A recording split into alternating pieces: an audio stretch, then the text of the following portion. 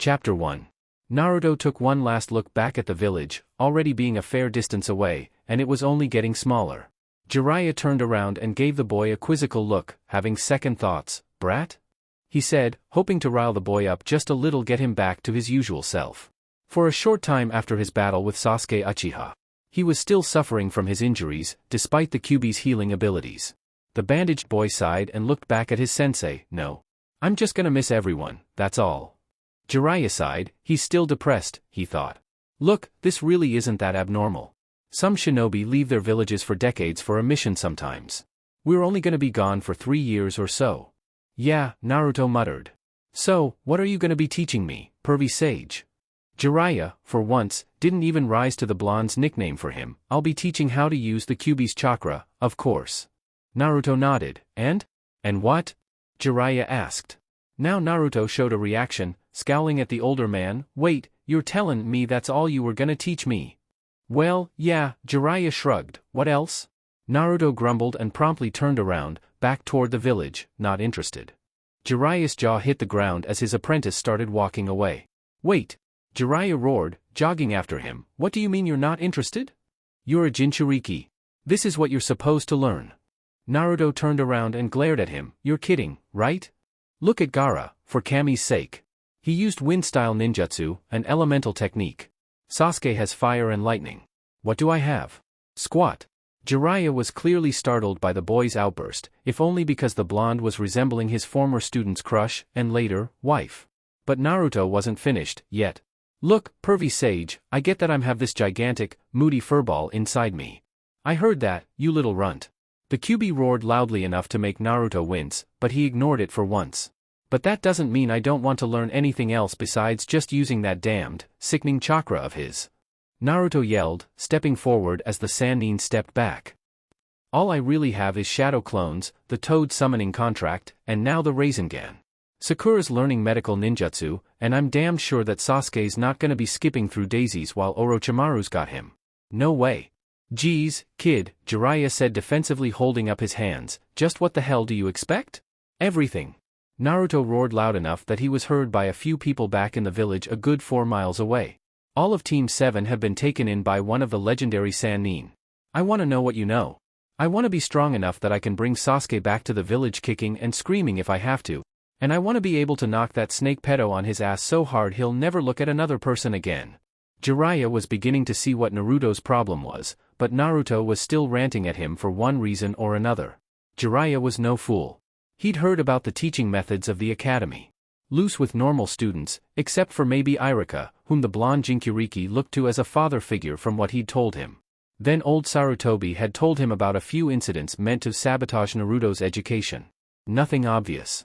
That is not until later, after Mizuki had tricked him into stealing the Forbidden Scroll. His tests and whatnot had been for advanced-level shinobi that no academy student would ever need to look at.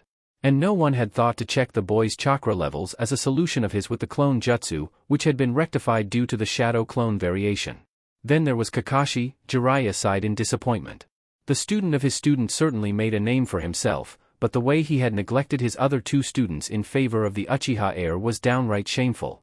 While the white-haired man could understand at some level why Kakashi would do it, that understanding being the shared Kekkai Genkai, but to simply leave both his students to their own devices.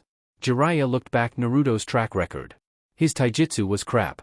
Naruto was a hard-nosed brawler, hands down.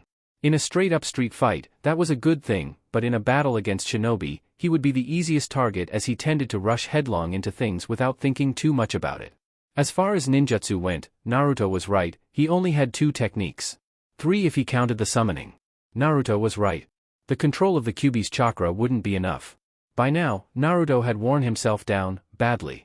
His injuries still took a heft toll on him. The last hole in his chest from Sasuke's enhanced Chidori had done an immeasurable amount of damage that was only just finishing healing from a critical condition. He was leaning over, his hands braced on his knees, huffing and puffing like he'd just run a marathon around the land of fire. Jiraiya sighed, knowing the blonde was far more than right. All right, Naruto, you win. Naruto perked up at this, not sure that he'd heard him right. Jiraiya just grinned. I'm still going to get you to learn how to control the Kyuubi's chakra, but while I'm at it, I'm gonna train you until your bones crack, and you can barely move an inch at the end of the day. Naruto finally smiled as Jiraiya made his intentions clear. And when you wake up in the morning, we'll do it all again. Just remember, brat, you asked for this, and I'm not gonna hold anything back just so you can complain later, got it? Hi, sensei. Naruto yelled happily. X equals. Not far from the pair's location, in a forest recently leveled by a high-powered wind release, laid a certain kunoichi that had been on the receiving end of said jutsu. She was feeling extremely weak and extremely pissed. Fuck me? She groaned, cracking her eyes open for the first time in days. What the fuck hit me? Oh yeah, a blonde bitch with a thing for that lazy fucktard. She tried to move, but found her body trapped. Her eyes snapped fully open then, looking down at her hips in abject horror. You're fucking shitting me. Tayuya roared in anger and fear as she started scrabbling against the ground in an attempt to free herself, but to no avail. The curse mark. Tayuya snapped, trying to activate it, but the mark on her neck only flared for a short moment, then died down as she felt the mark breaking apart. Wait. I'm not fucking dead yet. Orochimaru. In the back of her mind as the mark left her, she could have sworn she heard the snake Sannin's chilling laughter. She now felt much weaker than before as the power of her mark left her, weak and helpless to move the lag that was trapping her. You ass-eating son of a bitch. When I get my fucking hands on you I'll tear that nasty tongue out of your mouth and shove it up that silver-haired fucker's ass. The girl howled angrily, some small amount of energy coming back to her. But the pain in her legs had come back now tenfold, and was blinding to her. She couldn't move at all as she raked her fingers on the ground, tearing them to shreds. Cammy damn it all. She roared, I'm not gonna die here. I'm free. I'm not your fucking puppet anymore. I'll live you selfish son of bitch, and I'll find you. Her vision began to fade as she spent herself in the angered rant, collapsing to the ground. I'll kill you. X equals. Now, a shorter distance away, Naruto lay against a tree, already tired from the walk. Damn it, this sucks, why aren't I healing like I normally do? He grumbled under his breath. Normally, as far as he knew, the Kyuubi always healed his wounds for him after a really rough fight. Even when he'd gotten stabbed right through his chest by Sasuke's Chidori for the first time. Although, said Fox had not been happy about it. Naruto was still a little miffed about being called a runt by the creature. That is because you are a runt. The fox answered him with a grunt of boredom, and Naruto had an image of him laying with his cage with his head on his paws. If you weren't so woefully pathetic, then I wouldn't have to help you all the time.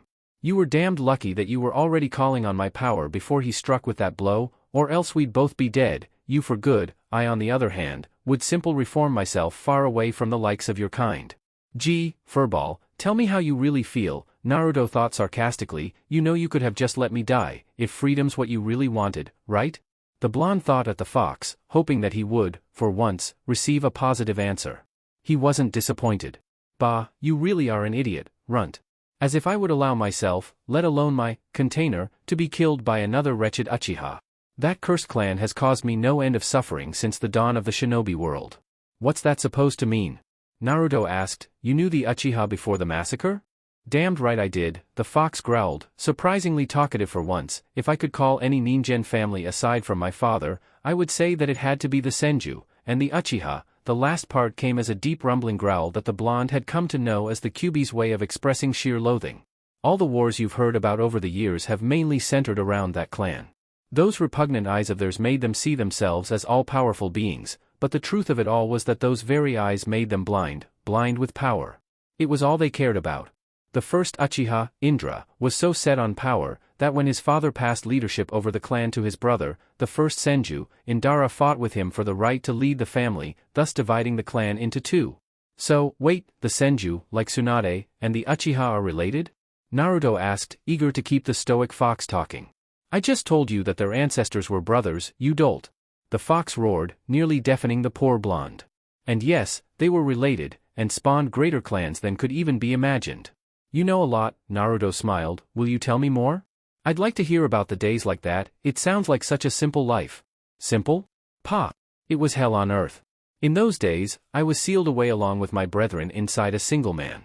That man and his brother lead mankind into the age of shinobi. From these two men came the Senju, Uchiha, Hyuga, and Kagaya clans. These four clans had the four great Kekkei Genkai. You know that the Senju had an incredible chakra, the Uchiha had the eyes of the sage, or a small variation of it, while the Hyuga got their Byakugan from the brother, Hamura, and somewhere the Kagaya were born with the Shikatsumiyaku, or dead bone pulse, utilizing their own bones as weapons. In my opinion the Kagaya were closely related to the Hyuga at one point in time. These two Kekii Genkai were the only ones brought the world through my father's brother. That's so cool, Naruto thought, getting a little of his energy back. 2 men produced so many clans? It's not that incredible, the fox sighed. Back then, it wasn't uncommon for men to take more than one mate to preserve their bloodlines in case an heir died in battle or suffered a deadly illness. Many villages still practice this to keep a Kekii Genkai clan alive. With each wife came a different element for the child they produced. Sounds like a crazy idea, Naruto thought with a sigh. Seriously, who could handle more than one girl? Naruto and the Kyuubi, for once, had the very same thought. Pervy Sage / the pervert. At the shared thought, both broke into laughter. It was odd. For the longest time, he had thought the Bijou truly hated him, but here they were, laughing. The fox caught the silent question from his container, and growled, I do still hate you, runt. But, after the battle with the Uchiha brat, you've earned a small amount of my respect, not a small feat, mind you. And as the perverted sage said, it's going to be hell for the next 3 years. I intend to help you along in that prospect. Really? Oh, yes, the Kyuubi grinned. At the end of the day, when your bones and muscles are damaged beyond medical repair, I'll be the one to piece you back together, and watch the whole thing over again with a big smile on my face. Naruto just shivered at the thought of being put back together like a puzzle by the fox for his amusement. As much as he thought their conversation was an improvement to the Bijou / Jinchuriki relationship, the fox's sadistic side was still scary as hell. Sighing, the blonde leaned back against the tree and closed his eyes, letting sleep overtake him. The Kyuubi decided to follow suit, seeing as nothing interesting was going on now, and his container was still recovering. But, had the wind been blowing from the tree lean instead of toward it, both would have caught the faint scent of blood in the air. Jiraiya, as it would happen, was the one that caught the scent instead. He was gathering firewood for the evening, seeing as Naruto still needed rest from his injuries. Though the wind may have been blowing in the opposite direction, there was one thing that alerted the Sannin. Overhead, circling, was a group of carrion birds. That's the forest Naruto chased Sasuke through a few days ago. The Sannin mused as he tied the bundle of wood together. It's probably nothing, he sighed, turning back to the camp, but cast a glance back over his shoulder and sighed, I'm probably imagining it, but what the hell? He turned and set off toward the area the birds were circling. Tayuya, meanwhile, had woken up again and was determined to free herself this time, with or without her legs attached. Her rational mind was very close to snapping at this point, thinking very seriously about hacking herself free of the tree trunk with what few kunai she had left, but part of her worried she'd cut into herself, yet the other part thought that would be just fine as long as she got loose. She couldn't feel her legs. Which likely meant that she'd lost all use of them for good, yet she couldn't bring herself to cut into her own flesh, yet. At this final thought she growled and dug into the ground, grasping back handfuls of earth and grass trying once more to claw her way free. Her fingers were raw and bleeding badly from her attempts. She was working herself to death. Fuck if I'm gonna die here, she growled aloud, not until I kill that Orochi team for leaving me like this. So you're one of Orochimaru's flunkies, huh? Said a voice from above her, startling her into looking up. There sat a man with stark white hair pulled back into a spiny ponytail, with a horned Hittite around his head with the word oil painted on it in black kanji. He wore a flamboyant red vest that looked like it came straight out of a kabuki theater along with a green-gray outfit underneath. I could help you, but you'd have to give me a very, very damned good reason to do so. Tayuya couldn't believe her luck that a person had come along and found her, and not only that, though he looked rather odd, he had an aura of power radiating from him. This man was as strong, if not stronger, than Orochimaru. The girl looked up at him piteously, I don't care what you ask me to do. I'll do anything you want, just so long as you get me out of this mess, please. She begged. Jiraiya was no fool, and knew that her words could very well be an act, but there was a sincerity in her words that made him think. He jumped down from his perch atop the fallen tree and landed in front of her, crouching down to her eye level. What I want from you, girl, since you seem dead set on killing my old teammate, is for you, a former Odo Nin, to lead me to his hideouts, all of them, swear by the Rikudo Sannin, and I'll help you out. If not, then I'll leave you here for the birds. Former teammate, fuck, you can't be Jiraiya? Tayuya yelled, raising a little from where she lay. The same. Jiraiya nodded. Tears sprang to the girl's eyes, I swear. I'll do whatever you want. I just want a piece of that bastard when you catch him. Done. He bit down on his thumb, summoning jutsu. There was a large puff of smoke that lifted the man from the ground as he now stood atop a gigantic green toad with 2 swords strapped to his sides. Gamahiro-san, good of you to come. Jiraiya greeted. Gamahiro looked up at his summoner, good to see you, too, Jiraiya-san, but why have you summoned me here? I see no enemies around. Jiraiya pointed his attention down toward the pinned kunoichi. The reason I summoned you was to help lift this tree off of her. I could probably do it with my sage mode, but it would take too long to gather the required chakra to do it. Think you can manage? As you wish, but she will be in great pain once I move the trees, Hiro cautioned. I have some of Ma's healing oils if you think they will help. That'd be great, Jiraiya nodded, and jumped back to the ground and grasped the girl's hands. We'll get you out of there now. Just hang on and don't move. Alright, Tayuya squeaked, wary of the giant toad as he moved into position. Gamahiro bent down and started moving the massive trees one by one until he picked the last one off of Tayuya, the girl giving a pained, yet relieved cry as she was freed. Jiraiya pulled her out of the debris so he could have a look at her legs. He didn't like what he found. Sure enough, Tayuya's legs were mangled beyond recognition. Tayuya took one look at herself and nearly passed out again. Fuck. This is gonna hurt, Jiraiya sighed, his hand starting to glow a blue-green color with chakra. The bones are completely shattered. You mean I'll never walk again, Tayuya whimpered. No, Jiraiya said, that's not what I meant.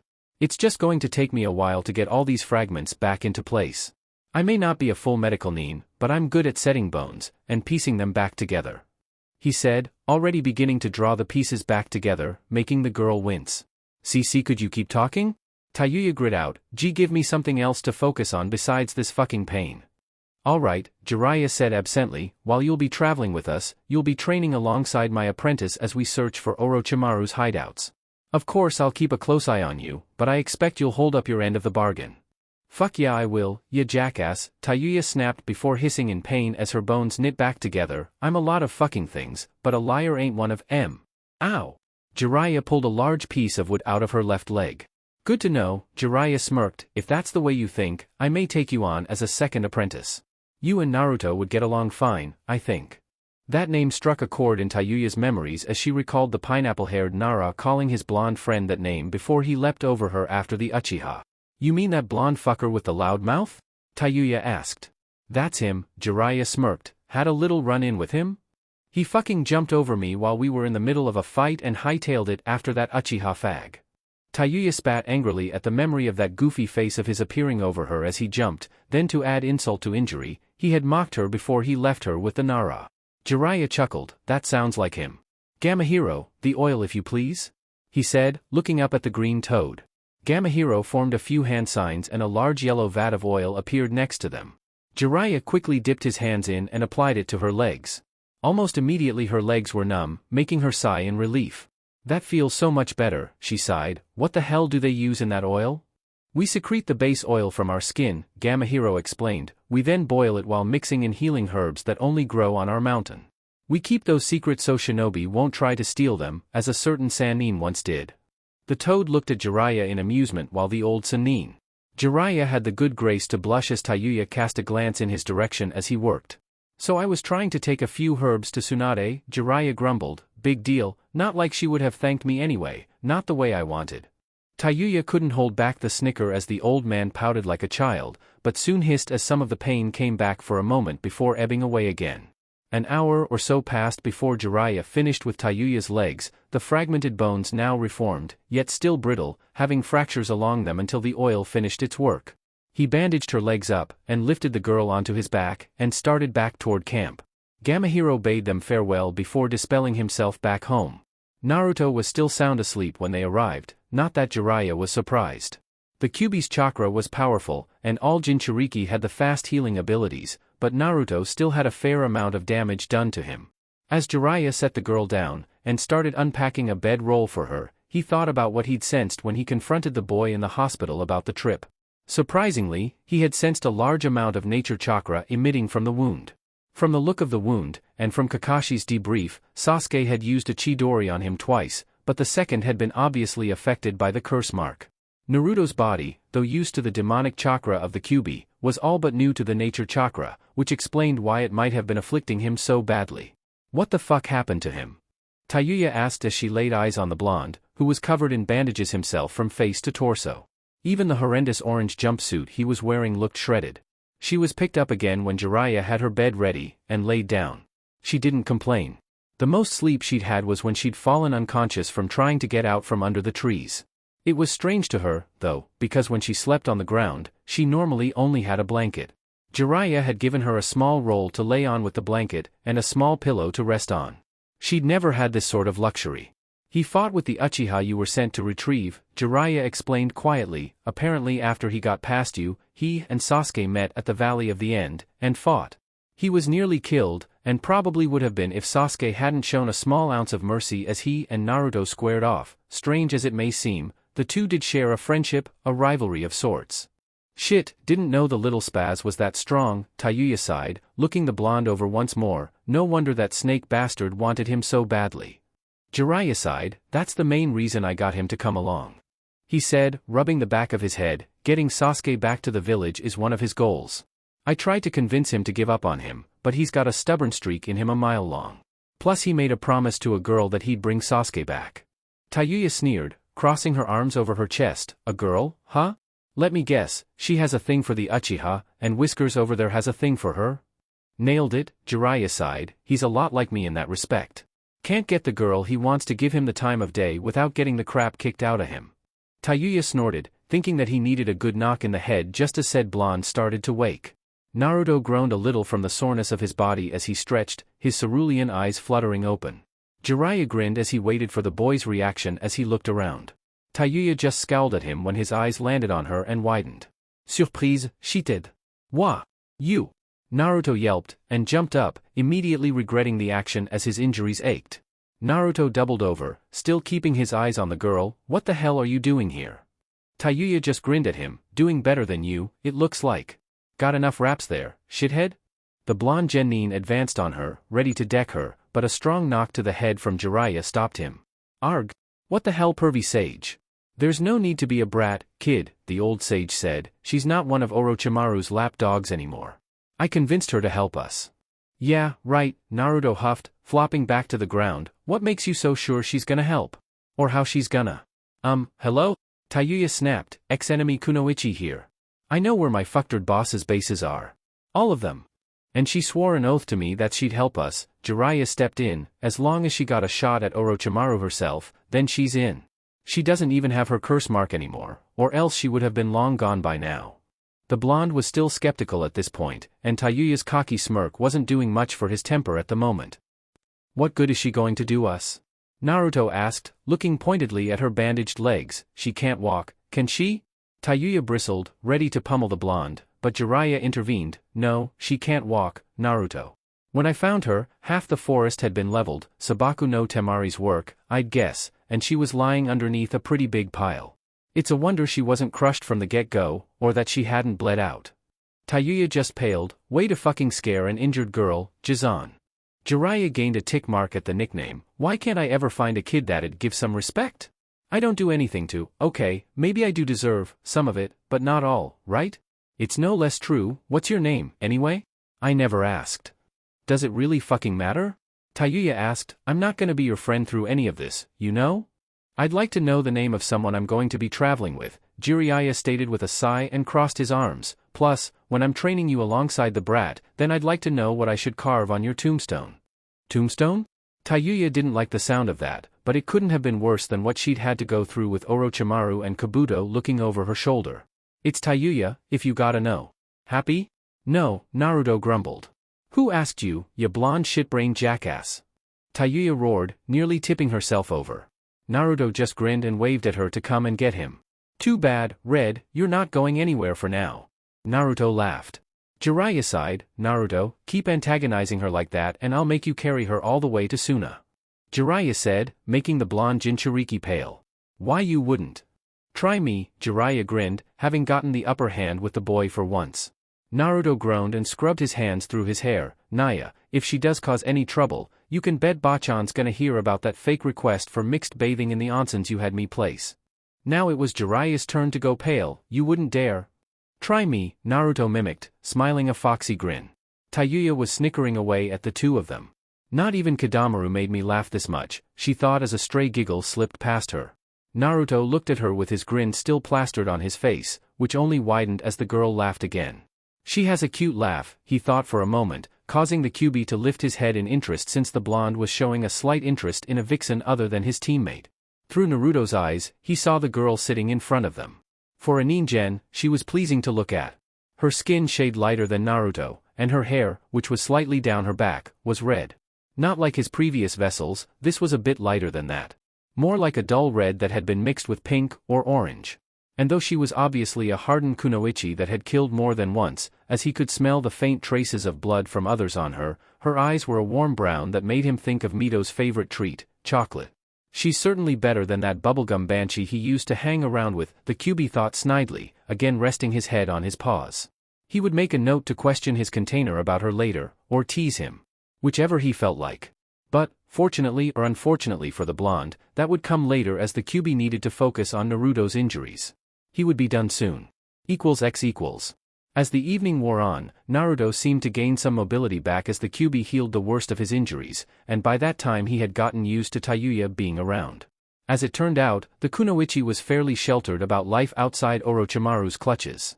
When Jiraiya dished out supper that evening, instant meals that only needed hot water, ramen in Naruto's case, she was surprised at how much of it there was. Normally a meal to her was a soldier pill, or a few grains of rice. She had been conditioned to live off the bare minimum of nutrients, and keep her body strong without much food. Not while I'm around, Jiraiya pointed out, I don't let my students work on an empty tank. But speaking of dietary needs, Naruto, you need to start eating other things besides ramen. What? Naruto asked through a mouthful of noodles, but why? Jiraiya palmed himself in the face, to get you to grow. Haven't you ever wondered why you're such a runt? It's because you don't eat right. Naruto huffed and slurped the rest of his ramen down. Yeah, well you try getting food when the stores throw you out every time you try to go shopping. I only managed to get cup ramen from them because I'd transform into someone else, or have Hokage Jig or Kakashi-sensei with me. Jiraiya suppressed an angry growl at this. Hadn't the Hokage tried to do anything about Naruto's treatment in the village? Kami only knew what would happen once he found out who his parents were, and who he was, too. Jiraiya was not looking forward to that, not at all. Tayuya was too busy slurping down her own dinner to listen to them. It was way better than soldier pills, that was certain. Naruto gabbed another cup and poured some water into it. So, where are we going? Jiraiya just shrugged. For now? I just want to gauge your abilities. So we'll stay in the next town we come across for a short time. Then, when Tayuya's better suited for travel, we'll head towards Kiri to resupply. By then, you two should be at 100%, and I'll check out your chakra natures. Chakra natures? Tayuya and Naruto mumbled/asked as one had a mouthful of food. Yes, Jiraiya nodded, it's what tells you what element you're best suited for. He explained, for example, Sasuke's primary element is Raitun, and his secondary element is Katan. That's not uncommon for Uchiha clansmen to have, but the Raitun is slightly rarer. I think I've only ever seen Kakashi use the Raitun in our village. Tayuya shrugged, not like it fucking matters. I'm a Genjutsu type. Combat's not really my thing. Not for long, Jiraiya grinned, making the girl shiver. See, while I'm training you, I'm basically starting from the beginning with Naruto, so making both of you fighters will be like killing two birds with one stone. Naruto gave him a deadpan look. You're not gonna throw me off another cliff, are you? Cliff? Tayuya spat. What the fuck are you talking about? I'm not going over any goddamned cliff for training. Jiraiya no answer, making the two teens nervous. Pariah mean, Jiraiya-sensei? Naruto said, shivering, you're not gonna do that again, right? Why yeah, besides, I'm a girl. You're not supposed to treat girls like that. Tayuya stammered. Again, he kept quiet, but silently he was braying with laughter on the inside. Training these two would be very amusing for the Gama Sannin. Very amusing indeed. We'll just have to wait and see, Jiraiya finally said, giving a pointed look to Naruto. It all depends on how much you respect your sensei. Hi, sensei. Naruto yelped, snapping a salute. He never wanted to go through that again. Tayuya just nodded, making a mental note to try and keep her temper down. While it wasn't as bad as being a guinea pig, she had no desire whatsoever to be thrown off a cliff. So, what are you gonna teach me? Tayuya asked. Most I've ever done is use my doki to smash my opponents into dust. Or slit someone's throat while I have them under a genjutsu. Jiraiya scratched the back of his head. Well, Naruto asked me to teach him everything, so to be fair, I'll try to do the same for you. Though I doubt you'd be able to sign the Toad contract, perhaps we can find you a suitable summoning contract somewhere. He said, grasping at straws for a moment. Maybe I can get you some scrolls on medical ninjutsu dash. No fucking thanks, Tayuya said. I've been around nothing but med-nins, and they make me fucking sick. The things they can do? I'd rather be a combat fighter than a healer. Suit yourself, the old man shrugged, so it's strength training and ninjutsu for both of you. Naruto had started on his 4th cup by now, sounds great to me. I'll need something good to kick that Hebe and team's ass. You'll need a coffin if you keep that attitude, Jiraiya said. Orochimaru's a Sannin like me, and I know for a fact that you can't lay a finger on me. You think a new jutsu is gonna be enough? Tayuya nodded to this, too fucking right.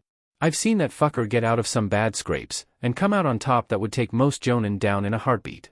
She said, and if that Uchiha's gonna be with him, then you can bet your ass that he's gonna make him just as strong as he is, if not stronger, so he can use his body in a couple more years. Naruto growled and looked down at the ground. That's not gonna happen. I swore I'd bring him back, and I never make a promise. He said, thinking about their last confrontation. Besides, Sasuke's not the type to let someone use him like that. He's more likely to use Orochimaru instead, then he'll run as soon as he's gotten what he wanted from him. Unknown location equals. Sasuke Uchiha stumbled into the halls of the base, weak after the long trek. The dark halls were lit by candles along the wall, illuminating the smiling figure waiting for him.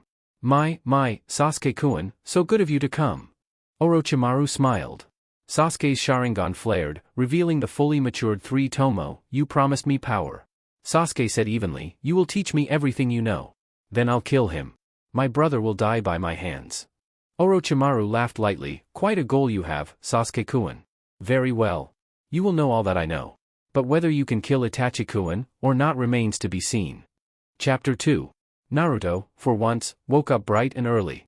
Not because he wanted to, no. He woke up to the groans of pain and agony from his newest companion. He glanced over at her sleepily, still rubbing the sleep from his eyes. She was sitting up, hunched over her own legs and clutching them to her chest in clear pain. What the hell's up with you? Naruto asked groggily, yawning. Tayuya simply glared at him. What the fuck's wrong? My fucking legs feel like they're being set on fire, you dipshit. That's what's wrong. Tayuya screeched loudly, making Naruto cover his ears and come fully awake. Her yells also awakened a fairly cranky fox. Goor, I take back what I said about her being better than that banshee. He grumbled and covered his massive ears with his paws. I think she might be worse. Cut her some slack, Naruto groaned. She's injured, remember? I've eaten people that didn't complain that much. The Kyuubi snapped, but Naruto managed to ignore him for a moment while he got up to try and aid the girl before she injured herself further. What do you need? Maybe I can help? Naruto offered. Tayuya ground her teeth to bite back the tongue lashing that would have come. The blonde was only trying to ease her pain, yet she was ready to send him packing had she not watched her tongue. Before she could give him a civil reply, Jiraiya appeared next to her, a small jar in his hands. It's nothing a bit of toad oil won't fix. He told the two, after this, you should be able to go without pain unless you overexert yourself. Naruto watched him as he unbound Tayuya's legs, seeing now the damage that had been done to her. While the oil that had been applied yesterday had improved her mangled legs, Tayuya was still horrified by the state of her legs. The gashes caused by the trees had healed over, yet the angry red scores were still there, and so were the broken bones. Damn. Naruto and the Kyuubi said at once when they saw the injuries. Indeed, Jiraiya said as he applied the oil to Tayuya's wounds, the girl giving a sigh of relief as he did. That's better, isn't it? Much, Tayuya sighed. Thanks, Jizan. Jiraiya growled at her. What did I say about respect, young lady? Tayuya just grinned at him. I forget? Cheeky, Jiraiya grinned back. I like that. Naruto smirked and handed him a fresh roll of bandages. Thanks, Naruto. Now, how are you feeling? Naruto flexed his muscles experimentally, feeling no pain in his limbs, then prodded his chest. Looks like I'm back to normal. I can't feel my chest wound anymore. Good, Jiraiya grinned, because today, while we rest here, you and I will start on your taijutsu training. And Tayuya-chan, Tayuya growled at the affectionate, you had best pay attention, too. As far as I know, this is one of the most effective taijutsu styles I've ever seen. Really? Naruto asked excitedly. Cool. What's it called? Jiraiya sighed, not wanting to draw this out, yet reluctant to continue. Ujuken, Iwu no Mai. Naruto widened his eyes. Yuzu? Jiraiya nodded. That's right, Naruto. As in Uzumaki? Naruto breathed out. Also right, Jiraiya nodded again. And, as you might have already guessed, you are an Uzumaki, not the clanless orphan everyone thought you were. Naruto was quiet for a moment, but Tayuya noted that his hands were shaking. And not just his hands. Naruto's entire frame was shaking from head to toe. Tayuya looked at his face, and saw that his blue eyes were flashing a dangerous red she'd never seen before. Jiraiya saw this and sighed, let it out, already. Naruto growled, why wasn't I told? That you had a clan? Jiraiya asked, shrugging. Sarutobi-sensei made a law that no one could speak about certain things about you. Your parents, your condition, he said pointedly looking at his stomach, nor your clan. Some of them had valid reasons. The one about your clan and family was the simple fact that you, being who you are, one of the last surviving Uzumaki, would have enemies without even knowing it. So what? Tayuya sniped, he's the last one? What the fuck happened to the rest of them? She asked, I've never even heard of the clan before? Yeah, spill it. Naruto snapped, I want to know everything. Jiraiya nodded, having seen this coming.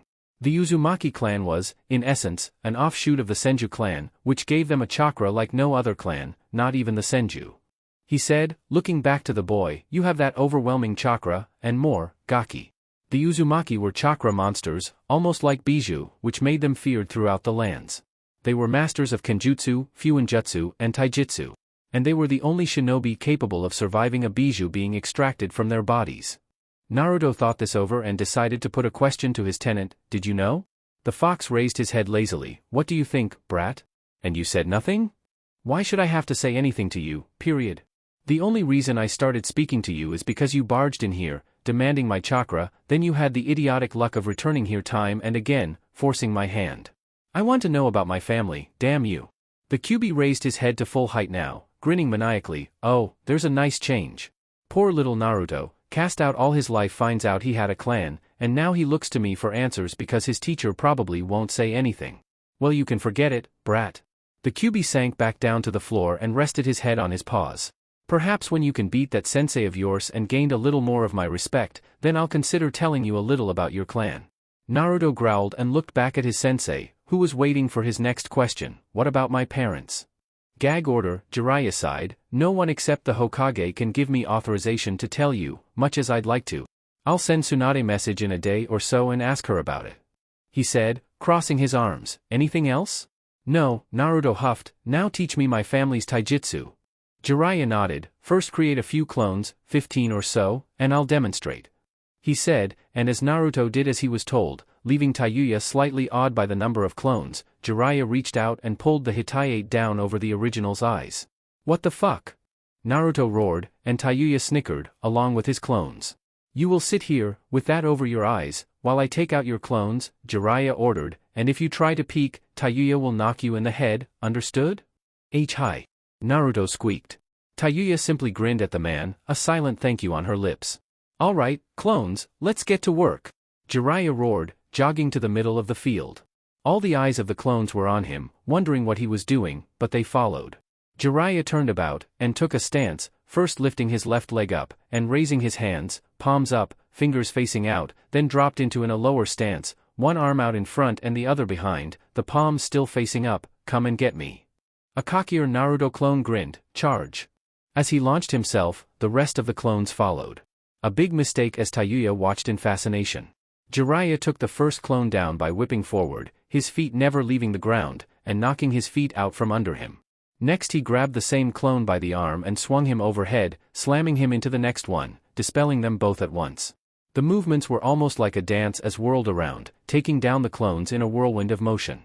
The way he whipped his arms around was almost like he was using a sword.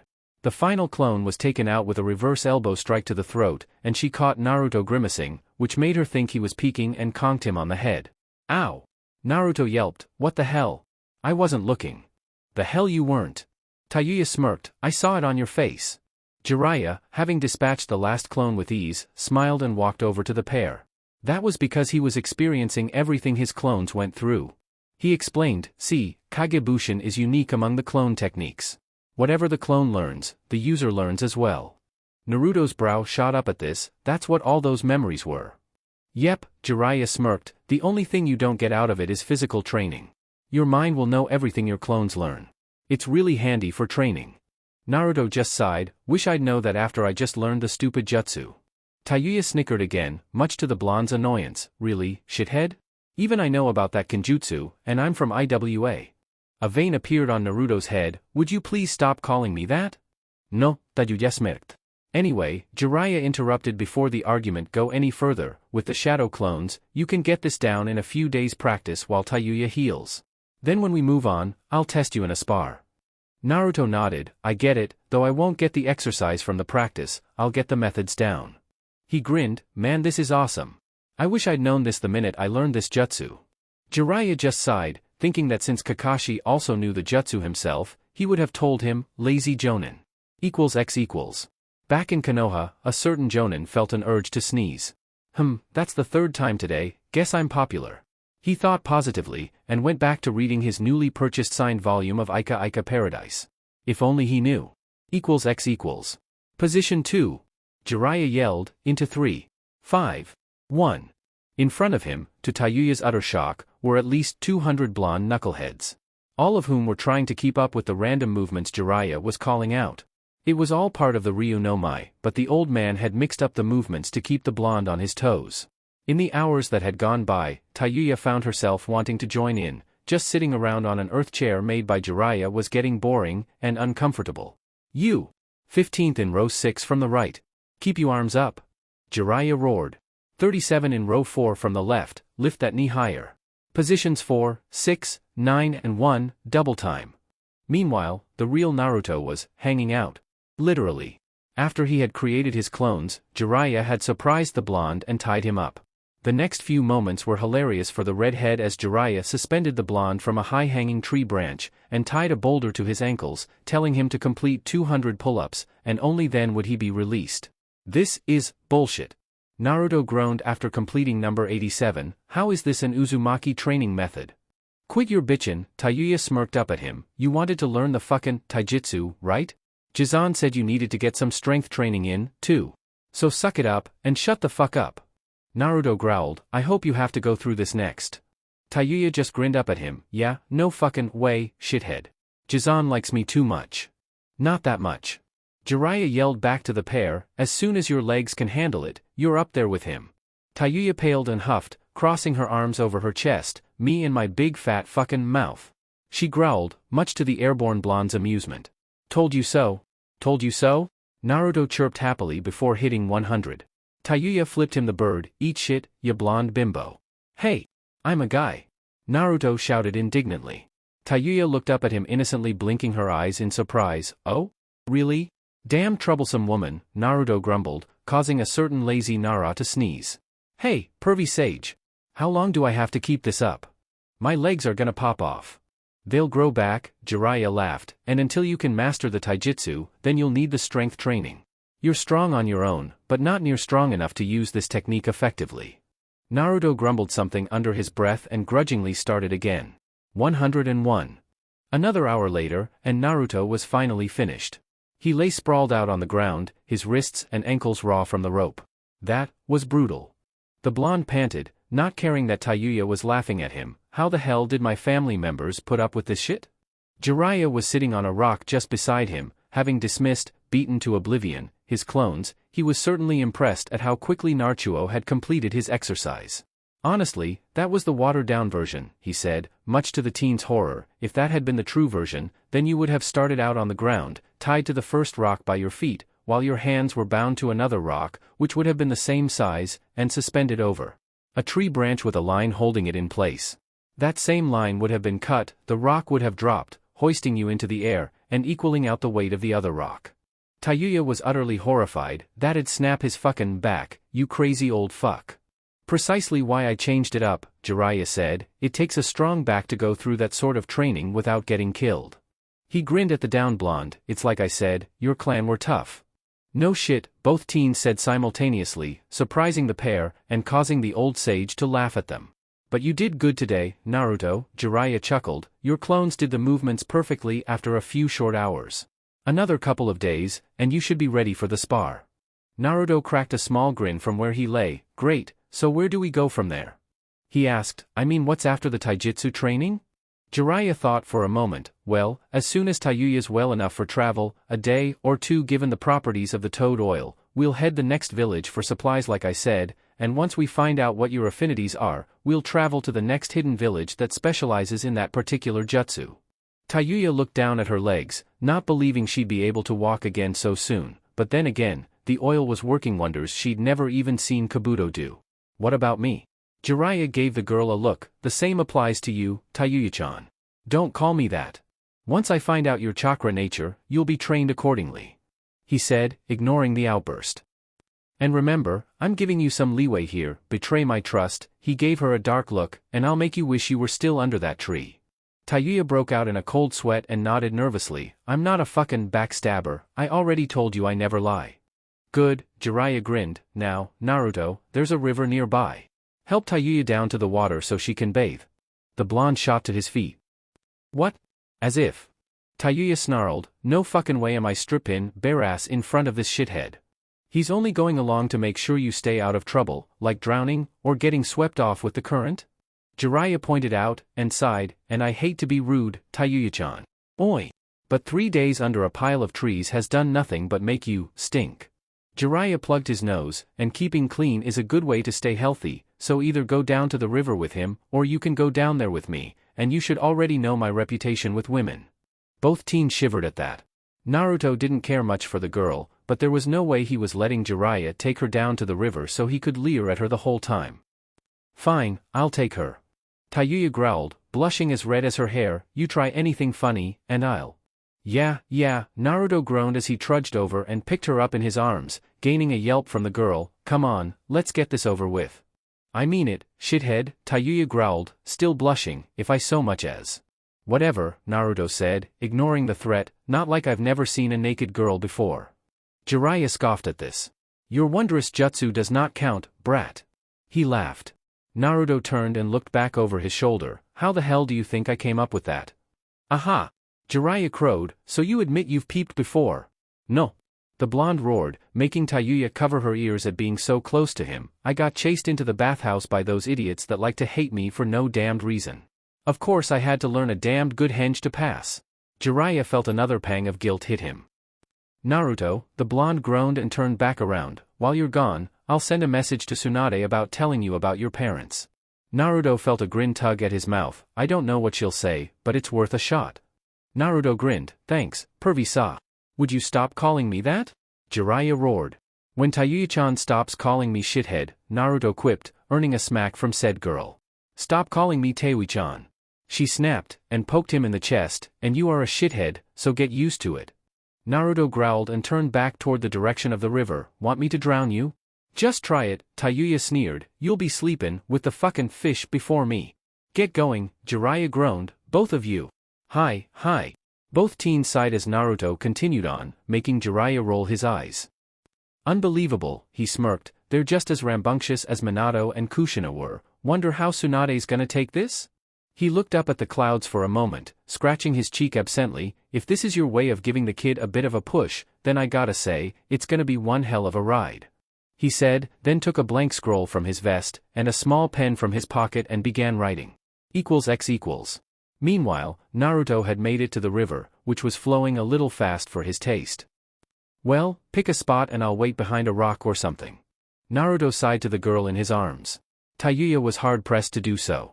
The river was very intimidating to a girl whose legs were, for the moment, as useless as a newborn's. The river wasn't very fast, but the current would be more than strong enough to carry her off if she were caught. Over there, Tayuya pointed out a small pool that was surrounded by rocks, and well out of the current. Naruto nodded and brought her over to the edge. You. Naruto blushed as he set her down. Don't need any help, right?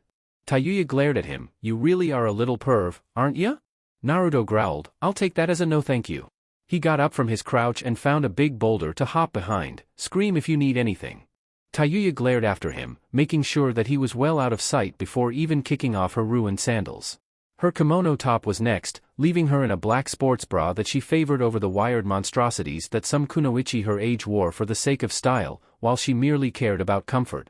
Next went her cap, also ruined somehow, ripped in a fair few places. She was left now in the bra and black shorts, debating whether or not to keep them on while she bathed, but knew it would be uncomfortable to move around in wet clothes, though they could use washing. Fuck it, she sighed and peeled off the remaining clothes. Carefully she dipped her toes into the water, yelping at the coldness of the river, then sighed as she slid in, letting her body float for a short while so she could move her legs about for the first time in days. They were stiff as boards, so to speak, but she felt far less pain now that she thought about it. After a moment, the water warmed up to her body, and she felt a genuine smile grace her lips. It felt wonderful. Naruto was trying to keep his mind on other things besides the naked girl bathing just behind him. She was so light, he thought as he remembered taking her in his arms, then shook his head. No, bad idea, she's a hot otonin, not a, arg, what the hell's wrong with me? A dark chuckle sounded through his mind. Sounds to me like springtime has come early for you, runt. The Kyuubi laughed. As I said, she is more likable than that teammate of yours. Why not try to make her yours? Naruto blushed. Make her mine? What the hell are you talking about, Baka Fox? Just what I said, runt. The fox chuckled again. She is very pleasing to look at, for a ninjen. And you must admit that you do find her attractive. Don't try to deny it, because I heard you think of her as hot only moments ago. In the terms of the ninjen, I believe that this means you find her highly attractive. Doesn't matter, Naruto grumbled at the fox, I like Sakura. Please, the fox rumbled in agitation, that lump of a girl had done nothing to warrant your affections. For as long as I've paid attention, she's been lusting after that Uchiha brat. She's not the most attractive female in your village either. She has no breasts to speak of. How would she produce milk for you kitlings should you mate? This got an embarrassed blush from the blonde. And that's not the only thing that flat about her. That blonde vixen was right to call her billboard. Alright, that's enough.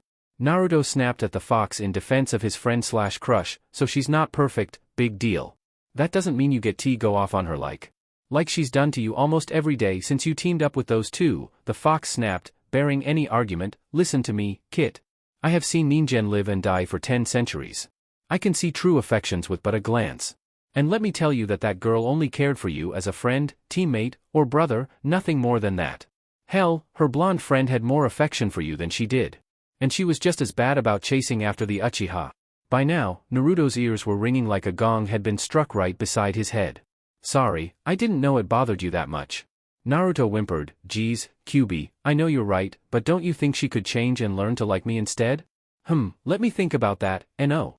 Again, Naruto's ears rang with the tremendous roar that the Kyuubi let out. Listen, I'll give you a little insight, the fox said, go ahead and have a peek at the red vixen. What? She'd murder me. Then don't let her see you, the Kyuubi said simply, and in return, I'll teach you one of the jutsu I became fond of in my younger days. Naruto perked up at this. The Kyuubi was willing to teach him a jutsu? Him?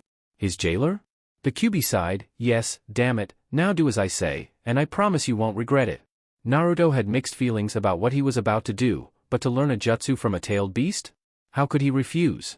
Naruto slowly turned and crouched low, casting the smallest glances around the boulder as he heard splashing noises. He nearly lost it right there.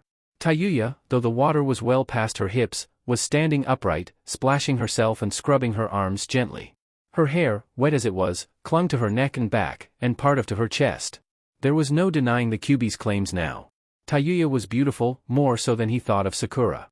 From the graceful curve of her neck and shoulder down to the sweet curve of her hips. He hadn't been able to tell from the baggy clothing she had worn, but she had the kind of figure that Sakura envied the most. And though her breasts weren't large, they were certainly fuller than Sakura's, but still just barely past being bumps under her clothing. Kami. Heh, you're welcome, Kit. The fox said smugly as Naruto slowly retreated back to the safety of the rock, red as the fox's fur, or Tayuya's hair. How the hell am I supposed to look her in the face after that? Naruto wondered silently, this jutsu better be worth it, Kyuubi, because if she finds out. Hey, shithead! Tayuya yelled, startling the blonde, come pick me up.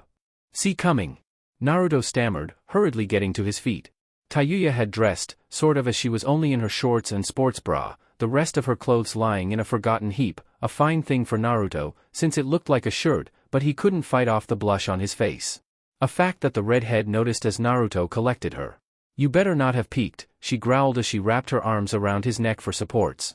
I didn't, he said a little too quickly, and Tayuya smirked playfully. So, you mean to say that you passed up seeing the cute little mole on my chest? She teased lightly, curling her fingers through his hair, making the poor blonde shiver. You shouldn't have, it's shaped like a little star. But I didn't seeing anything like. Aha! Oh sure, bam. The Kyuubi was laughing himself sick for that last bit. Poor Naruto wouldn't be walking straight for a while, at least until the fox took a little pity on him. He was a male, after all. X equals. What the heck happened to you? Jiraiya asked as soon as Naruto came into sight. Tayuya transferred to his back for certain reasons, limping. Tayuya wore a small satisfied smirk on her face as she sat up straight on his back, her arms crossed.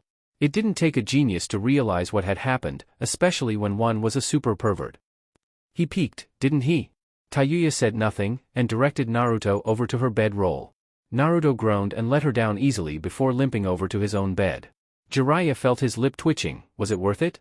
Naruto looked at his sensei for a moment before gaining a smug, goofy grin. Yup. Jiraiya took one look at the boy's grin, and the sour look Tayuya now had on her face, and threw back his head, laughing like a monkey. Fucking pervert, Tayuya muttered with her cheeks puffed out cutely. He's lucky I couldn't kick too hard. X equals. When night came and the three turned in for the evening, Naruto sighed and rolled over onto his back. Well, you happy now? Very, the QB answered with a dark chuckle. Now I believe I owe you something. Yeah, you do. Naruto chuckled. I didn't get kicked in the nards just for a peek, you know. Oh? In that case, maybe you would like to see her like that again? I have the memory stored if you'd. Just the jutsu, please. Naruto yelped. Pfft, you're no fun. The fox snorted, but all right. The technique I have for you is right up your alley. It's called Bunshin Daibakuha. Chapter 3. Tsunade looked down at the scroll that had been delivered to her via Jiraiya's message Toad that morning. A slight twitch in her eyebrow was the only thing the hidden Umbu in the room had to go on to how annoyed she was. He can't be serious. The Senju growled under her breath. At that moment, a young Rosette entered the room, her arms laden with paperwork. Good morning, Shishu, Sakura chirped happily. I have the monthly clan reports. Hayashi-san is asking for funding for expansion on the clan compound again, and the Akamichi are. Tsunade sighed. Sakura, please, not now. I've got something else to worry about. Sakura regarded her sensei curiously. Is something wrong? You could say that. Tsunade sighed again. Jiraiya picked up a former Oto Kunoichi, and now he's asking me to take her as a shinobi of Konoha. Sakura was surprised. Was it one of the people that attacked the retrieval team? Yes, the blonde growled. How Jiraiya can openly trust her is beyond me. The girl nodded. I suppose he's just like Naruto in that respect, he likes seeing good in people. Tsunade scoffed. That's the thing. She laughed. They completely hate each other, according to this. She flopped the scroll onto her desk. From the few things he's put in about Naruto, the two don't get along at all, and fight like an old married couple. Sakura could suppress a giggle at this. That sounds a little about how he and Sasuke-kun used to be, before Orochimaru. She hung her head sadly. I know, Tsunade said, thinking of the other half of the message, but it sounds as if Naruto's training is off to a good start. Jiraiya is fixing that poor taijutsu style of his and turning him into a real fighter. Sakura gave her sensei a small look. Sorry, Tsunade-sama, but you don't really sound all that excited. Tsunade nodded. It's just something unpleasant that I have to deal with later. You shouldn't concern yourself with Hokage business, unless you'd like to take over for a while? Tsunade said with a small smirk. Sakura giggled. No thanks, all this paperwork would give me gray hairs. A vein throbbed on Tsunade's forehead. What does that mean? It means I'm late for a lunch date. Sakura squeaked and darted out the door. Get back here, Sakura. Tsunade roared after her. You've still got the reports. Equals with Naruto equals. Fuck me. Tayuya's pained voice shrieked across the area as Jiraiya gently hoisted her high off the ground right up next to Naruto. My fucking legs are gonna fall off, you old sack of shit. Suck it up, Naruto grinned from where he was hanging, and shut the foo. I will so knock you out of this fucking tree, shithead. Tayuya snapped at the blonde as she came up to his level. Down below, Jiraiya had finished tying the rope off. Knock off the yammering, he called up to the pair. It's been 3 days, Tayuya-chan, so your legs should be able to handle this kinda strain. Should be? Tayuya snapped down at him. Besides, I'm taking it easier on you than I am on him. He jerked his thumb at the suspended blonde. The rock I tied to you is smaller than his. Tayuya felt her eye twitching. Great, she said sarcastically, I feel so fucking special right now that I'm about to fucking cry. Enough chit-chat. Jiraiya yelled, 200 from you, Gaki, and only 100 from you Tayuya-chan dash. Stop calling me Tayuya-chan. Tayuya howled. Naruto just snickered at the girl's misery. Honestly, she looked ready to murder his sensei at this point. Sure, her legs were better at this point, and she had even managed to walk a few steps, only for Jiraiya to put her right beside the blonde in high torturous training exercise while the rest of Naruto's clones moved through the Ryu no Mai katas. No use complaining about it, Tayuya-san, Naruto sighed as he started his routine. He won't change his mind once he's gotten us up here. He grinned as Tayuya glared at him, trying to hoist herself up for the first pull-up. Don't worry, if it gets too hard or painful, let me know and I'll call one of my clones over to help. Tayuya nearly let herself drop at that. What the hell? When did you do a head case 180? What do you mean? Naruto stopped and looked at her curiously. I fucking mean, don't you hate me? She snapped. I mean, you couldn't stand me 2 days ago, so what the fuck changed? She asked, then grimaced. Seeing me naked didn't do that, did it? No, Naruto growled out on a blush, and shook his head. Look, I get over things fast. If you're gonna help me knock the shit out of that Hebe team, then you're alright in my books. He started up again, much easier than he'd been able to do so in the past. He was getting stronger by the day thanks to the training, hellish as it was. He couldn't fault the results, and his mood was picking up because he was expecting Tsunade's reply to Jiraiya's request any day now.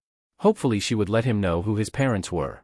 Tayuya just gave him a slight look. Yeah, right, you perv. Like you aren't barking to get another fucking peek. Naruto just smirked. Hey, a guy can dream, can't he? He laughed as Tayuya tried to swing at him and bump into him. You shithead, Tayuya growled at him. You're lucky I'm tied up like a fucking turkey right now, or else I'd pummel you. Naruto's smirk grew into a full-blown grin. Hee, I know a few people that would pay good money to get tied up like this. Tayuya deadpanned at him. Sicko. What? I'm serious. Naruto laughed. I bet anything that pervy sage wouldn't mind EIYANKYARGH. I heard that, you little brat. Jiraiya yelled as he yanked on Naruto's rope, and I'll have you know that I've never allowed something like that to happen in any of my exploits. Yeah right, Naruto mattered. What was that? Jiraiya growled up at him, reaching for the rope again. Nothing. Naruto yelped, absolutely nothing. Then an idea popped into his head, and the blonde grinned deviously. Hey. Spar with me. What? Tayuya and Jiraiya said in surprise, the latter nearly laughing. Come on, brat, you're nowhere near ready to take me on yet. Naruto grinned. Who said anything about beating you? He asked. Put it this way, if I can land a hit on you, then we move out to Kiri today, no training. Jiraiya cocked an eyebrow at him. And if you can't? Naruto thought about that for a minute, then the grin returned. I'll have a clone use that jutsu you love so much, all day. Sold. Jiraiya crowed excitedly. Get down here so I can kick your ass, Gaki. And bring on that jutsu from Kami. Tayuya didn't have the slightest clue what the pair was going on about, but was grateful when Naruto freed himself and unbound her legs, too, then dropped to the ground, dispelling his clones.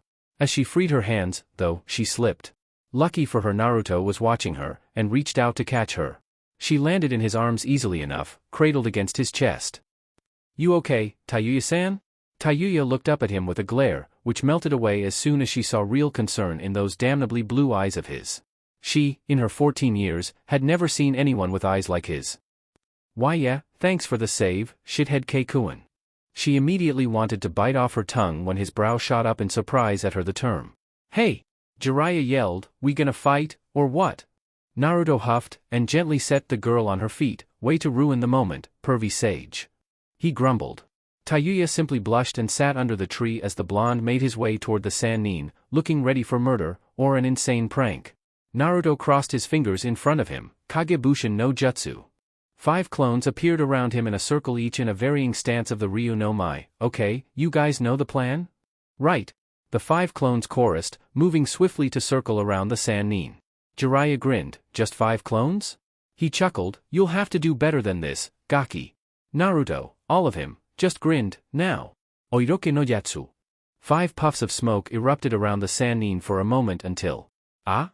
Tayuya arched an eyebrow as she took in the scene, no longer feeling any sort of kindness toward the blonde as his clones took the form of 5 shapely women, each one looking the same as the other, blonde, busty and naked. Oh, you have got to be fucking shitting me. She roared. No way is Jizan gonna fall for. Ladies. Jiraiya howled lecherously. Come to Jiraiya. Tayuya face-faulted at this and struggled to get back up just as the blonde beauties glomped him, a big mistake as it turned out. Now, girls. Naruto yelled, but don't kill him. The girls grinned evilly. Bushin Daibakaha. Huh? Jiraiya gulped as the clone vixens started to glow. Oh sure, boom. Yeehuh.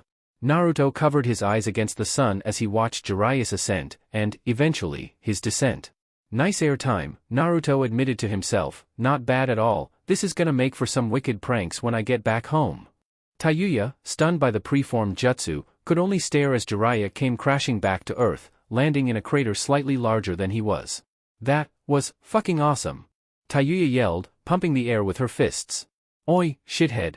You are so teaching me that jutsu. Jiraiya heard this as he pulled himself out of the ground, and paled. Just what I need, another B-bomb shell, and no the good kind, he groaned before sliding back down into the hole he had made. Equals Konoha, Hokage's office equals. Is there a reason as to why you've called us in here? Hamura asked as he, Koharu, and Danzo stood in the Hokage's office, surrounded, also, by the 7 shinobi council members, consisting of the clan heads, or acting representatives. Tsunade was not particularly happy to see the 3 civilian council members, least of all Danzo. Though he was a member of a shinobi clan, he was the last of his family, so acted as part of the civilian councilmen. To Tsunade, the man gave off the coldest ki she had ever felt, even when her grandfather had associated himself with Uchiha Madara. Yeah, what was the reason I had to drag myself up here? Shikaku Nara sighed lazily before getting nudged by Choza Akamichi.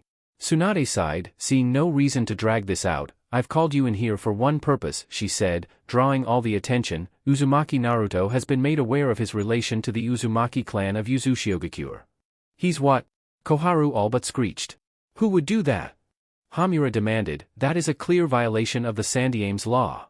Tsunade pounded her desk for silence. No law has been broken.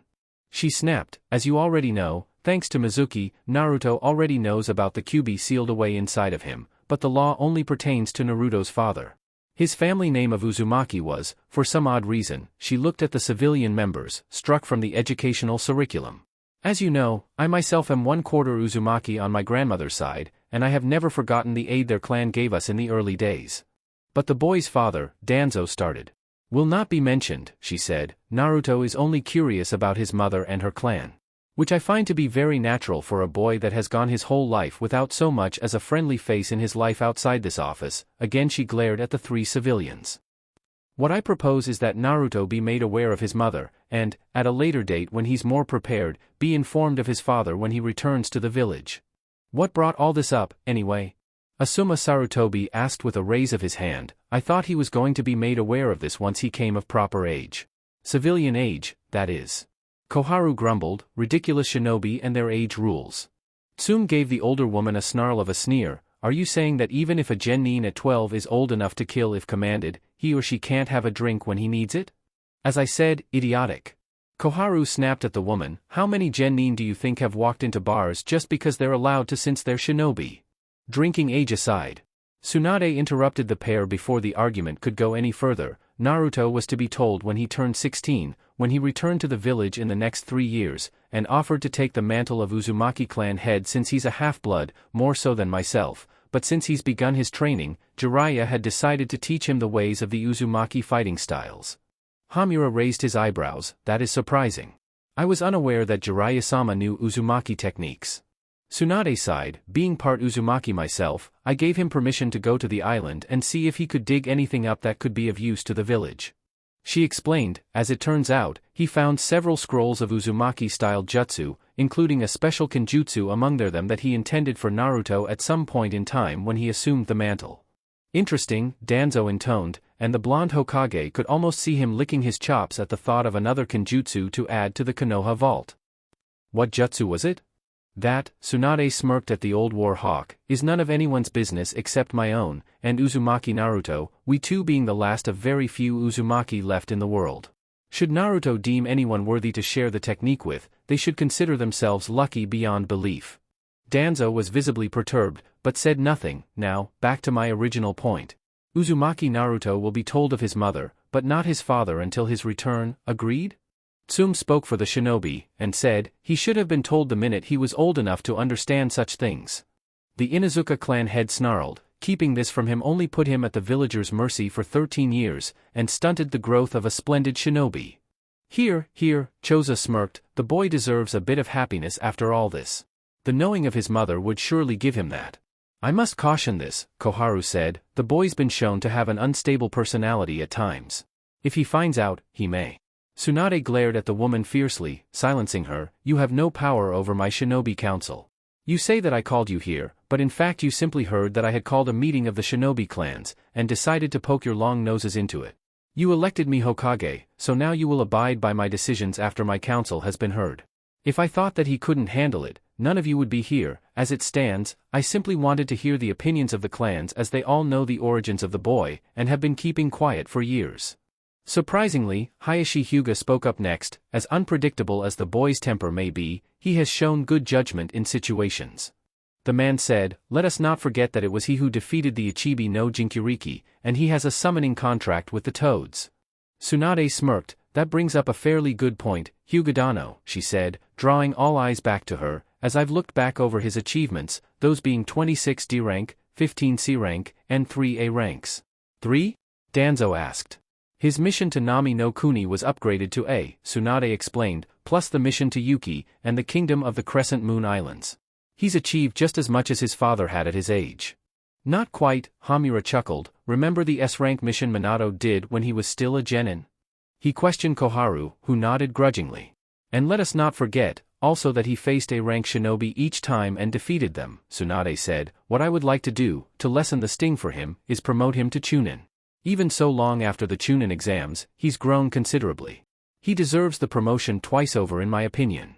Agreed, said the gathered shinobi.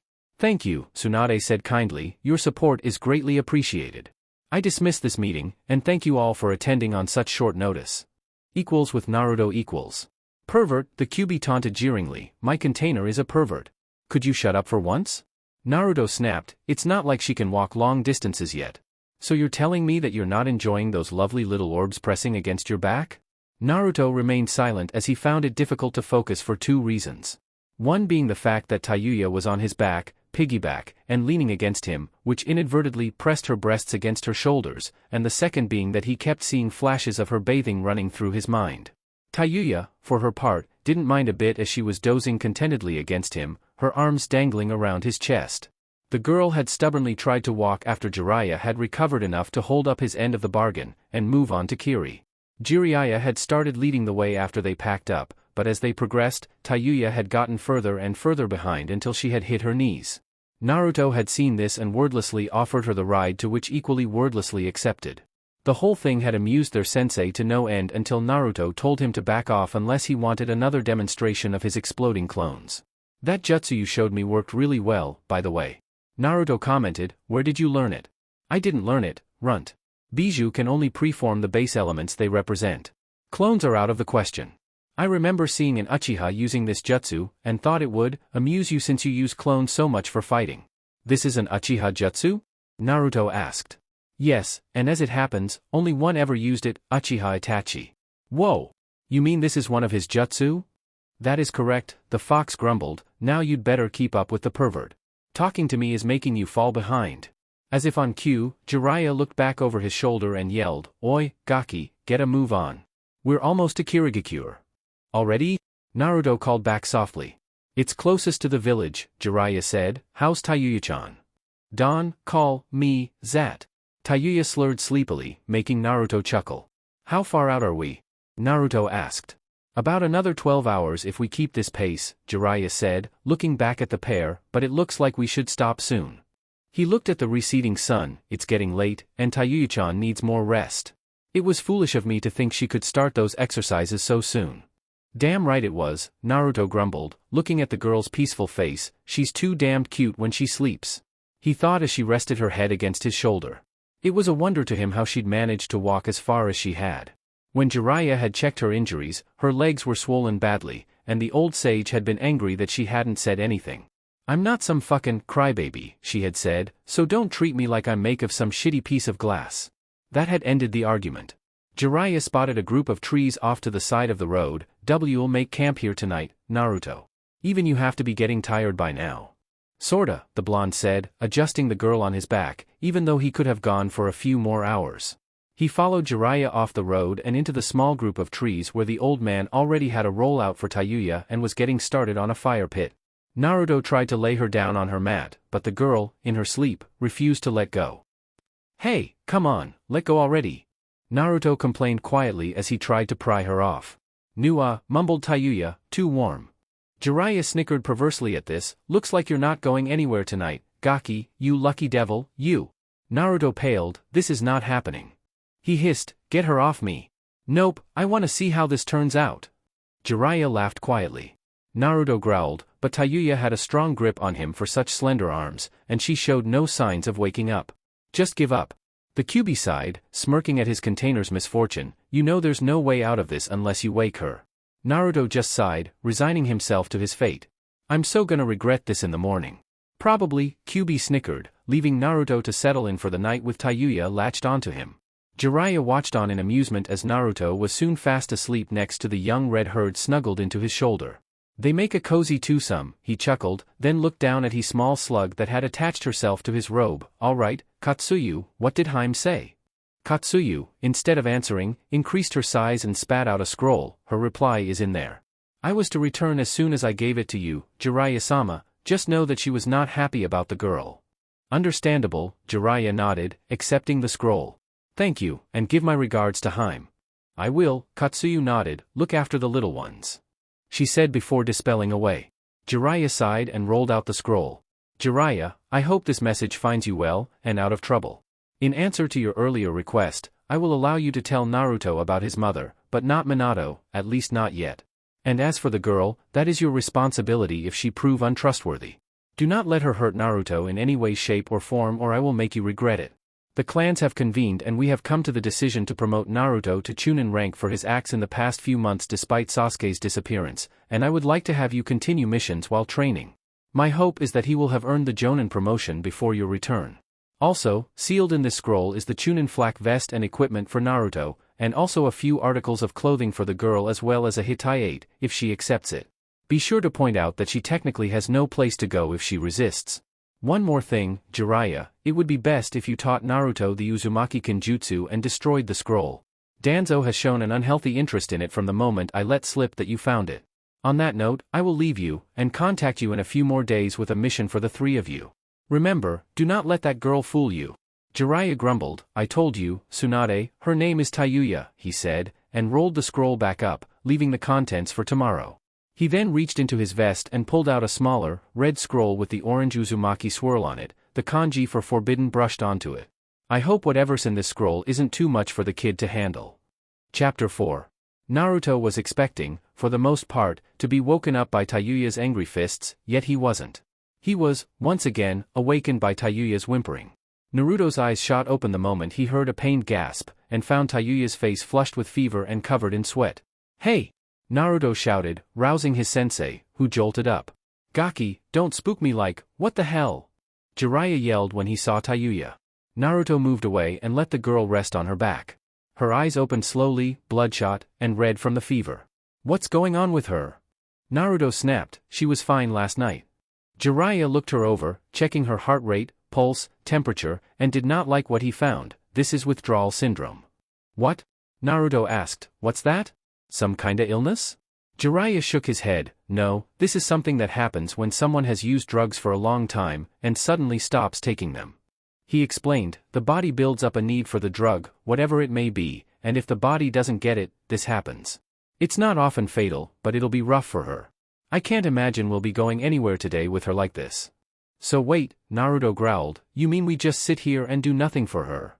All we can do is make her comfortable, and wait for it to pass, the Sannin said. There's really no way to ease her suffering from this, not even painkillers, they'd probably make it worse.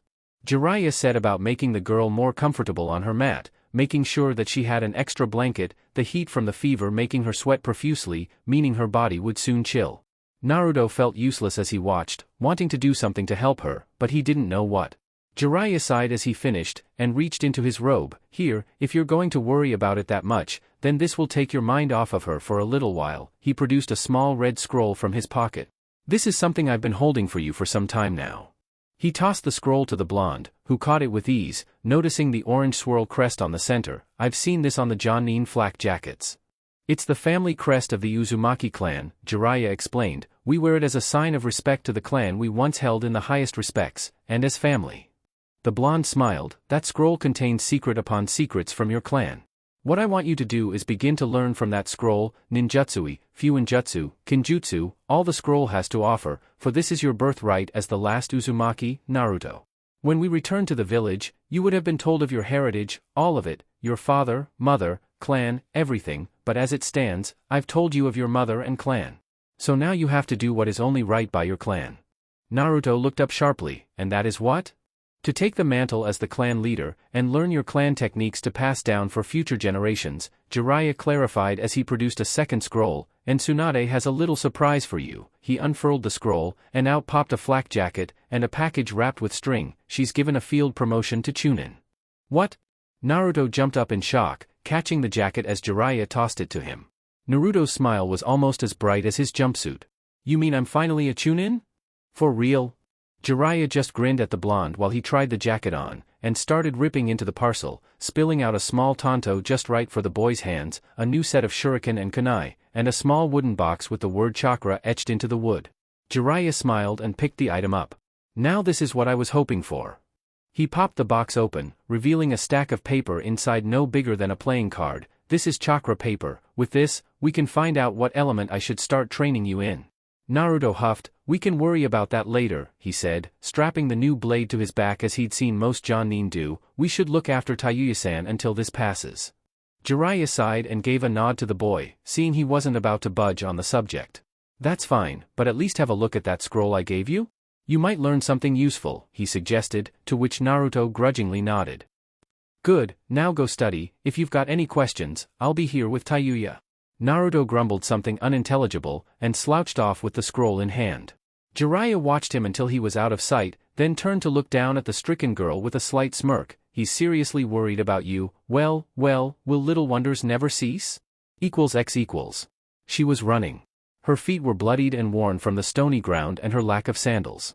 Behind her, the angry shouting of the man rang in her ears as he neared. It's your fault. All your fault? He roared. She died because of you. No, the girl moaned. I didn't mean to. You're to blame. Please, don't hurt me. You killed your own mother. X equals. Jiraiya nearly fell over when Tayuya started thrashing, mumbling something in her delusions. She threw the blanket off and tried to cover her face and head with her arms, curling herself into a ball as if she were trying to hide from something. Knowing there was little he could do except make sure that she didn't hurt herself. He laid a wet cloth against her face to wipe away the worst of the sweat. T2-san. She mumbled with a shiver.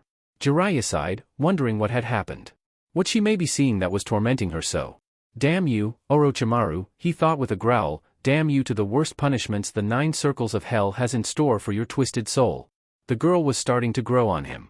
Her fiery attitude, quick temper, and sharp tongue reminded him greatly of Kushina. So many things were similar to back then. The day he had met Kushina, he remembered that Minato was, for the first time since he'd taken the boy on as a genin, to be truly happy. And it was the first time he had seen the boy laugh so much. The first thing Jiraiya had done upon seeing the two together was ask Minato if he'd finally taken his advice and gotten himself a girlfriend. And that had resulted in a painful memory. The dear, sweet little firecracker had flown into one of her soon-to-be famous rages, and pummeled both him and, for reasons unknown then, Minato. From then on, it had been a wild ride watching the two fall further in love to that faithful night when Kushina was taken by Kumo.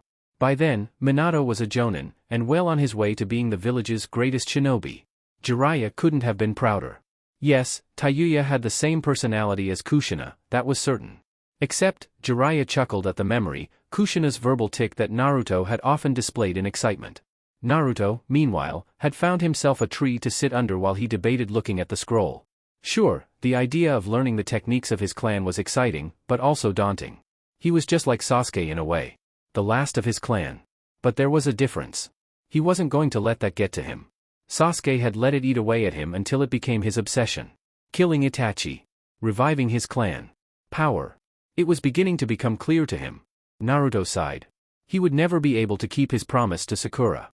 Not as long as Sasuke was so hellbent on revenge and gaining power. Those that break the rules are scum, Kakashi's words echoed through his mind, but those that abandon their comrades are worse than scum. It was the first, and only lesson that he remembered being taught under the Jonin. One he took to heart. Thinking about what you've missed, brat? The Kyuubi asked. You should know, Naruto sighed back, can't you hear my thoughts? Only when you allow it, the fox said. Now why are you not reading that scroll? I know for a fact that the Uzumaki scrolls would help you greatly. Naruto was a little surprised that the fox was interested in the scroll, but not completely. The fox had more than made it clear that he needed to be stronger than he was to be worthy of his power, and not just use it when he was about to die. Wordlessly, Naruto slipped his band off the scroll and unrolled it. In the center of the paper was a sealing matrix around a blank square the size of a hand. Curious, Naruto touched the space with his fingers, and felt something strike his fingertips, a drop of blood falling onto the square. The drop steamed and melted into the paper. The matrix lit up and swirled around into the Uzumaki spiral, and then into one black spot on the scroll. The spot lit up in an almost blinding white light and Naruto was forced to cover his eyes for a moment. "Greetings, young Uzumaki." Naruto snapped his eyes open at the sound of the voice. In front of him, standing in the light, was a small figure of an elderly man. His hair, what was left of it, was stark white, and he was dressed in violet robes with the Uzumaki swirl evident on his chest. "I am Aizen, the Shodai Uzukage. Know that only those of Uzumaki blood can access this scroll and its contents. But there is a limit to how much I can teach you." He explained, "We of the Uzumaki were of many houses. I have asked my future descendants to catalog any and all techniques vital to our clan within this scroll so that my consciousness could teach you. However, only those of my line are allowed to learn the most important techniques. Should you not be of my line, then I cannot teach you what you need to know as a clan head. Now, young Uzumaki, prepare yourself. For I am now awakened to my task, and shall give you all the knowledge that I can. I pray that I now teach the new clan head of the Uzumaki. May the Rikudo Sennin guide you to the path of Ninshu." With that, Naruto's mind exploded as the seal roared to life once more. Red strands shot from the scroll, and bore into his body, filling him with all that the scroll had. Equals inside Naruto's mind equals. Naruto felt sick. Sicker than he had ever felt, and he never got sick. "You are such a weakling," said the rumbling voice of the QB, "to think that you would pass the test of the maelstrom. I underestimated you, brat." Naruto whipped around, saw that he was back inside the seal, with the fox glaring down at him as usual, though now there seemed to be one more guest. Aizen was chuckling at the boy. "Surprised to see me, Gaki? You?" Naruto yelped, "What are you doing in my head?" Aizen smiled serenely, "I'm here because, as my scroll fills you with the knowledge of our clan, I am here for but a few moments to teach you personally," he said, watching the boy's eyes go wide. "As you may guess, this means that you and I are directly related somewhere along the lines, though I can see that you are not full-blooded." He chuckled again, "But, I can sense that you are indeed an Uzumaki through and through. So, I'm related to the Uzukages?" Naruto breathed out in disbelief. "If you were not," Aizen said, "you and I would not be here. Now, shall we begin? But how are you gonna teach me?" Naruto asked. "I know Kagebushins are useful that way, but—" "Oh, misunderstand," Aizen smiled, "I will be doing to you in here as I did to you on the outside, but these techniques are completely different than what your body is learning now.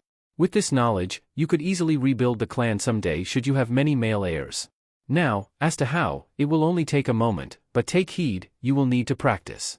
The fox chuckled darkly behind the two ninjen. "Oh, this is going to be deliciously painful." Naruto gulped as Aizen sighed and nodded in agreement. "Well," Aizen said with a faltering smile, "shall we begin?" Real world. Jiraiya was keeping a watchful eye over the sleeping girl when yet another scream erupted from the forest. The old sage nearly had a coronary when he recognized Naruto's voice. Glancing at Tayuya for a moment, making sure she would be alright, Jiraiya was a red blur across the clearing where Naruto had gone off to. What he came upon was far more shocking than he had anticipated. Naruto had opened the scroll, and the scroll had a hold of him. A glowing sealing matrix had wrapped itself around Naruto and appeared to entering his body. "Oh, well, that's a new one." Jiraiya was at a loss for words. Seeing a seal act like this was far beyond him, but this was an Uzumaki scroll he was looking at. Of course it would be different than normal scrolls. But as his worry began to grow for his young apprentice, the matrix finished with him and Naruto fell to the ground in a heap of orange. "Naruto!" Jiraiya was at his side in a moment. But the blonde was completely knocked out, though he seemed fine, physically, at least. The sage quickly picked him up and made his way back to camp.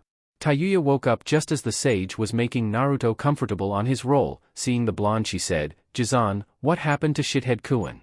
Jiraiya gave her a small smile. "Awake, are we? How are you feeling?" Tayuya gave him a half-hearted smirk. "Trick question, right? I feel like shit." She was still incredibly weak from the withdrawal. It was a wonder that she was even awake yet. Her limbs felt like they were made of stone. "That's not unusual," he said. "I'm honestly surprised that it hadn't happened sooner. What with the 3 or 4 days you spent under that tree and the 3 you spent with us?" Tayuya just grinned weakly. "I have a strong constitution, I had to have one with the fucked up shit that Orochimaru put me through." "Well, you can color me impressed," Jiraiya told her. "As to what happened to Naruto, well, let's just say that he went overboard with his training and leave it there." Tayuya looked over at the blonde one more time, seeing that he didn't have a mark on him. If he had been training, then she couldn't tell. "What the hell'd you do to him this time?" Jiraiya held up his hands. "It wasn't me this time, honest." He chuckled. Now, you think you could eat something? A little food might bring some strength back? Tayuya shook her head. The thought of food at the moment made her stomach churn. As it happened, Tayuya fell back asleep for the rest of the day, and Naruto didn't wake for the remainder. Jiraiya was beginning to worry about him, but the scroll was meant for him. If Tsunade thought it might hurt the boy, then she never would have given the scroll to him in the first place. But as Jiraiya himself bedded down that evening, Naruto came awake. Jiraiya was up in a minute to make sure he was all right. Hey there, Gaki, you okay? Naruto rubbed his eyes sleepily, then scratched the back of his head. Ow, I don't want to do that again. Remind me to pull something over on Bachan when we get back. Jiraiya was slightly surprised. That bad, huh? I felt like my head was gonna blow like one of my clones. Naruto clarified, you try have two sources of information pushing Fuinjutsu into your head like it was a sponge and see how you like it. Two sources, pushing knowledge. Jiraiya whispered, blinking in surprise, Gaki, what the hell did that scroll do to you? I saw the sealing matrix being absorbed into you, but other than that, I have no idea what happened. Naruto tapped his head. Basically, the Shodaime Uzukage sealed part of his chakra into the scroll so that he could personally teach the next generation of Uzukage, or an Uzumaki that was trying to learn all the jutsu from the clan, but he had more to teach to the heir of the Kage line. I see, so you mean to tell me that you're related to the Shodaime Uzukage? Jiraiya asked, to which Naruto nodded. Well, that is something. So what else happened? Naruto sighed, not sure how to describe it, he said with a bit of uncertainty. When I met the old man, he said that only the Kage heir could access the secondary level of the scroll. That was the worst part. When he pushed all of that into me, it was like getting hit with 1,000 Chidori strikes. I guess that's as close to getting hit by lightning as I ever want to get. Add to the fact that the damned fox was laughing his ass off while I was screaming and we could call it a party. Jiraiya shivered. That's some dangerous stuff. He said, glad I can't look into that scroll myself, much as I'd like to. I wouldn't want to go through what you just did. Naruto nodded, still feeling the phantom pain from the experience. So, what did you learn? Naruto looked up at him, a sudden spark in his eyes. Everything. All their techniques, all their methods, their ways of life, all of it. I even learned, oh crap. I need to help Tayuya. Naruto jumped up and scrambled over to her, much to Jiraiya's confusion. A moment of watching the boy had his curiosity piqued, that is, until Naruto threw off the blankets covering the girl and lifted up the sports bra. Naruto, what the hell do you think you're doing? Jiraiya roared, reaching out to stop him. I know she's attractive, but you can't. Get your mind out of the gutter, pervy sage. Naruto snapped, then bit down on his thumb, letting the blood drip down on the Tayuya exposed skin. This is a seal. Jiraiya, for once, was a little more than shocked. Deciding to give him the benefit of the doubt, he sat back and watched as Naruto began drawing a blood seal on Tayuya's skin. It was something he'd never seen before, and it was amazing to watch a boy that had, until recently, had no experience in seals work in the Matrix. It was complex, but, as much as he had seen of Uzumaki sealing techniques, this was simple. The seal was finished with the Uzumaki crest in the center, right between Tayuya's partially exposed breasts. Naruto, slightly red in the face, wiped his brow and started going through hand seals. Uthu no fuin, houkasi nasai. The seal glowed red, then turned black as ink as the swirl moved, opening up like a whirlpool. Tayuya groaned in slight discomfort for a moment as the seal did its work, a small plume of steam rising up from it. Jiraiya noticed an immediate change in the girl's complexion. The color was returning to her cheeks, in fact there was more to them. She was beginning to look healthier by the moment. Finally, the seal started to break apart and was gone in an instant, its work done. Naruto was shaking, his hands more so than his body. Man. Izanjiji was right, I need practice. With that he promptly keeled over backward and lost consciousness again. Jiraiya was quick to replace Tayuya's clothing, hoping, praying that she didn't wake up. As she didn't, he then sighed and dragged Naruto back to his own bed. Gaki, if this is any indication of the next 3 years, then it's going to be a long trip. == X=. Tayuya woke up feeling incredible. She stretched up, feeling no soreness in her muscles, or the sickness of the withdrawal that had affected her the previous day. Shit, I feel great. She sighed happily. Who knew a lazy day could do so much good? Jiraiya chuckled from where he was sitting around the campfire. It wasn't bed rest that helped, Tayuya-chan, it was Naruto over there. He said, point toward the still conked-out blonde. Tayuya looked over at him in interest. What? Shithead did this? She asked. How? A seal, Jiraiya smiled, a very powerful one in fact. From what I saw, it absorbed the toxins in your body, and purified you. I was impressed, and I'm a seal master myself. Tayuya was stunned. Why would he do that for me? She asked, I mean, we were enemies. Doesn't matter, Jiraiya shrugged, if Naruto likes you, then he'll help you. It's one of his more redeeming qualities. He got up from his crouch. I'm going to go see if I can catch a few fish from the streams around here. Keep an eye on him, will you? Yeah, sure, Tayuya muttered as the man wandered off into the woods, her eyes still on the sleeping blonde. She stood up, flexing her legs experimentally, feeling that they seemed much stronger than they had been. Whatever Naruto had done to her, she was healed. I can't believe this. No one had ever done something like this for her before, hell no one had treated her as a human since she was 10. She honestly didn't know how to take any of this. Were they friends? Naruto sighed in his sleep, a small, dopey grin gracing his lips. Tayuya gained a smile of her own. You shithead, just what the hell are you dreaming about? X Konoha, Hokage Tower X. Are you sure this is the right mission to send them? Shizune asked worriedly, I mean, this man is.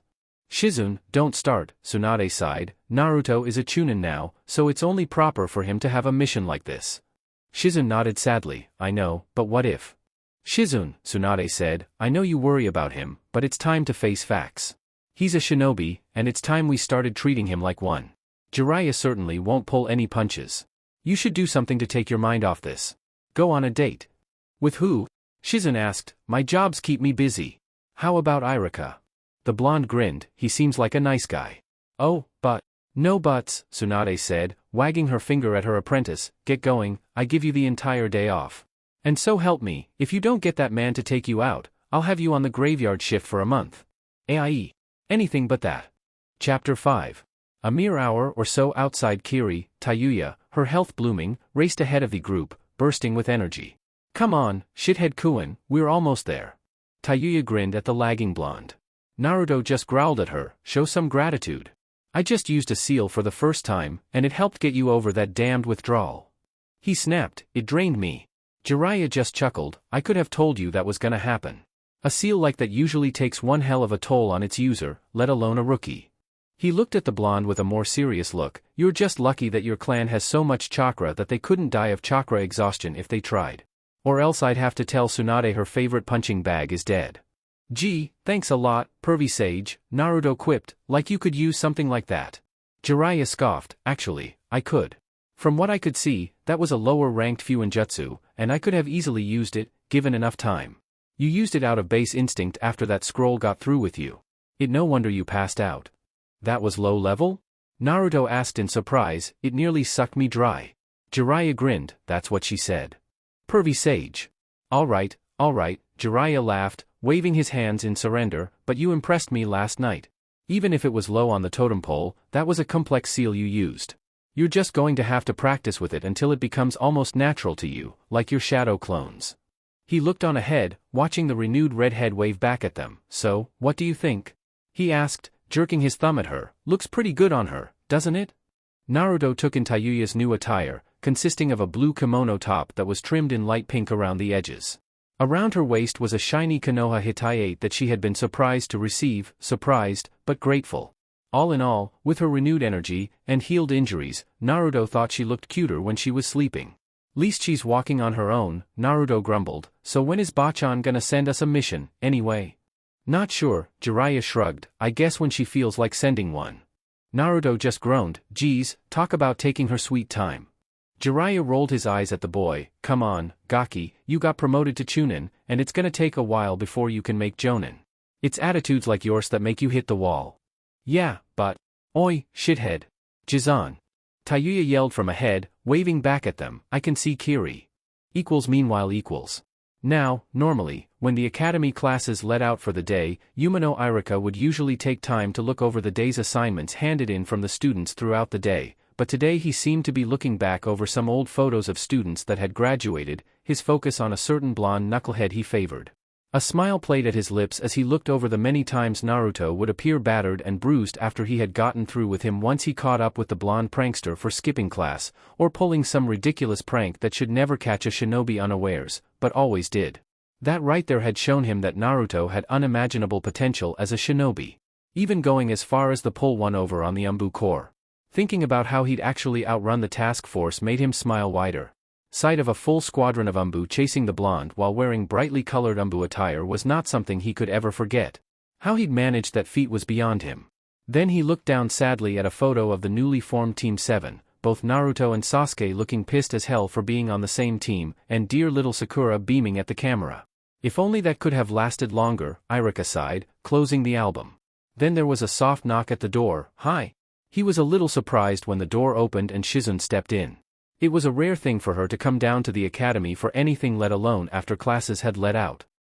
Yuyumino-san? A faint blush dusted her cheeks. Do you have a moment? Of course. Irika set the album back in his desk drawer. What can I do for you, Shizune-san? Shizune felt a nervous fluttering in her stomach. Now being a mednin, she was sure that her elevated heart rate and breathing were products of something else rather than her nerves, but they could be a big part of it, couldn't they? Well, I was wondering, since Tsunade-sama gave me the evening off, if maybe you would dash. Irika would have dropped to the floor had he not schooled his emotions. Was she trying to ask him out? On a date? Her, of all people? This was like him winning the lottery. Unknown to Shizune, the poor thing being worked to the bone because of her employer, the men of the village had taken a shine to the young woman the moment she had re-entered the village. Not only was she a well-known medic, but she was a Jonin-level shinobi, kind-hearted and very beautiful. Irika gulped.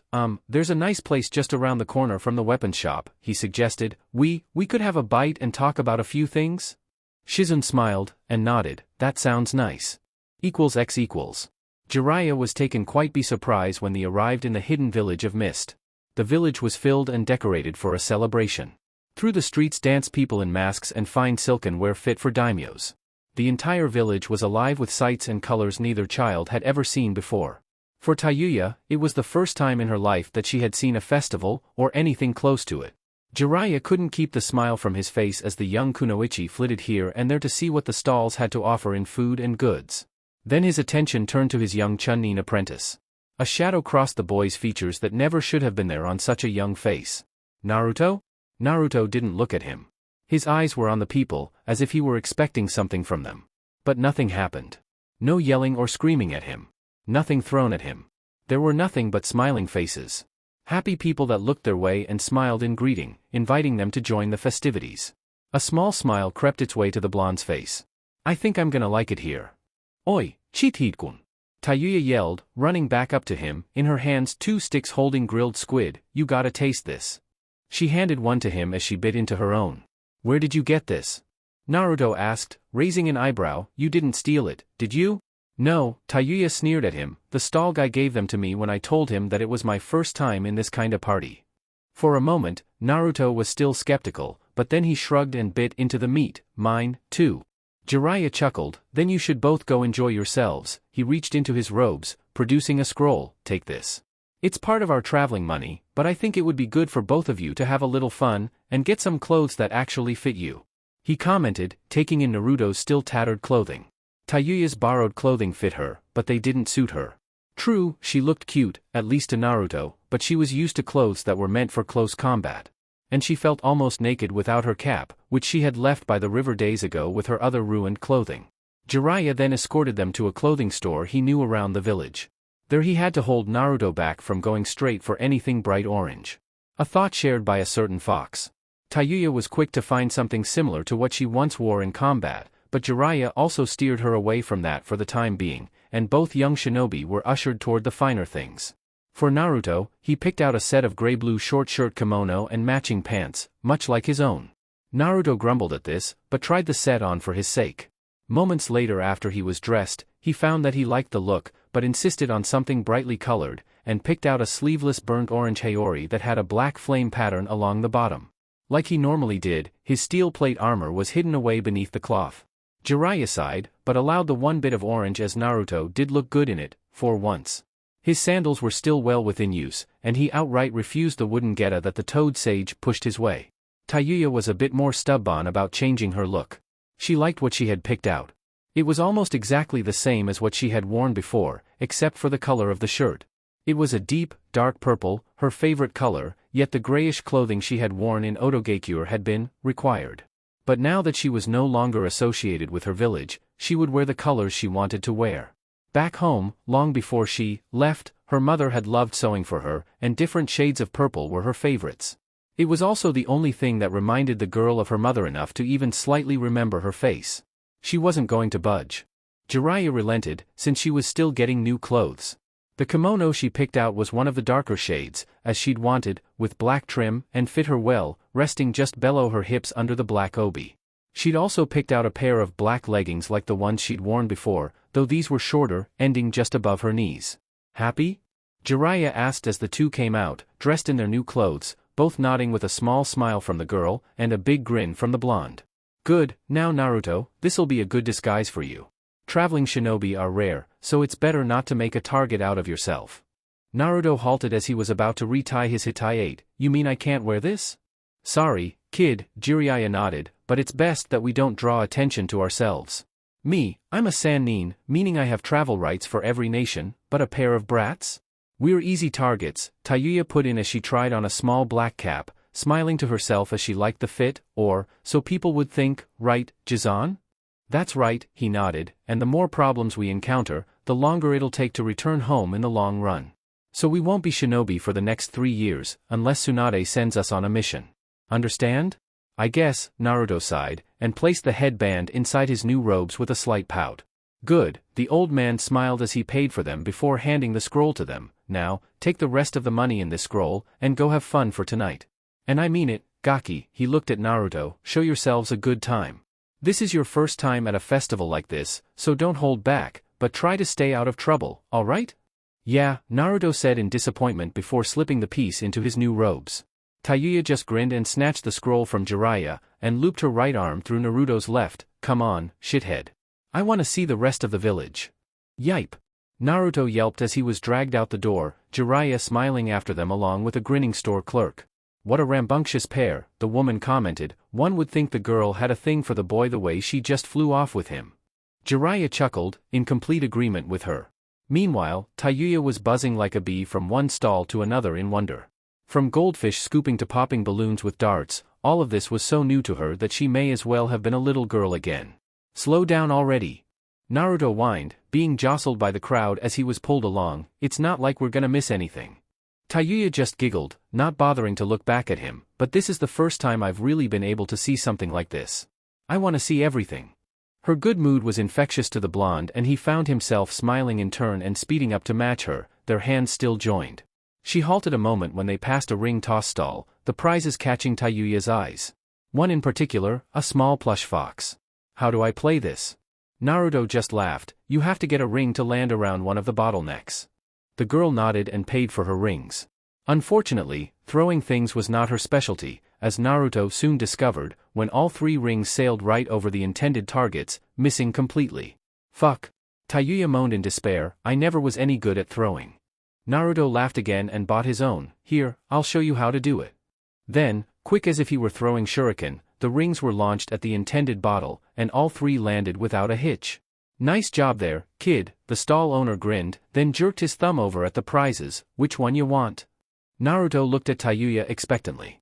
Tayuya just blushed, not expecting him to let her pick out a prize since he had won the game. She pointed to the little fox plushie. The fox. Naruto nearly laughed at the irony of that as he took the doll from the vendor and handed it over to her. Tayuya was still blushing as she held the stuffed animal to her chest. Thank you, she said quietly. X equals. Unbeknownst to the pair, a certain white-haired pervert of a sensei was sitting on the rooftops watching them as they moved around the village, a proud smile on his face because of the blonde.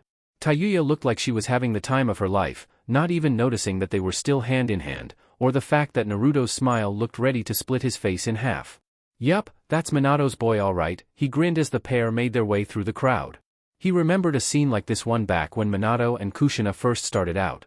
Of course, that date had ended better for Minato than he'd thought. He was 15 at the time, and Kushina was just getting used to the fact that she was head over heels for the boy as he was for her. Like now, it had been Konoha's festival, celebrating Hashirama Senju's defeat of Madara Uchiha. It had gone as far as a young couple could have hoped. Though, according to Minato after confiding in Jiraiya, Kushina was as violent in love as she was in life. He couldn't remember how long he'd teased his poor student about those hickeys and bite marks. Jiraiya was brought out of his musing as a puff of smoke erupted beside him, revealing a small slug. Evening, Katsuyu-san. To what do I owe the pleasure? Tsunade-sama has a mission for Naruto. The little slug said before looking around. Oh, you're in Kiri? That makes things easier. Why is that? Jiraiya asked in interest. Katsuyu produced a small scroll from her mouth. All the information you need is in there. You'll be performing an assassination. I see, Jiraiya said, taking the scroll. Haim certainly isn't going to pull any punches, is she? Much to Katsuyu's confusion, he placed the scroll in his robes without even reading it. Aren't you going to look it over? Not tonight, he smiled. The Gakis are having too much fun right now. He motioned toward the streets where Naruto and Tayuya were laughing as Naruto won yet another prize. Let them play for the evening before they have to think of such things. Back with the two teens, Naruto had decided to take a break by the docks, his feet sore from running around so much. He dipped his feet in the lake, letting the cool waters soothe his feet. Man, who knew that festivals like this could be so tiring? It's not the festival that was tiring, Runt, but the company you kept, the Kyuubi chuckled. Never in my life have I seen a female so excited about festivities. Yeah, but she had fun, at least. Naruto chuckled, thinking about the beautiful smile on the girl's face the entire night. And the way she held onto that little fox he'd won for her? It was like she expected someone to take it. Oi, shithead Kuin, Tayuya's voice drifted to him from behind. How's the water? Great, Naruto sighed, kicking his feet a little. Tayuya kicked off her sandals and plopped herself down beside him, a bottle in her hands. Where'd you get that? I got it from one of the shops, Tayuya grinned, bringing the bottle of sake up with a flourish. I showed him my headband and he let me buy it. Naruto smirked as she set the bottle down and pulled out a couple of cups, old enough to kill Dash. Old enough to drink, Tayuya finished, popping the bottle open. Ever drank before? Nope, Naruto sighed. After seeing Bachan in action, I never thought about it much, just that I didn't want to end up like her. Tayuya gave him a curious look as she poured them both a cup. You keep talking about this Bachan lady, she said, so who the hell is she? Oh, she's the Godame Hokage, Naruto said, and Tayuya sputtered. You call the Hokage a fucking granny? Yeah. Naruto laughed, taking one of the cups from her. She's just as old as Pervy Sage, and she uses a henge to make herself look younger. And she calls me brat all the time. The only reason I never pranked her was because she's crazy strong. She sent me flying with a flick of a finger.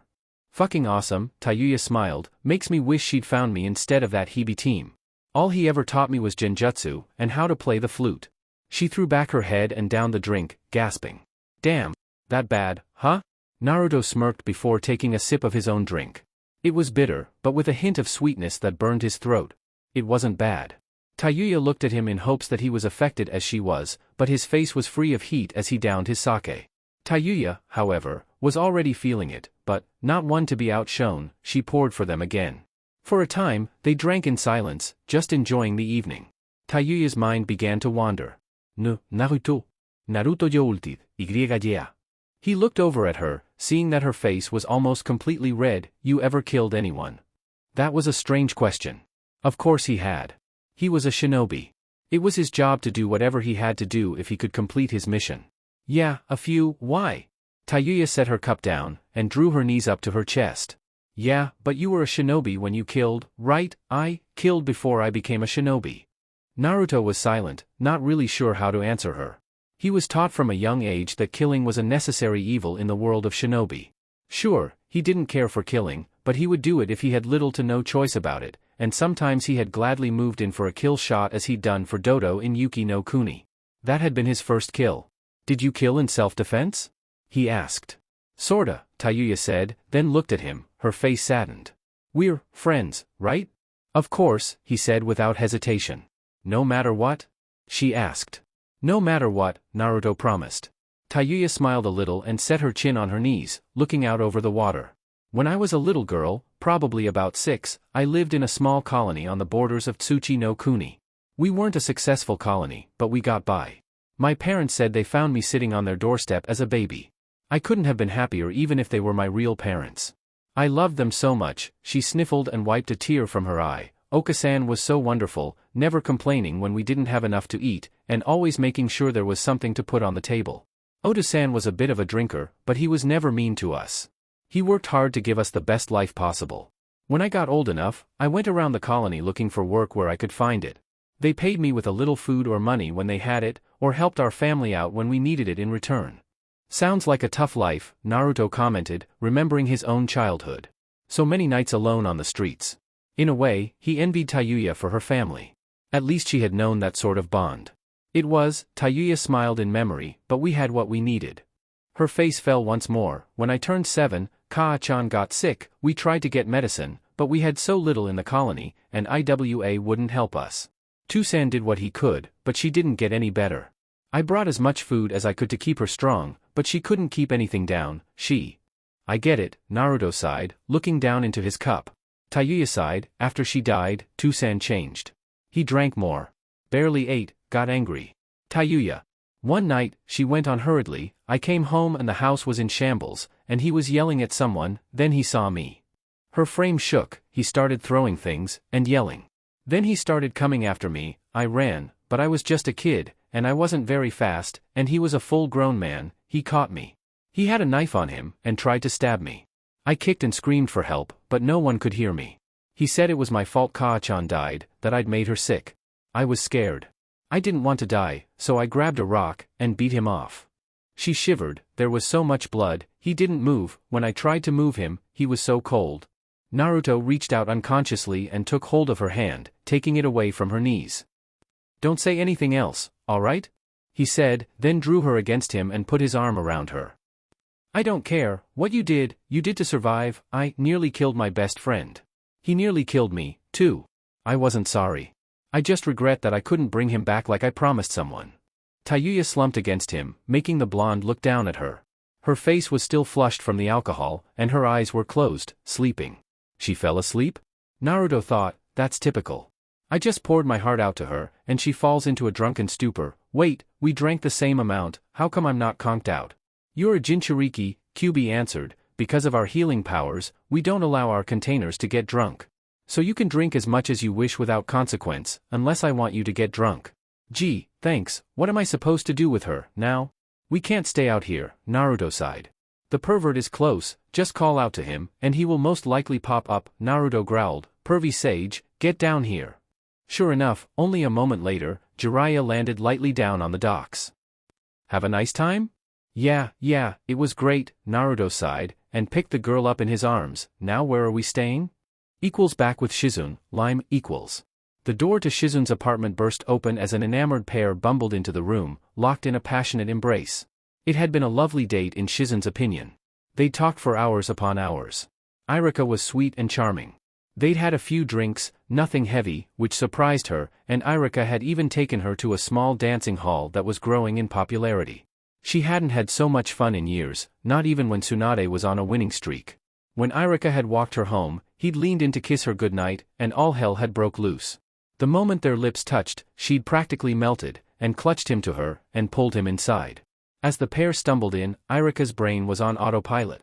It was only supposed to be a chaste kiss, but that idea was quickly thrown out the window as the woman's fingers wound into his hair and undid his ponytail. Shizune giggled as his hands passed over her back, absently wondering if they'd be able to make it to her bed. As his idle hands became less idle, she didn't think they would. Within moments, her kimono fell to the floor, leaving her in nothing but a slip of a shirt she normally wore unless she was out on a mission, and her underwear. Irika was quick to shed his own clothing. His vest and shirt gone in a few moments as he broke their kiss. Shizune was quick to resume the kiss, plastering herself against him as he pushed her further into the room, the back of her knees coming up against her bed. She grinned and gave a hard pull, causing both of them to fall to the mattress. Irika gave out a breathless laugh, gonna have to thank Tsunade-sama for this night off. Shizune gave him a slightly predatory look as she shrugged out of her shirt, revealing her breasts to him. Oh, I wouldn't thank her just yet, Irika-kun. She cooed at him before bringing him down, at least, not until tomorrow. Chapter 6. Tayuya groaned when she woke up, her head pounding like a drum. Ugh, that's the last fucking time I drink. She whined, my head feels like just go crowned with another damn tree. There was a chuckle from her side, not surprised there, Tayuya-chan, that was some pretty strong sake you drank last night for a first-timer. Tayuya cracked her eyes open, regretting it immediately as the morning light hit her like one of Naruto's exploding clones. Ah? Go away, Gigi. She moaned, hiding back under the covers, I don't want to train today. Jiraiya chuckled again, and sat down beside her bed. No training today, Gaki, because we've got ourselves a mission we need to prepare for. Tayuya peeked out from under her pillow. Now? No, I wouldn't do that to you. Jiraiya told her, but I know you should go get cleaned up. I'll go down to the kitchens and see if I can get them to whip up something for hangovers. Okay? She mumbled, forcing herself to get up, and shielding her eyes. Jiraiya smiled, rose to leave, then turned. The bath's co-ed, by the way. Naruto's already there. That's for the warning, Tayuya grumbled, not that she cared. Naruto knew enough after the last time that she'd knock him flat if he peeked at her. Though, she smiled as last night's memories came back to her, wondering if what all he'd said was a dream. Did he really not care about what she'd had to do to survive? There's a bathing suit in one of those bags, Jiraiya said, pointing to the corner where several bags lay. I figured that you both could use some spare sets of clothes, and the swimsuits would make bathing and training easier if we need to focus on your chakra control. Thanks a lot, Gigi, she smiled at him, feeling some of her headache going away as she rose, but her dizziness stayed with her. Gah, I'm seriously hoping shithard's worse off than I am. Nope. The fuck? Tayuya spat, he drank as much as I did. Hell, he drank more. Jiraiya shrugged as he stepped into the hall. Uzumaki are good drinkers, and rarely suffered from hangovers. Looks like Naruto inherited that as well. He grinned as Tayuya swore richly at the fact that Naruto hadn't suffered as she had. Lucky little so-and-so, she grumbled as he left and began pawing through the bags. X equals. Man, Naruto sighed, I never get over how good hot water feels. Why did you never talk to the Hokage about that hovel you lived in? The Kyuubi grumbled, also enjoying the warmth of the spring through his vessel. Things could have been much easier in some ways if you had said something. Didn't want to bother him about it. This coming from the boy that terrorized the people of Konoha with pranks, including the Sandaime? Ah. I find it hard to believe that you didn't want the attention. I did want the attention, Naruto sighed, thinking back to those days, but if I said anything, it would have been like I was giving up. How? Naruto thought for a moment. Well, you know that most of the people ignored me, or chased me. They put me down at every turn to make my life miserable. But I kept smiling, that's my win against them. I'd rather eat them than just take all that, Kyuubi commented. Honestly, half the time I thought one of those idiots would sneak into that damned apartment of yours and try to slit your throat, then I would have slaughtered him for daring to attempt to kill me. Hey, what about me? What about you? Naruto could almost feel the smirk on his furry face. Very funny, he grumbled aloud and sank into the water. Still, this feels great.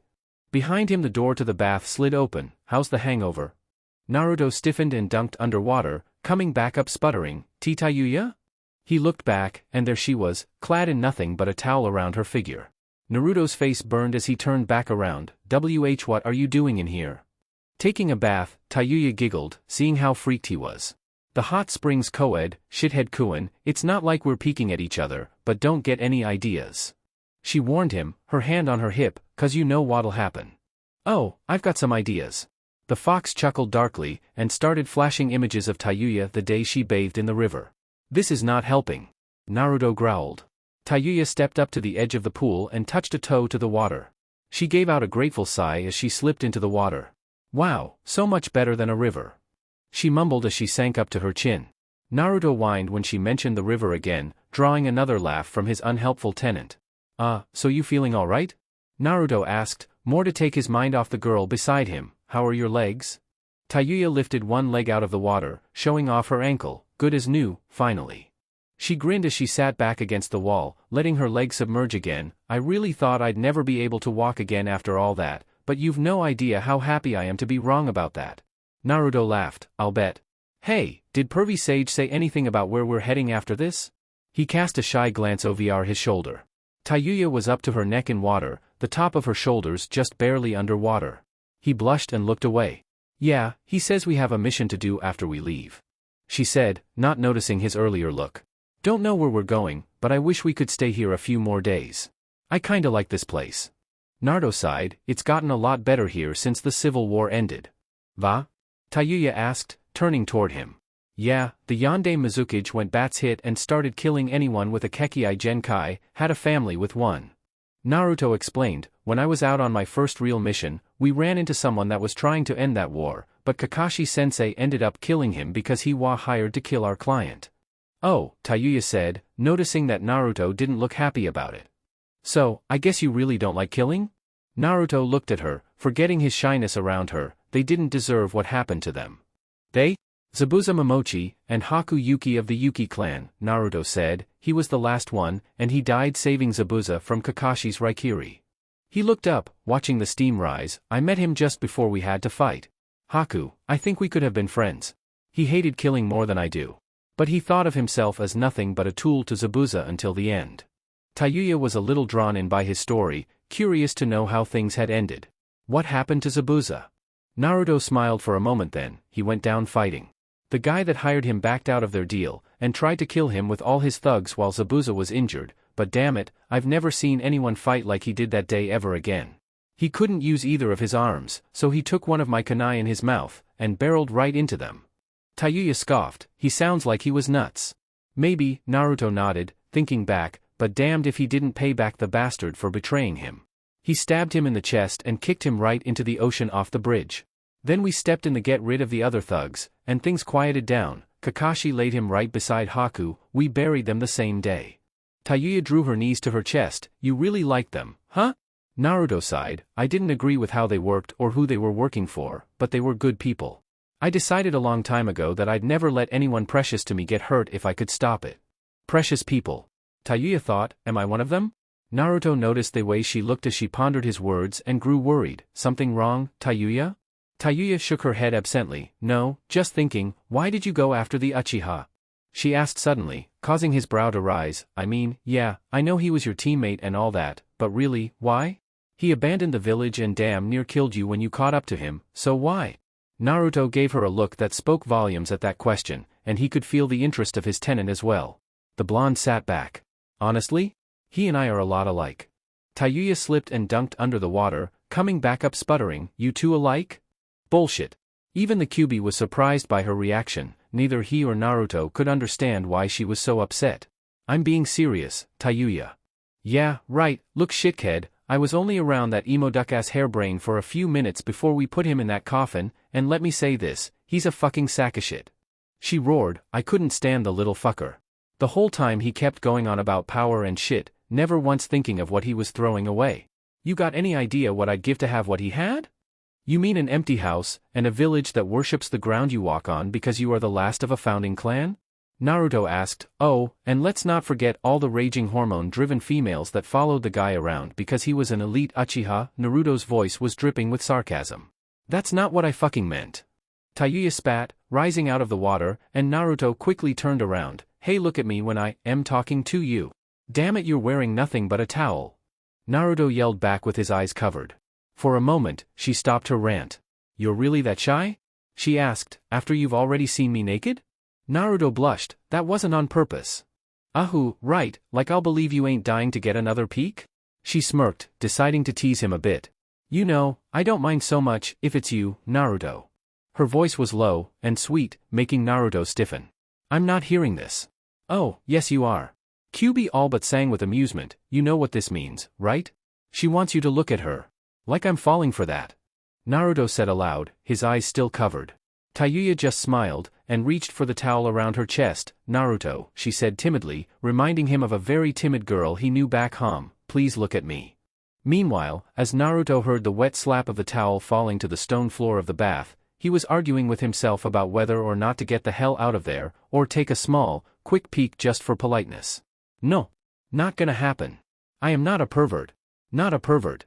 Suddenly, he felt a very gentle touch on his shoulder. Naruto? She was right behind him. Naruto turned around almost mechanically. The moment his eyes found her body, he slipped right into the water. But not for the reasons he was expecting. Oh, yes, Tayuya looked lovely, and she was showing off a fairly large amount of skin in her new two-piece bathing suit. And, of course, she had the biggest shit-eating grin that Naruto had ever seen. Gotcha. Naruto growled. It was bad enough that the Kyuubi was howling his furry ass off at his misfortune, but Tayuya was doubled over and holding her sides with poorly contained laughter. Naruto erupted out of the water yelling, revenge, and grabbed the girl around the waist, throwing her into the deeper waters. Tayuya still laughed when she came back up for air, that is, until Naruto came at her again and started tickling the hell out of her. Aya. Don't touch me in weird places you perv. Shut up. Ume go nadron ya, tebayo. Go, runt, go. Claim the red female as your mate. You shut up, too, fleabag. Say that to my face, shrimp. Unknown to the pair, a certain Sannin was watching the chaos from above, having expected something like this to happen at least once on their trip, but now he was certainly expecting more. Kushina had pulled the exact same gag on Minato once while the three of them were on a joint mission. Of course, what followed was classic Ika Ika. Naruto wasn't mature enough to go through that yet. Naruto, stop Theat. Never. Piece yourself. No. Jiraiya chuckled, knock it off, you two love birds, we've got work to do. Pervert. A woman's voice shouted from below, and it was not Tayuya's. Not moment later a bucket and a few soap bars were flung at his head, and Jiraiya, surprised by the extra guest in the bath, didn't get a chance to duck. Meanwhile. Tsunade suddenly felt a raging chill run down her spine. Why do I suddenly want to punch that old pervert through a wall? She mused to herself as she started her morning paperwork. She shrugged and turned back to the ever-growing mountain. Kami, I swear this gets worse every day. She growled as she pawed through the masses. To top it all off, most of them seemed to be petty complaints from the civilians about minor problems that should have been dealt with by the civilian council members themselves, instead of finding their way to her desk. That raised a question that she wanted answering, so she reached over and pressed her call button. Sakura? Please come to my office when you have the chance? I'm already on my way, sure. By the way, Hamura-san want to talk to you about the mission you sent Jiraiya-san last night. He doesn't seem very happy, sure. Tsunade growled, what else is new? And what business is it of his when I'm the Hokage, and he's on the civilian council? Her question was answered a moment later when her pink-haired apprentice marched into the room with the wizened old man right behind her, glowering over the poor girl's shoulders at the small stack of papers in her arms. Good morning, Shursho. Sakura tried to sound bright, but there was a nervous edge to her voice as the former shinobi glared over her. I have this week's clan budget reports. And you still have the Akamichi income to go over as well as the old Uchiha compound upkeep funds. Just set them here. She motioned to a small space on her desk that was clear of paperwork, but maybe you can answer something for me, Sakura-chan, aren't these documents here? She motioned to the pile she had signed let out that she was sure needed to be handled by Hamura and Koharu, to be attended to by the man standing behind you? And to what do I owe the pleasure, she ground out at the man in question, of this visit? Sakura was about to answer when she gave out a squeak of alarm when Hamura shoved past her. The reason for my being here, Tsunade-heim, is the fact that you sent that boy on an S-rank mission. I did no such thing, Tsunade growled, motioning for Sakura to leave, which the girl did happily, not wanting to get caught in the impending argument. I sent them on a simple B rank, nothing more, nothing less, or have you forgotten that he's trying to earn his Jonin promotion? Hamura growled, you should have read the fine print. That mission was bumped up by 2 to S rank because Kiri found out who was responsible for the ruining of that town. Tsunade growled again, rising from her seat to stand over the man, you have no right to be sticking your pointy little nose into shinobi business, old man. You elected me Hokage because no one else was able to take the job, and I'm beginning to see why. She picked up a stack of papers, waving them at him angrily, these should be on your desk, not mine. The Hokage is not meant to approve or disapprove a civil dispute between civilians, or even have anything to do with their business, just like you have no business in the shinobi side of the village. I make it my business when our damned Hokage just sent our only Jinchuriki after an S-rank nuke from Kiri. Again. Hamura roared, and immediately regretted it because Tsunade reached out and grabbed him by the collar. What are you? Leave my office. Tsunade glared at him, her face mere inches from his, and do you fucking job, or you will be seeing Ibiki for one of his sessions at the T&I department. I've had enough. That boy as you call him has done nothing but love this village for all the hate they've given him over his entire life, without even knowing who he is. And to make matters worse, your old fart, he's the closest thing I have to a living relative, or did you forget that I'm part Uzumaki? Hamura sneered, so you just sent your only family on a suicide mission? Let it never be said that Tsunade Senju never gives anyone fair warning before she loses her temper, unless that person happens to cross a certain line, a line that Hamura had just crossed. Sakura had the pleasure of seeing said council member being thrown through the door, splintering it to pieces. Gah, my back. Sakura stuck her tongue out at him, serves you right? Sakura, Tsunade called, have the repairs for my office charged to the civilians. If anyone asks, just tell them to thank Hamura-san, there. Yes, ma'am, Sakura grinned with a half-hearted salute. Now, about that budget increase for the Hyuga clan I mentioned yesterday. Not again. == Naruto and Tayuya, who had recovered from her hangover, sat in front of Jiraiya as he prepared to go over the mission with them. Naruto was bouncing in his seat with excitement. It was his first mission as a chunin, and he planned on going out with a bang. So what's this so important mission? Tayuya asked, it better not be some shitty D rank, or I'm gonna file a fucking complaint. What she said, Naruto growled, there's no way I'm going back to catching cats again. Jiraiya just sighed, it's not a D rank, if I had any guess, from what I read, it's down as a B rank, but I'm betting this is worse than I thought. He told the pair, "You see, this is, as most shinobi often do at your age, Naruto, is going to be your first assassination." Naruto paled and gulped at that. Sure, he had killed before, but back then he'd had little choice. Live or die, and he'd always chosen the former. Jiraiya saw the look on his face and sighed again. "Don't worry, Gaki, this guy really has it coming. He's the head of a really powerful mining family, and he works his men like slaves. If anyone has anything to say about him, they wind up in the ground, alive." Tayuya's brow shot right up at that. "Alive? You mean he buries people alive?" Naruto felt sick. Who the hell is this monster? Jiraiya showed them the scroll with the mission details. Raiga Kurasuki, missing Nin of Kiri. Chapter 7. Ekis no Kuni Ekis. The trio of shinobi stood atop a large mountain overlooking the Katabami Kinzan. Over the last few days in their journey to the mines, one thing had been made clear: Naruto needed to visit Suna. Jiraiya had knowledge in most jutsu except for Naruto's particular type. Wind. Just like his father, and the one element that Jiraiya couldn't teach him. Tayuya's was much simpler. She had a strong fire nature, and a secondary water nature. He could easily teach her fire styles, but water would have to wait until he could send a request to Konoha for some jutsu from the shinobi library. That's not to say that Naruto's training had come to a halt, far from it. Since they started, he had taught Naruto 3 of his favorite techniques. Harijizo, Totonjutsu, and Harijigoku. Naruto had taken to them with gusto. Tayuya had, to his amusement, made the mistake of making fun of the way he looked when using the jutsu, which led to her being nailed to a tree, showing Naruto's careful aim when she came out of it unscathed. Tayuya's training had gone off much easier. She had 2 simple, yet powerful katan under her belt. Her favorite of the 2 was katan, Onodoro. She once used them to spook the hell out of Naruto, who thought they were ghosts. She was also working on Kasumi Inbyu no Jutsu, which she planned to use in conjunction with her Onodoro. Now the 3 of them were looking down at the miserable sight of the mines, and a graveyard. It was the graveyard that was holding the blonde Chunin's attention. There was a troop carrying a coffin made of silver, and it was moving. "Can't we do something?" said Blonde growled, not liking the fact that Raiga was living up to the rumors. Beside him, Tayuya's hands were shaking as they balled up into fists. Not even Orochimaru had done something like this. "Not yet," Jiraiya growled, "we wait for a little while. After they've left, I'll give you 2 the go-ahead to start the mission. Remember, this guy's rumored to be a swordsman of the mist, meaning he could very well have one of the legendary swords with him. If he does, I'm stepping in." "Sword or no sword," Naruto growled, raising his hands with chakra boiling at his fingertips, "this guy's going down hard when I get through with him." "Calm down," Jiraiya cautioned, "now I want you to take a good look at those men. Do you sense anything?" "Sense?" Naruto asked. "Your mother was a fairly good sensor," he told the boy. "What I want you to do is see if you can sense his chakra signature. If there's anything off about him, or how potent his chakra is." Naruto was still a bit confused. "All right, let me put it this way," the old man said, "get a feel for him. Like, can you feel something coming from him, like a power source, something like that?" Naruto nodded, and closed his eyes, concentrating. The moment he did, he felt something off. There were 7 men standing down there, but he felt 8 chakra signatures. One was obviously Raiga, and he felt powerful.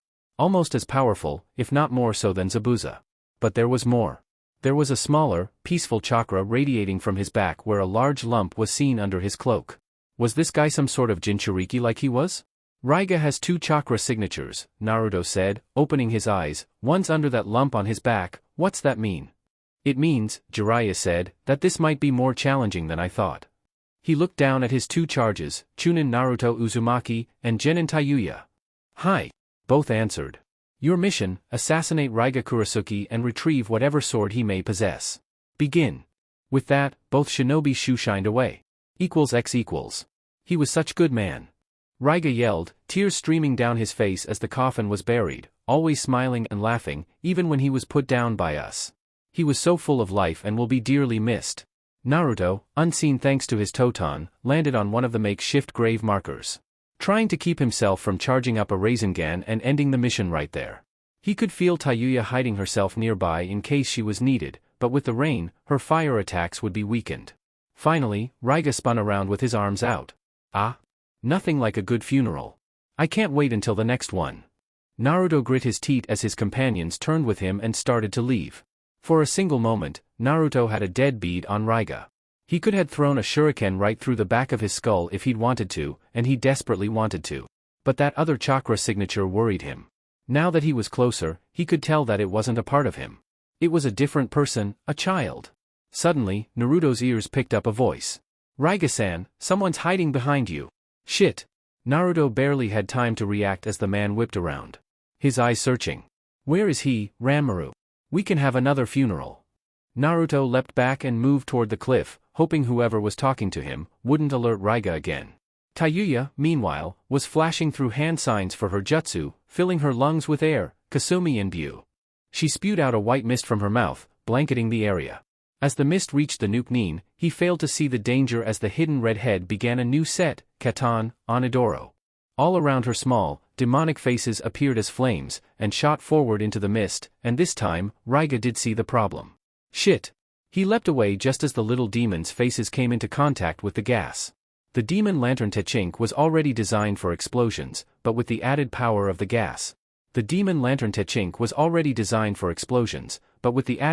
of the gas. Tayuya's jutsu all but cleared the ground around the graveyard.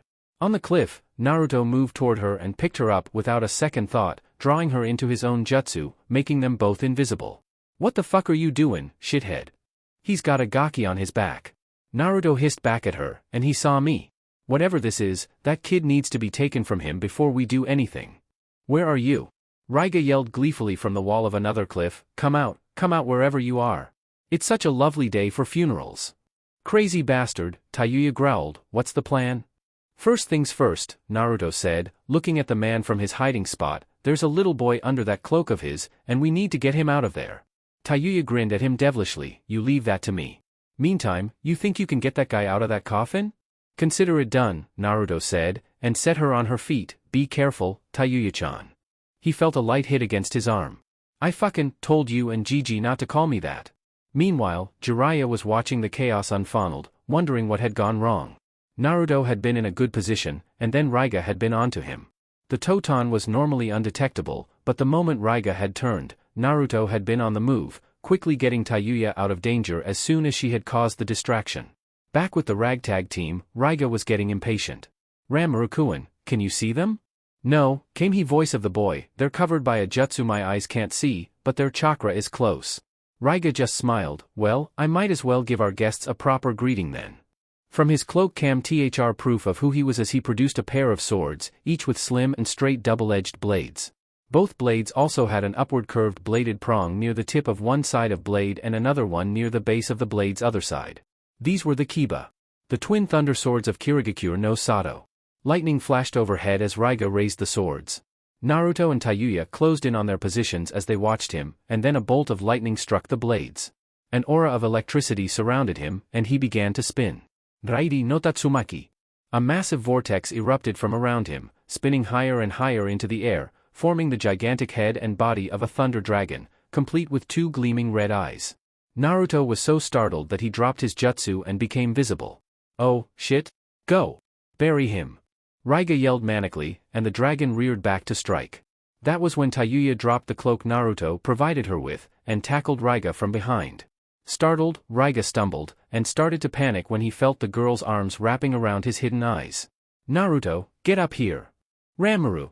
Naruto was moving in a flash. Scaling the cliff, and avoiding the biting jaws of the dragon as it attacked. He found Raiga wrestling away from Tayuya as she torn the smaller form from his back, slicing through the cloak with a kunai as the blonde barreled into the fray, the dragon close on his heels, still locked on its target. You bick, give him back! Raiga yelled slashing at her. Tayuya, run! Naruto roared, creating a shadow clone to help him, a Rasengan forming in his palm. Raiga rounded on him, his blade sparking with lightning. There you are! Naruto ran at him, ready to drive the jutsu home, Rasengan. Raikyu! Raiga roared, the tips of his blade coming together, forming a ball of their own, and launched it at the blonde. Naruto was startled by the projectile and dodged out of the way, causing it to collide with the waning dragon. The resulting blast of electricity sent bolts all across the ground. Raiga didn't seem to mind them as the twin swords absorbed the energy. Naruto, however, was dancing in and out of the bolts trying to avoid a potentially lethal shock. Tayuya was running toward the cliff face, her objective done, only for a stray bolt to leap from the ground and strike her right in the middle of her back. Tayuya! Naruto roared as he watched the girl fall to the ground. She's dead, Raiga sneered, worry about yourself, Gaki. Naruto growled, Ninpu. Habari Jizo. Naruto's golden hair came alive, infused with his chakra and wrapped around him in a protective shield.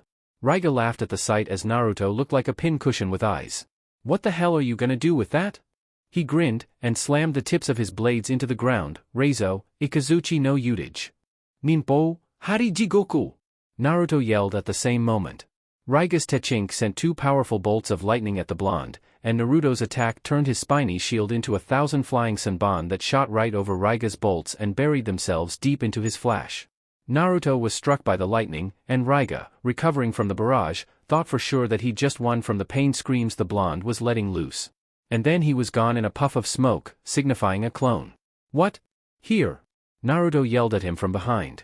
Raiga spun in time to avoid the spiraling mass of chakra that flew past him and slammed into the ground.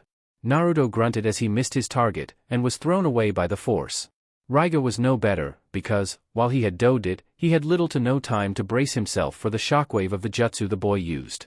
Naruto had intended to end the fight right there, which is why he poured so much chakra into the Rasengan, making it twice as big and twice as deadly.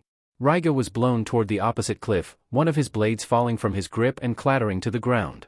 He tried to regain his balance, but another clone popped into existence and slammed into him. Raiga yelled in anger as he felt his feet slide off the cliff face, aiming one last bolt of lightning at the blonde's chest. Raitun, Raiga! A bolt of lightning shot from the tip and arched through Naruto's body, and the blonde screamed as it passed through him, his right shoulder smoldering. That was the last jutsu he was able to cast as Raiga fell from the cliff and down into the unforgiving river below. Naruto fell back, clutching at his injured shoulder as the Kyuubi's chakra started healing him. He glanced over at his down partner and grew worried as she hadn't moved for a while. Oi, Tayuya-chan? Tayuya moaned, shifting slightly. Don't call me that, you jackass. You okay? He asked, ignoring her snipping. Not hurt too bad are you? Tayuya just gave out a tired, pained laugh. I just got the shit shocked out of me, and you have to go ask a fucking question like that? Naruto shrugged, wincing because of his injury. I just had a lightning bolt go through my shoulder, for a 3rd time in my life, and let me tell you I did not like the first 2 times at all. Tayuya giggled, trying to sit up. Mission accomplished? Naruto sighed and looked down at the river, seeing no sign of Raiga. I think so. Not a lot of people could survive a fall like that, not without a lot of pain. Tayuya sat up, taking the bundle with her. Great, 1 missing shinobi dead and gone, and 1 mission complete. To think this was AB rank. Naruto rose and went to her side. What's in that, anyway? Naruto asked. When I sensed something earlier, I thought it was a kid. Tayuya raised her brow and started unwrapping the bundle. Tayuya finished and sat stock still. Naruto saw this and looked over at the bundle, and saw a small boy, barely 4 or 5 years old, his eyes closed, laying inside the ruined cloak. X equals. Tsunade was having yet another bad day as she sat behind her desk, flanked by Sakura, and a very happy Shizun on either side of her as she glared at the 3 civilian council members. Koharu and Hamura were bad enough, but they'd brought the old war hawk, Danzo, the Yami no Shinobi, with them. If there was anyone in the world besides Orochimaru that made her skin absolutely crawl, it was this man. I asked you why you have deemed to endanger our only Jin. Sakura, out please, Tsunade snapped gently, and the rosette scurried out, knowing an argument was bound to break out. As soon as the door was closed, Tsunade cast her deadliest glare on the trio. You almost broke the Sandame's law, Shimura. One more word like that in front of the younger generations, and I'll have you locked away. Understood? Danzo was unfazed by her threat. Perfectly, but you have failed to answer my question, Haim. A simple B-rank mission like this is nothing for Naruto, or have you forgotten who he is? Tsunade growled. If so, then let me explain it to you. She slammed her hands down on her desk, splintering the wood. He is Naruto Uzumaki, Chunin shinobi of Konohagakure no Sato. Son of the 2 greatest, bravest shinobi this village has ever seen, and you would have me keep him locked away like some mongrel pup. No, we would have him safe from Akatsuki, Danzo stated, and you sending him after one of the 7 at his age is just short of suicidal. Even with his bijou, the boy is still weak compared to the rest of his age group. Weak? Tsunade chuckled. You think he's weak? She fell back in her chair, holding her sides with laughter burst from her. You idiots. She roared an instant later, becoming fury itself. You really think he's weak? I can count the A-rank shinobi he's killed on one hand, while that Uchiha you seem to worship so much has not killed any. Even though he had the chance, it was all Naruto. Weak, you say? The mission has been upgraded to S rank for some time, Tsunade Haim, Koharu reasoned. The scroll you took was an older one that we had yet to update. She cast a glance at her companions. It's really not her fault. AB rank is perfect for Naruto, which is just what she was looking for, but still, this is Raiga of the Thunderswords we're talking about. Jiraiya was told to step in if things don't go well, Tsunade told them. You really think I'd send them to their deaths? That brings up another question, Danzo sneered. Why did you think it a good idea to not have that girl brought back to the village for interrogation? She could have vital information on Orochimaru's whereabouts, as well as Sasuke Uchiha's. I thought about that, but Jiraiya made it perfectly clear that he will train her from now on, thus taking responsibility for her until she come with them back here in the next 2.5 years or so. And you trust her not to do something against us? I trust Jiraiya, Tsunade growled at them, making herself clear on where her trust lay. Now, get out. I'm expecting them to send a message to me soon, and I'll inform you of its arrival. In the meantime, why don't you all get to work on the civilian paperwork I found on my desk yesterday? They did indeed leave, much to her relief, and Sakura wandered back in a few minutes later with a tea tray. I'm sorry for not telling them to not bother you, Shursho. I know you must be busy with the day's missions. Tsunade leaned back in her seat with a tired sigh. It's no fault of yours, Sakura-chan. Those three will always try to force my hand, and yesterday's stunt with Hamura didn't help matters either way. Sakura smiled and set the tray on her desk. If it's okay, would you tell me why they're so upset? Tsunade shook her head as the girl poured her a cup. I'm afraid that's classified as an S-rank secret punishable by death to those that leak it. Oh, I see, Sakura nodded, a bit disappointed. She then looked at her smiling senior. Shizune, were you sick yesterday? I didn't see you at all. Oh, no, Sakura. Shizune smiled with a blush on her cheeks. Tsunade just gave me a day or so off is all, so I spent some time with an old friend of mine. Tsunade grinned as she drank. Is that what you call it nowadays? =x=. Naruto stared down at the boy as he opened his eyes, a red glow in them. Who are you two? The boy asked politely as his eyes dimmed to gray. Where's Raiga-san? What's your relationship with him? Naruto asked cautiously, wary of the boy's eyes, which boasted a jujutsu he'd never seen before. Was he your dad? No, the boy said. He said I was his second set of eyes. He cares for me, so I must be useful to him. Naruto growled, hearing these familiar words from the boy. Teiwei sighed. Look, Gaki, we're sorry about your friend, but this village hired us to kill him. The boy blinked. Kill him? Why? He's been burying people alive, Naruto growled, looking down at the ruined graveyard, the fresh tomb churned and obliterated by the thunder dragon.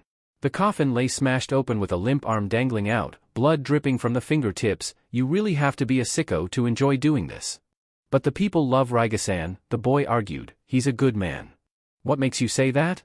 Jiraiya's voice asked as he made his appearance. Because I cannot walk on my own, and he picked me up when people tossed me aside when they found I had a Kekii Genkai. He said, his eyes gleaming red again, my Shakugan, I am Raiga-san's second set of eyes. Shakugan, eh? Never heard of that one before, Jiraiya mused. He must be the first to develop the skill. A first-generation Kekii Genkai wielder. I'm Soru, Gaki. Ranmaru is my name, he said pleasantly.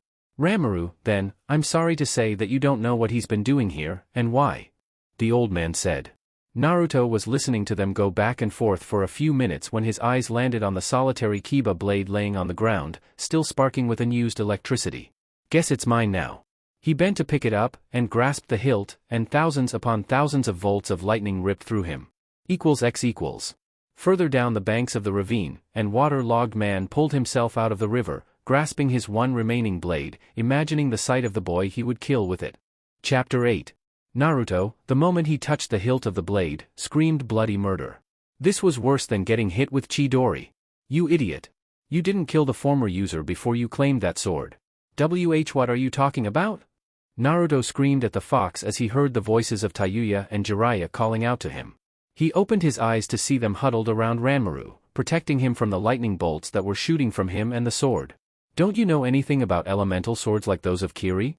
To claim one without backlash, you have to kill their former master, or else the sword will test you and make sure that you are worthy to wield it. Raiga is still alive, and still has the brother sword, meaning this sword is testing you as a potential master.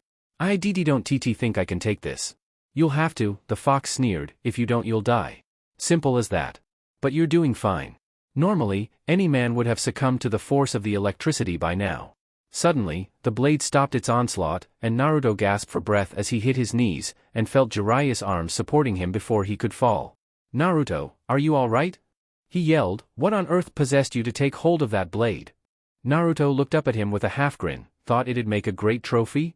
That was when he noticed that he was still holding the blade, and lifted it up, seeing a few sparks leaping from the metal to his hands. "Heh, guess I passed its test." "Test?" Tayuya asked from where she still held the boy, Ranmaru. "What the fuck kinda test makes your head look like a Toliet brush?" Ranmaru giggled her comment, because, thanks to the massive shock of the sword, Naruto was now sporting what could possibly be the world's only blonde afro. Naruto just groaned, "Why does all the cool stuff I get always end up giving me a huge pain in the ass? First my family scroll, now this sword, what next?" Jiraiya helped the blonde to his feet. "If the blade tested you, then that means Raiga survived his fall from the cliff," he said, taking a glance toward the ledge. "We should prepare for that moment, and I'll be there too." "No," Naruto growled, "he's mine." Tayuya looked at him for a moment, then down at the graveyard, feeling sick to her stomach. "Count me in, shithead Kuin. I want a piece of that guy for shocking me, and for what he did to all those people." Ranmaru looked up at her with sadness in his eyes. "You're not gonna hurt him, are you? Raiga-san saved me, and he's been doing good work here for Ranmaru-kun," Jiraiya said, stopping the boy. "How old are you?" "4," he answered timidly. "Then you don't really know any better just yet," the old man said, and crouched down next to the pair as Naruto sat down beside Tayuya. "What you think is for the good of people? It's cruelty at its worst. Raiga buries people alive to place fear in the hearts of others, and control them. Konoha was asked to intervene because this man is considered evil, much like many Nuke-nin, but I can sense that you truly care about him. Tell me, how long have you been with him?" "A little over a year," Ranmaru said, looking down at his hands. "He found me begging for food after the village kicked me out for using my shakugan to tell someone they were sick. He was kind to me, said he needed me. Just like Haku," Naruto mumbled, remembering how Haku had met Zabuza, and later become his tool in battle. If Zabuza was anything to go on, then Raiga did care for Ranmaru, deeply. "Ranmaru-kun, why don't you come with us?" "Huh? Naruto?" Jiraiya roared. "That's a fucking great idea." Tayuya beamed, grabbing the boy in a one-armed hug. "GG over there may look scary, but he's really nice, and knows how to fix up some really fucked up injuries. Maybe he can fix up your legs, too." Naruto grinned. "All in favor?" Tayuya immediately raised her hand, and 4 other Naruto popped into existence with their hands raised. "Looks like the ice have it, pervy sage." "That's cheating." Jiraiya roared and whopped Naruto on the head, dispelling the clones in the process. "And I never said I was opposed to the idea. I once trained a boy that had the Rinnegan, for Kami's sake." "You did?" Tayuya asked. "What's a Rinnegan?" Naruto and Ranmaru asked. "Never mind," Jiraiya sighed. "Come on, we need to get off this cliff and down to the village. If Raiga's still alive, then they need to know, and we need to prepare. Naruto, you keep that blade hidden." "Righto." Naruto saluted, and lifted the sword up, only for it to disappear in a puff of smoke. "There. What the, how'd you do that, shithead?" Tayuya snapped. Naruto gave a foxy grin, and held up his hand, where a orange seal was glowing in his palm, large weapon seal. "Thought it might come in handy if I ever took up kenjutsu." Tayuya looked at the seal, a small spiral surrounded by the kanji for blade and seal on either side. "Shithead?" Naruto grinned, knowing what was coming. "Yes, Tayuya-chan?" Tayuya growled at the way he said her name, following a small blush across her nose. "I want one." "No. What the hell?" As the two started bickering, Ranmaru shifted uneasily since he was caught in the middle until Jiraiya took pity on him and dragged him out of it. "Sorry about that. They always get a little crazy." Are they a couple?" "What?" both teens yelled. Jiraiya grinned. "Good guess." "No, we're not." Both yelled again. "At least not yet," commented an amused fox from inside his seal, making his container blush harder than he already was. Jiraiya rolled his eyes. "Naruto, summon Gamakichi, will you? I need him to take a message to Tsunade Heim. If Ranmaru's coming with us, then I'd like for her to look him over." Ranmaru looked up at the big man. "You really mean you'll take me with you?" "Only if you promise to work hard along with Naruto and Tayuya-chan." Jiraiya grinned. "Besides, Naruto would just bring you along with or without my consent." Naruto grinned at him before biting his thumb and performing the necessary hand signs, Kochio's no jutsu. Tayuya stepped back, not sure what to expect, but instead of something fierce, she got a large, orange toad. "Jo, Naruto." Gamakichi greeted. "Long time no see, huh? How you been?" "Great to see you, too, Kichi." Naruto grinned at his summon, but I need you to do me a favor. Gamakichi looked up at him with a small smile, just gimme some candy, and I'll see what I can do. Jiraiya stepped in, go to Konoha, and tell Tsunade to come to Kawa no Kuni in about a day or so. We have someone who's injured and needs a good look over. Sure thing, Pops, Gamakichi grinned even as Jiraiya steamed at the ears at being called Pops, and dispelled away. Damn runts, he grumbled, no respect at all. Konoha X. For once, Tsunade was having a peaceful day. Danzo and the elders had laid off of her, accepting the fact that Naruto was well out of their reach at the moment, and leaving her alone to do her exceedingly shortened paperwork. Sakura was at the hospital today, as it happened, alongside a happier Shizune as the pair went over the day's patients, with Shizune showing the Rosette the ropes. But all that changed when a puff of smoke exploded on her desk, scattering her paperwork and frightening her. What the? Yo! Gamakichi said in greeting as he held up webbed foot, got a message from Jiraiya and Naruto. You do? Tsunade immediately forgot about her anger at being startled. Well, what is it? Gamakichi backed away as the blonde leaned in eagerly. Whoa, easy, Tsunade. Jiraiya just wanted you to come over to Kawa no Kuni in about 3 days. Said something about someone being hurt. Tsunade felt a cold pit in her stomach. Was it Naruto? Gamakichi shrugged, dunno, but the poor guy looked pretty back off, like he'd been hit by lightning, or something like that. And there was a dame with him, too. Some red-haired squeeze I've never met. She didn't look good either. Tsunade grew pale. Oh, Kami, what have I done? She breathed out, sinking back into her chair, looking at the young toad. I understand, you can go. I'll be on my way soon. Gotcha, Tsunade. Gamakichi nodded before dispelling back to go collect his reward. Tsunade was back on her feet in moments. ANBU. 3 masked shinobi flashed into the room. Yes, Hokage-sama? One of you go fetch Kakashi. She pointed to the boar-masked ANBU, another goes and retrieves Sakura from the hospital, she pointed at Nico, and the last one goes and gets Guy's team. I want them all here in less than 10 minutes, and tell Kakashi if he's even a second late, I'll burn every copy of his Ika novels. Right away. The 3 nodded and were gone. Tsunade then made her way to her room, rummaging around for her shinobi gear. I'll be damned if I let that brat die on me. She growled, donning her old flak jacket. As she prepared herself to leave, Kakashi was first to arrive. Tsunade-sama, did you really have to threaten my books to get me here? He asked, his ever-present bored look on his face, though he looked flushed from exertion. There are easier ways. Shut up, Tsunade snapped, surprising him as she came out in full uniform. As of right now, Kakashi Hatake, you are acting Hokage of Konoha. What? You heard me, she snapped, I'm going to be out of the village for a while, and I'm leaving you in charge. And believe me, if you slack off, or do something stupid, I swear to ban your books. Yes, ma'am. Kakashi squeaked, but, why are you leaving? I have my reasons, she said just as the door swung open, revealing Sakura, and Team Guy right behind her. Ah, good, you're all here. What's the matter, Shursho? Sakura said, taking in her appearance. Are we in trouble?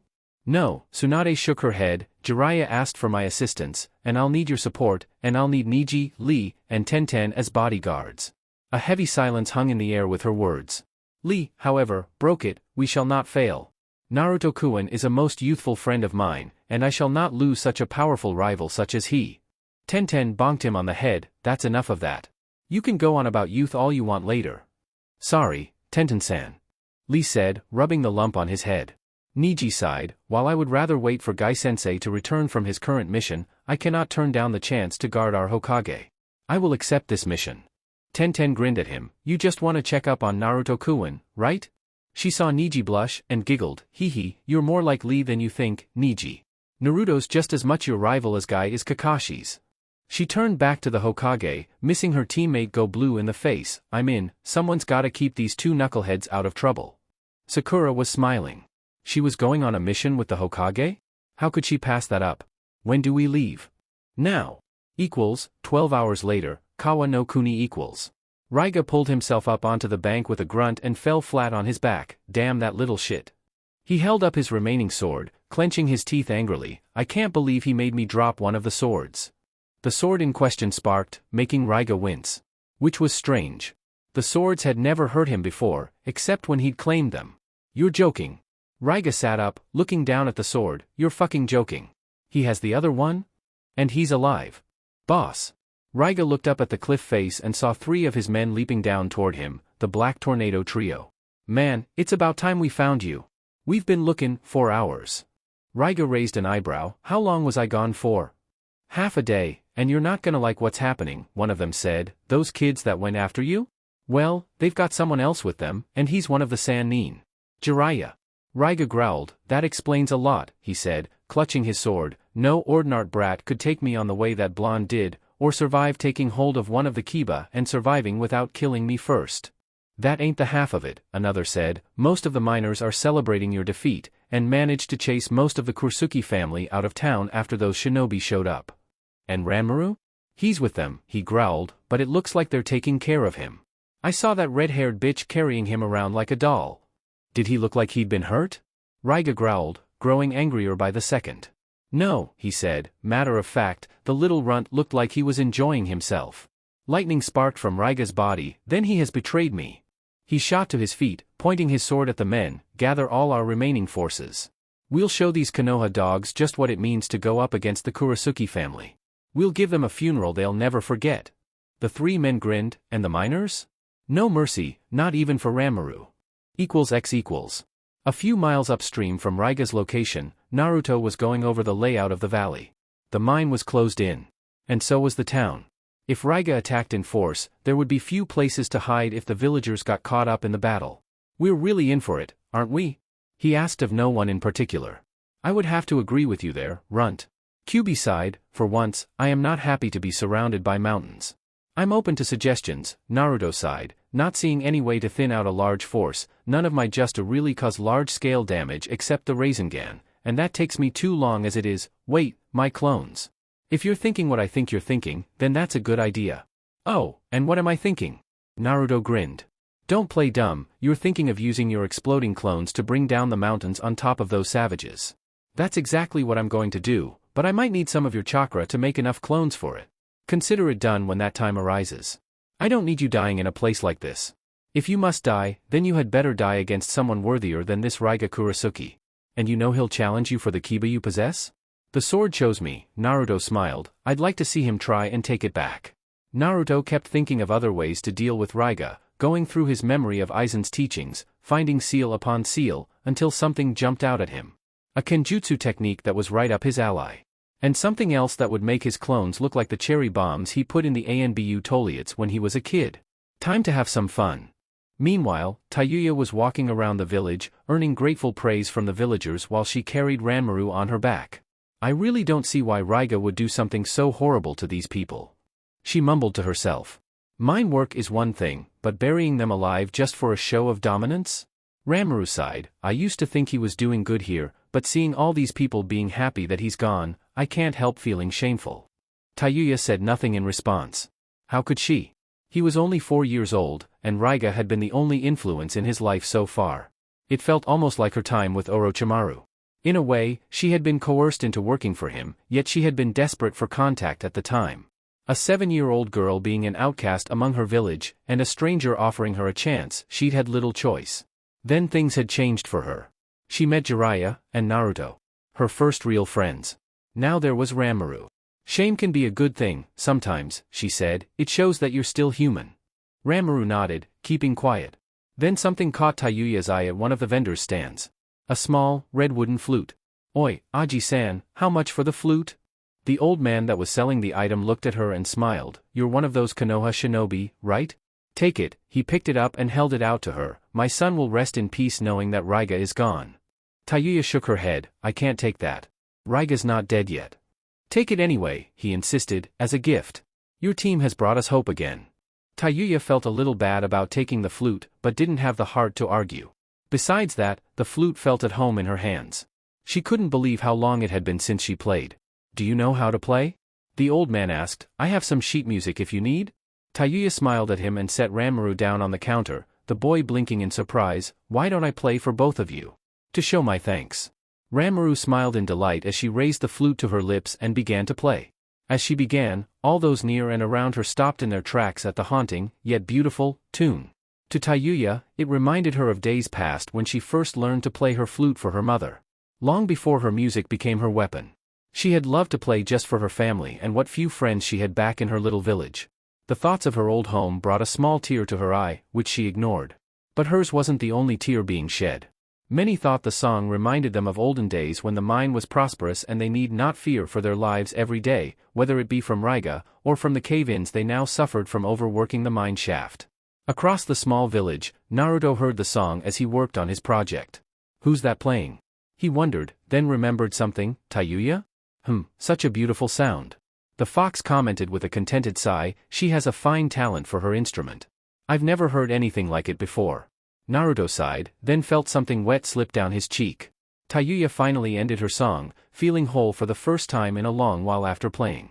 She was greeted with applause, which surprised her because she hadn't noticed anyone watching her. My dear, the old vendor said, that was magnificent. Tayuya blushed, thank you, but it's been a while since I last played. She turned and gave a short bow to the crowd that had gathered. It doesn't show, he told her with a wrinkled smile. That was great, Tayuya Onizen. Rimuru said, clapping, can you play it again? Tayuya giggled, and picked him back up, maybe later, Otudo-chan, right now we need to get back and prepare.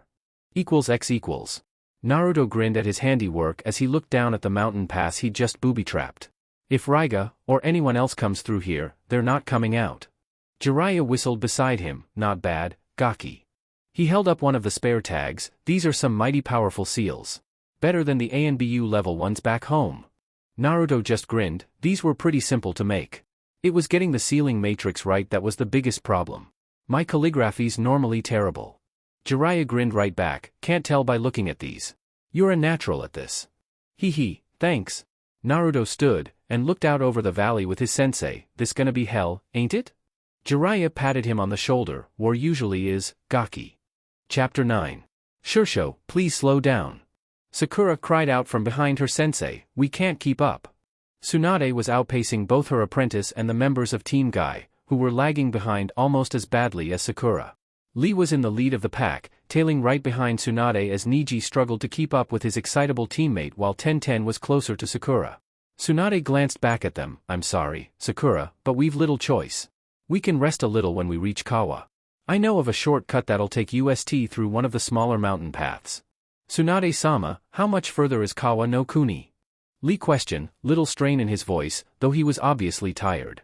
We have been going for nearly 24 hours straight, but I know not where the border is.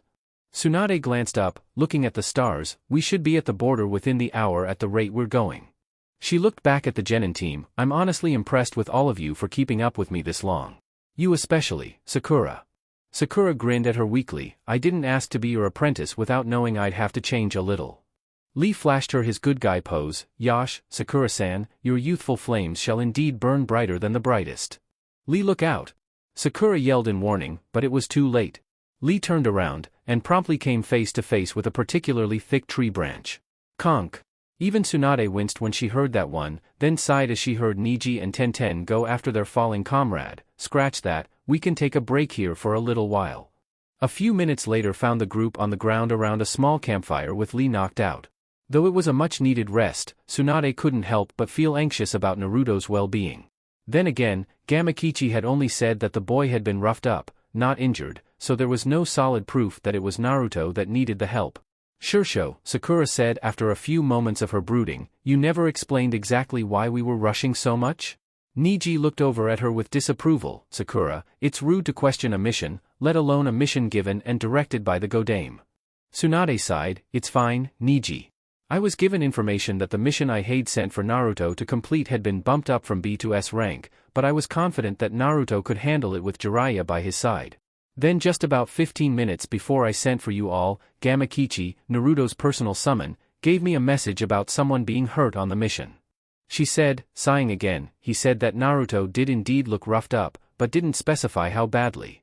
Tenten smiled at her, you must care for him a lot to just drop everything like this and come out here to help him. I do, she nodded, he's the closet person I have left to a living relative. My grandmother was from the same clan. Clan? All of them questioned. Tsunade looked a little shocked, none of you have ever heard of the Uzumaki clan? They all shook their heads, and the blonde growled, it had to be those doddering old bats on the civilian council. The Uzumaki were one of the founding clans of Konoha, but remained apart from us so they could live their way. But our villages were always close. You see, though it's become distant. My clan, the Senju, and the Uzumaki are distant relatives. But if that's true, Niji said, then why were we not taught? Surely they were important if they helped the Senju and Uchiha build the village? They were damned important, Tsunade smiled, and feared. The Uzumaki, though powerful, were savage. In battle, even those of Kumo feared them. The people of Lightning feared them? Tenten asked in wonder, why? Lightning is one of the most powerful lands in the country. Tsunade gave the girl a wry smile. It's what made them unique that made them feared. They were not master of nin, or genjutsu. They were ken, tai, and fuinjutsu masters. But it was the art of sealing that placed them at the top. Nothing could undo one of their seals once it was locked, and nothing could withstand the destruction one of their seals could cause. It was a seal that took out half of the combined armies of Kumo and Iwa when they laid siege to their island when the Uzumaki made their last stand. Last stand? Sakura muttered, so, there aren't any left? Tsunade shook her head, they are scattered all over the world, Sakura. If any full-blooded Uzumaki still live, then they have good reason to hide.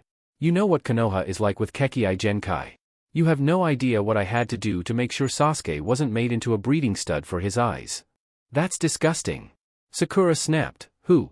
The Civilanes, of course, the blonde sneered, those three have set the normal people against me so many times that I can't believe I've lasted this long without killing someone instead of just throwing one through the door.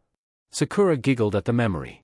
Hamura was one of her least favorite people, starting right behind Orochimaru. Niji growled deep in his throat, am I to take it that if a pureblood Uzumaki would be used as a brood mare or a stud horse if found? By any village, Tsunade growled equally, Naruto's mother got lucky. She was already married by the time the fall came, or as close to married as she was going to get at that point. She chuckled, seeing the looks of curiosity on their faces, before you ask, I won't tell you who he was, because Naruto's father was a great man with many enemies. But his mother, she was a vibrant and beautiful woman that had the worst temper of any human being I'd ever seen. She laughed outright, but I'd never met a more wonderful woman in my entire life. It saddened me greatly to learn of her death at the claws of the Kyuubi. I wish Naruto could have known her. Just like Sasuke-kun, Sakura muttered. No, Tsunade said, giving the girl a hard look, Sasuke, while he did feel some of the loneliness of being without a family, will never understand what it means to be without it completely. Tenten looked down into the flames, remembering time after time she would see Naruto sitting on the swings alone in the park. No one would play with him. No one would even go near him except Shikamaru, Choji, and sometimes Kiba. But no one really knew him. She'd been an orphan as well, but had been adopted by the owner of the weapons shop owner, giving rise to her love of all weapons. Niji, however, was thinking things over. He knew that Naruto's parents had died in the Kyuubi attack. And that Naruto's age, now 13, coincidentally matched up with the date of said attack. Meaning that he was born on the very day that his parents had been killed. And there was something else. During the Chunin exams, and their fight, Niji had seen something that he couldn't possibly explain. That deep, dark, red chakra he had summoned when Niji had knowingly close off all his chakra points, only to be forced back open moments later with that monstrous power. Tsunade, by the look on Niji's face as realization set in, knew that she had said too much. Niji wasn't stupid. He knew of Naruto's Jinchuriki status, or thought he did, at least. His eyes were wide as he looked at the Hokage, and she shook her head, signifying that she already knew, and for him to say nothing. Niji, understanding, nodded back. It was at that moment when Lee finally began to stir. Ugh, why does my head hurt so much? Tenten giggled, your flames of youth got a little out of control. You forgot to watch where you were going. 1,000 apologies, Lee staggered to his feet, I have surely set us back by quite a while. Let us be off. Cool down, Lee, Tsunade smiled, I admit that I was rushing things, so just take a moment longer to rest. And all of you need to eat something. I have a feeling we won't get another chance once we hit the pass. X equals. They're either going to be coming for the northern passage, or the east, from the river where we pump our water to the sloughs, Tsukisa said, point to the locations on the valley map, my bet would be the northern passage. But seeing as you have tripwires on all possible entries, I think we'll be seeing less of Raiga's army very soon. Jiraiya hummed in thought, how many men does he command? Hundreds, the old man sighed, thugs, mercenaries, nuke-nin, all of them greedy to the core for our gold. How many of them are skilled enough to really cause trouble? Jiraiya asked, hoping it was only Raiga he had to worry about, did you notice anyone with strange abilities? Tsukisa shrugged, all shinobi have strange abilities to me. What I mean is did any of them use something like lava, or an extremely powerful elemental jutsu? Jiraiya clarified, we don't generally see it in water country, but Shikuten and Yotan are not uncommon. Or perhaps another Raiton user. None that we've seen, Tsukisa said, much to the relief of the Sannin. If none of them had a particularly powerful Justu style besides Raiga, then he only needed to worry about how many bodies he could handle. Tell me, Jiraiya-sama, do you really think you can handle these men? Jiraiya gave the man a small smile. I'm not worried about myself, Tsukisa-san, it's my 2, 3 youngsters I'm worried about. Naruto's been a little too cocky for my liking lately, and having that new sword isn't helping his ego. An understandable woe, the old man nodded. What about that girl he seemed so fond of? The one that played such a lovely melody earlier? Tayuya? Jiraiya grinned. She's more of a long-range fighter, using genjutsu for illusions and whatnot. She's fair in close range, though. She won't go down easily. And the little one? He asked, meaning Ranmaru. None of really ever blamed that child. A man like Raiga can easily corrupt the mind of a child like him when he's such a trusting child. Jiraiya chuckled. I don't think you have to worry about him. He's clinging to Naruto and Tayuya. He smiled. I know he refers to them like older siblings, but I think he sees them as more parental figures than anything. Tsukisa could help but laugh at that. He really is just a child, isn't he? The Gamma Sannin said nothing. He couldn't. Ranmaru was like a newly budding flower about to open for the first time. Add to the fact that he could very well be the first of a long line of new dojutsu users, and Jiraiya wanted nothing more than to raise the boy right. But that wasn't going to happen. Seeing how attached he'd become to Tayuya and Naruto, there was no telling the child to be with anyone else. Then again, there was his village's love of Kekkei Genkai, Dojutsuo in particular. If the boy went to Konoha, Danzo and the Civilanes that followed him would undoubtedly try to use him as a stud horse. On one hand, Jiraiya thought that could work in his favor if he was allowed to choose his bride or brides, but if the council had their way. I won't let that happen, Jiraiya growled, and turned toward the window. It was a quiet evening. Too quiet for his liking. There wasn't even the sound of crickets chirping. Suddenly a loud explosion erupted and shook Tsukisa's home to the foundations. The older man staggered, leaning against the wall for support. That came from the cliff. Impossible. Naruto planted mines all over the walls. Jiraiya roared, and ducked outside, looking all around himself for the source, and noticed a dust cloud rising from the plateau Naruto was using for training. Oh, yes, that would explain a lot. That damn Gaki, Jiraiya sighed, he nearly gave me a heart attack. X equals. Naruto stood on shaky legs as he held the Kiba blade in his hands, badly scorched from the technique. Maybe this wasn't such a good idea after all? What did you expect? This is a high-level kenjutsu, runt, you can't very well master it in a matter of hours. The Kyuubi snipped at him, being roused from his nap when he was forced to heal his vessel, though seeing you get shocked like that is quite amusing. Glad I could be of use to you, Naruto grumbled. Off to the side were Tayuya and Ranmaru, both watching the blonde's progress with technique. You sure you want to keep going? Tayuya called out, Ranmaru in her lap, you look like a crispy critter. I'll be fine, Naruto called out, I think I've almost got the form down. Tayuya just sighed, stubborn jackass. But she could keep a smile from her face as she watched him go through the motions of the technique again. So far it looked like he was simply channeling his chakra into the blade, and then unleashing it in the form of a lightning bolt, but the problem was releasing the energy created a widespread area of destruction. Hence the reasoning for being up on the plateau in the first place, and Naruto being about 300 yards away from the pair. Okay, Aizen said the key to this was willpower to master it. Naruto muttered to himself, the stronger the desire, the stronger the attack, but... He glanced over at Tayuya and Ranmaru, they were too close. He shook his head, no, this will not hurt them. He growled and got down into his first Ryu no Mai stance, pushing as much chakra into the blade as he could manage. Kiba seemed to welcome the chakra, glowing bright blue, and sparking small bolts of lightning to the ground. This felt right. This felt like it would work. Raitun, Soryoha. He whipped around and brought the blade up and over to strike the ground. This time, instead of being blasted himself, the bolt shot out of his sword in a long, deadly arch in front of him, shredding the rocky ground to dust. As the bolt continued on its path and shot off the cliff, it turned skyward and left the tip of the blade, dissipating into nothing.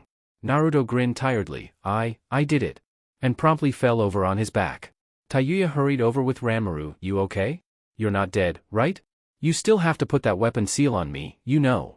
Naruto grunted, gee, so nice to hear you concerned about my health, Tayuya-chan. Tayuya growled at him, keep calling me Chan, and we'll see about that health of yours. Naruto lifted up a hand and waved it aimlessly, too tired to give a damn, wake me when Raiga and his goons get here. He gave a loud yawn and rolled over, falling asleep instantly. Oi, don't fall asleep here. Tayuya roared, I can't carry you and Ranmaru, shithead. You won't have to, Jiraiya's voice said next to her, making the girl jump. Man, he's really been working, huh? He asked, taking in the devastation to the area. Dummit, yay. Don't spook me like that. Tayuya snapped. Will Nisan be alright? Ranmaru asked, activating his Dojutsu, his chakras almost gone. Jiraiya just sighed and bent to throw Naruto over his shoulder. He'll be fine. Never met an Uzumaki that later died of chakra exhaustion. He just overdid it with that last jutsu. Naruto gave a loud snore in reply. Oh, boy, if Raiga hears that, the plan's gonna go to shit. X equals. Raiga looked upon the valley pass in suspicion. In the short time he'd been away, someone like Jiraiya would have prepared for something like his attack. Kusakabe, take 50 men and head to the northern pass, Raiga said, the rest of you will be with me. If anyone finds that brat, you bring him to me. Right, Raiga-sama, his men grinned, and took to the walls. Let's go, Raiga said to the remaining men, but watch out for traps. This is Jiraiya we're talking about here. Kill him, and we'll be rich men. The men laughed, the mention of money alone enough to quell their fears for the moment, and advanced into the mountain pass. In the lead, one of the men noticed something sticking out from under a rock, a piece of paper that was smoldering. Paper bow. Tomb. X equals. Tsunade and her team were passing through the small tunnel that would lead them to the valley when the explosion rocked through the ground. What the hell? Niji activated his Byakugan, checking for signs of a trap. I don't see any bombs around. That came from the other side of the BOOM. Niji was nearly knocked off his feet as the second explosion followed. What on earth is going on? That's either got to be Jiraiya or Naruto. Tsunade grinned, no other people I know like to be that flashy. Should we be worried? Sakura asked, they could get caught in that. Niji shook his head, they are nowhere near the explosions. He said as he scanned with his Byakugan, I can see them in the valley up ahead.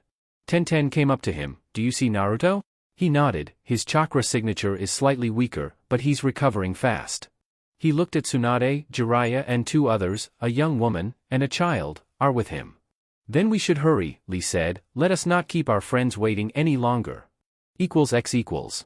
Back in the village, the explosions had set everyone on edge as the three shinobi readied themselves.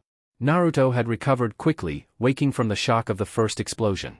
That had come from the east, then the second had come from north. They were coming from two fronts, easy enough to cover for the three of them, considering one of them was a one-man army. I'll take the northern pass, Tayuya had volunteered, smiling, it's only right since they called me the guardian of the north gate while I was with my old team. Now she stood at the edge of the village, simply listening to sounds of the explosives going off. She thought about what she should do beforehand, and now, under three large mounds of dirt lay her three demon puppets. In her hands her newly gifted flute rested, waiting for her to play. She could hear shouting and swearing that was getting closer with each passing moment, meaning that they had bypassed Naruto's remaining tags. That made her smile. The more she played, the more her former shinobi self shone through. And then there they were, 20 or 30 men remaining, all of whom were scorched and injured from the explosions. Upon seeing her, they all started grinning madly. Well, looky what we have here, boys. We got ourselves a little lady to play with. Laughter sounded from the men, making Tayuya seethe with rage. Instead, she gave the men a small smile. Sounds fun to me, but before we start, won't you please listen to my song? Her voice was innocent enough, but her flute was already to her lips before anyone could reply. Another wave of laughter rolled through the ranks as Tayuya started to play. The haunting tune chilled many of the men to their bones before she shifted into a quick, lively tune. Suddenly the ground in front of her erupted and three monstrous ogres rose from the ground. What the dash? Tayuya stopped playing to smile sweetly at them. Now, won't you allow me to listen to your screams? As she started playing once more, her ogres attacked. One swipe of a club wiped out 5 men, and the smash of a fist took down 2 more. Jutsu bounced off their thick hides like it was nothing. They couldn't feel anything, of course, because they weren't alive. But the fear they inspired was very real. It was all over very quickly for her. Unlike most shinobi, these men were useless when they started to panic. She stopped playing and surveyed her work. Thanks to her time with the Sound 4, her stomach had grown in strength, so the sight of the bodies that littered the ground didn't bother her much. She still felt queasy at some of the gore before her. It had only hit her after she stopped her playing. She looked down at her flute. A gift she had used to play a song in gratitude in one moment, and the instrument of death a moment later. Her long-lost demonic flute had been tainted with blood. But the simple bamboo flute didn't feel right being used in such a way. Why you be bitch? growled a man from where he lay. Raiga-sama's gonna. She regarded him coldly. Did you know, she asked, interrupting him, and bring her flute back to her lips, that certain sounds can paralyze muscles in your body? All it takes is the right frequency, and the right notes. She began to play once more, a soft, lullaby-like tune. In truth, it was her genjutsu. The last remaining man was on his knees, alone. The girl was gone and so were the bodies of his companions. The girl was gone and so were the bodies of his companions. His arms were held out at his sides as if held by wires or ropes. All he heard was the soft playing of a flute. That was when his arms started searing with pain, and the flesh began to melt from his bones. Panic set in, and he struggled to break himself free of whatever hold was on him, but it was useless. He couldn't move, couldn't breathe. His last thoughts were of the oozing puddle his body had become, while his real body suffocated from paralyzed lungs. Tayuya looked down at him, and at the flute in her hands. Tayuya placed the flute in her robes. Never again. An explosion rocked the ground beneath her feet. She turned back to the village, letting her orgs dispel. There was still work to do. She ran back to the village, seeing villagers running to the mines for shelter as more mercenaries poured in. Naruto had clones running and fighting all over the place. It wasn't a problem, most of the fighters were nothing more than bandits taken in as enforcers, but a few were actually low-ranked shinobi that were causing damage to the area. "Oi, Tayuya!" One of the clones yelled, "I thought you were at the North Pass." Tayuya grinned at the clone, all done. There were only 30 or so. Where's Ranmaru? Tsukizajig took him to the mines. Naruto clone yelled and ducked under a sword, and aimed a reverse elbow at the attacker's throat. He fell dead at the clone's feet, and Tayuya saw a look of guilt roll across his face. "Where's the real you?" Tayuya asked, placing her hand on his shoulder. "And what about Raiga?" The clone sighed. "Boss is at the plateau he was training at earlier. One of the guys got caught by Raiga a few minutes ago, and asked where his sword was. Told him to shove, and he killed him." The clone rubbed his chest in phantom pain. "And Gigi?" Tayuya asked, worried for Jiraiya. The clone just grinned and jerked his thumb over his shoulder. Not a moment later an eccentric laugh erupted over the din of battle, and Jiraiya leapt over the rooftops with a small group after him. Jiraiya suddenly wheeled around and clotheslined the first one and rammed him into the rest of them with a left-handed Rasengan.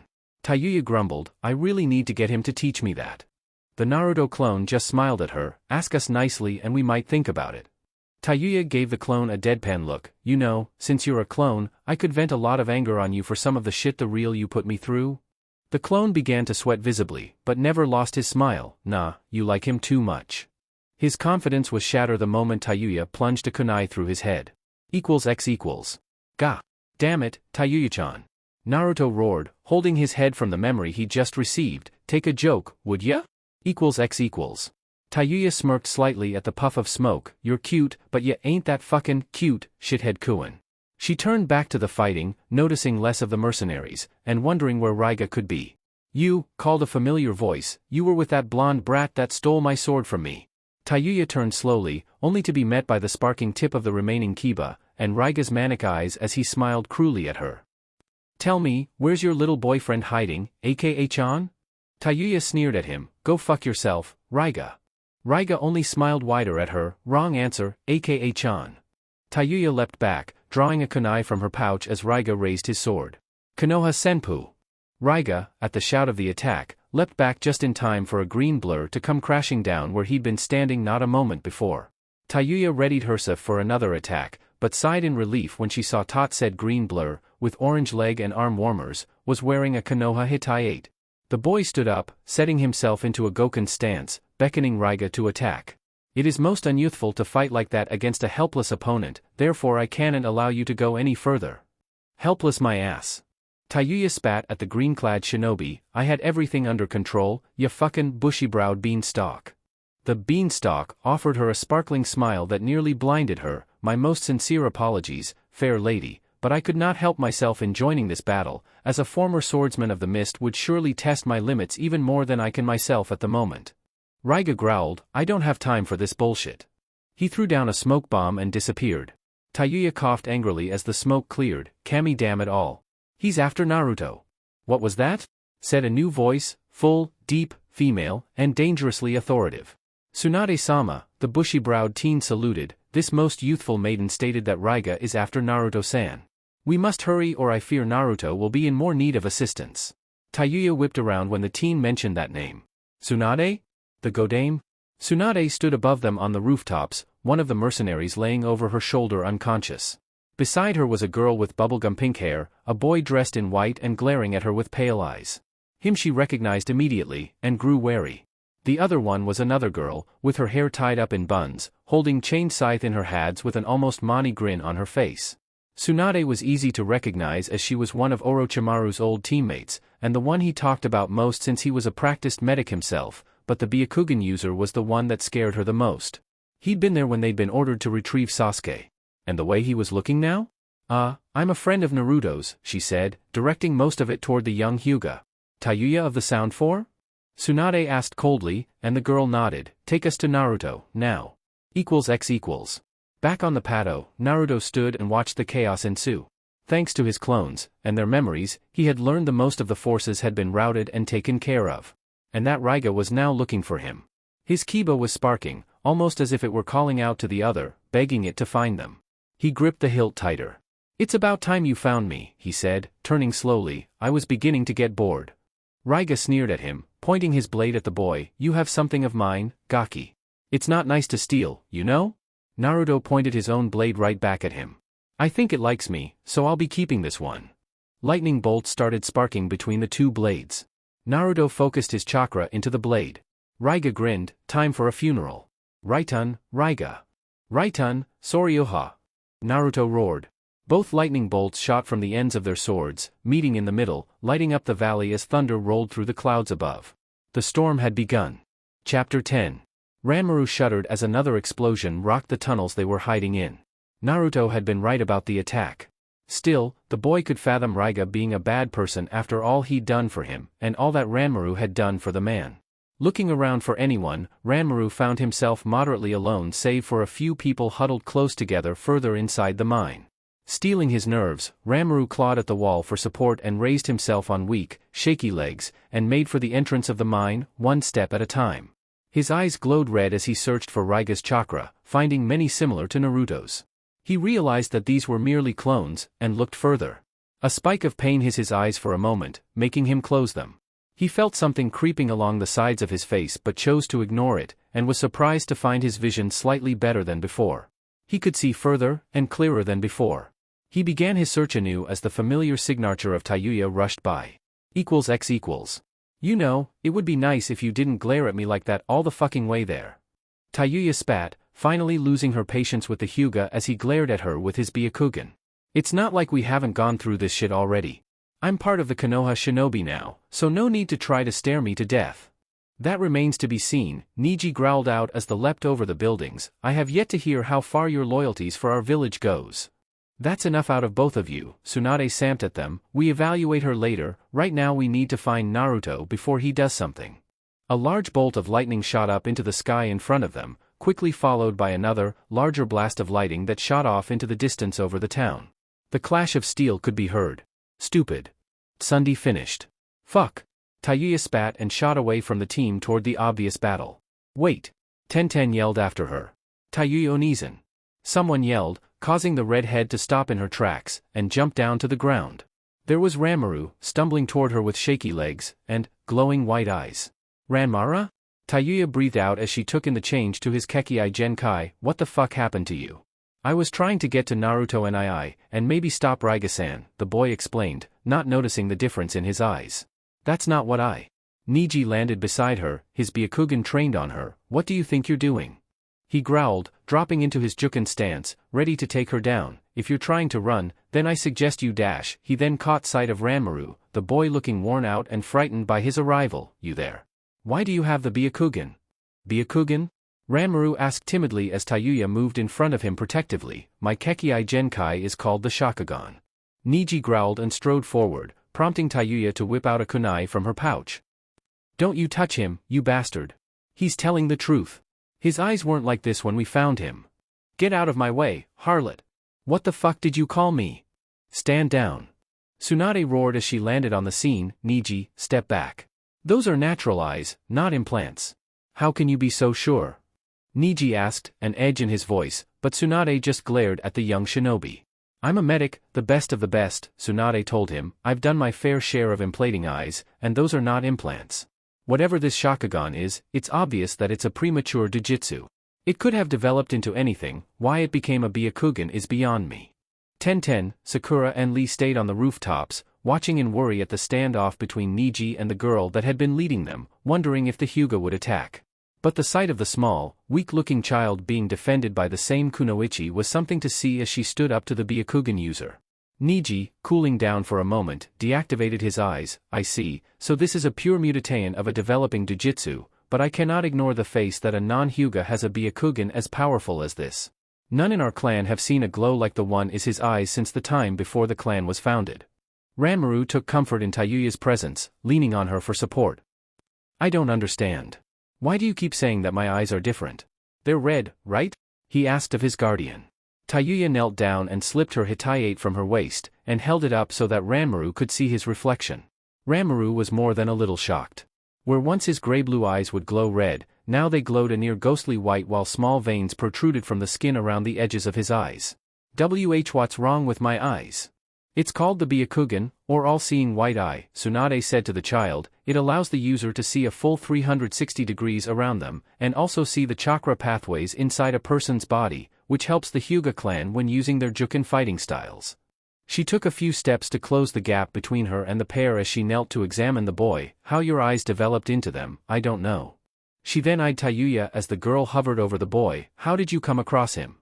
Raiga was using him as a second set-up eyes, so no one could take him from behind, she told the Godame. I managed to get him away from him before Naruto knocked him over a cliff. From the sounds of that, it seems that he was already developing into the Byakugan for some time. She looked at the boy once more. Is there anything else you noticed from your eyes? Ranmaru nodded shyly. Before he could answer, yet another, stronger blast of lightning flew over their heads, causing them all to duck down as Tayuya covered Ranmaru with her body until the lightning was gone. We can worry about this later, Tayuya snapped. Naruto might need help. == Raiga laughed manically. You've got guts, but you can't beat me, Gaki, you're out of your league. He lashed out at Naruto with his remaining blade clashing against its brother as Naruto defended himself from Raiga's attack, lightning sparking from where the blades met. Naruto felt the blade in his hands, almost as if it was guiding him, rise above his head, bringing the hilt level with Raiga's face. Naruto suddenly felt the energy from the sword shoot up, Reito Jutsu, Rakurai. The lightning shot up into the sky above them. The clouds above sparked and crackled and the bolt came back down, splitting apart and striking the ground where Raiga had been as the Nuke Nin leapt to avoid the deadly strike. Naruto saw his chance and once again forced his chakra into the blade, enveloping it in the lighting-based attack. Raitun, Soryoha. He spun around, unleashing the attack, flying in a deadly arch of lightning that looked much different than the bolt of lightning that he was becoming used to. The acre itself seemed to take on a life of its own and spiraled around into a serpent-like form, two gleaming red eyes forming at the front. It wasn't the complete jutsu, but it was dangerously close as the technique roared after its target. Raiga saw the immature dragon coming. Raikyu! He roared, launching the ball of electricity to intercept the attack. The two lightning strikes met, forming a vortex of deadly energy that shot spikes of lightning out in all directions. Raiga defended himself by deflecting the bolts away from himself with his remaining sword while Naruto ducked and dodged out of the way. Damn it! Naruto swore angrily, I'm stronger than this. Why can't I land a hit? Idiot, came the Kyuubi's voice laced with contempt, you're not fighting like yourself. You're trying to fight like the Uzumaki before you when you still have much to learn about their ways. Fight like you fought before. Like Uzumaki Naruto. But I know how to fight like an Uzumaki, he groaned as the lightning discharged. Izanjiji taught me everything But you have only just begun to understand his secrets. Continue to fight as you are, and you will lose. The fox growled, the red female would not like that. Nor would your sensei. Put away your sword, runt. Fight as you fought the Uchiha brat, as you fought the Ichibi Jinchuriki. Naruto got to his feet and activated his weapon seal on his palm, sealing the Kiba away for the moment.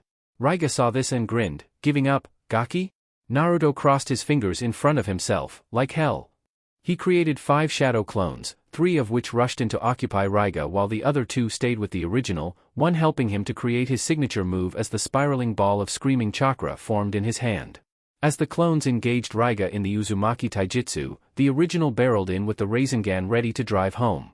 Raiga saw him coming and kneed one of the clones in the stomach, dispelling it, while he stabbed another through the heart. The last one ducked away from his backhand slice, slipping in behind him and grabbing him from behind as Naruto came dangerously close.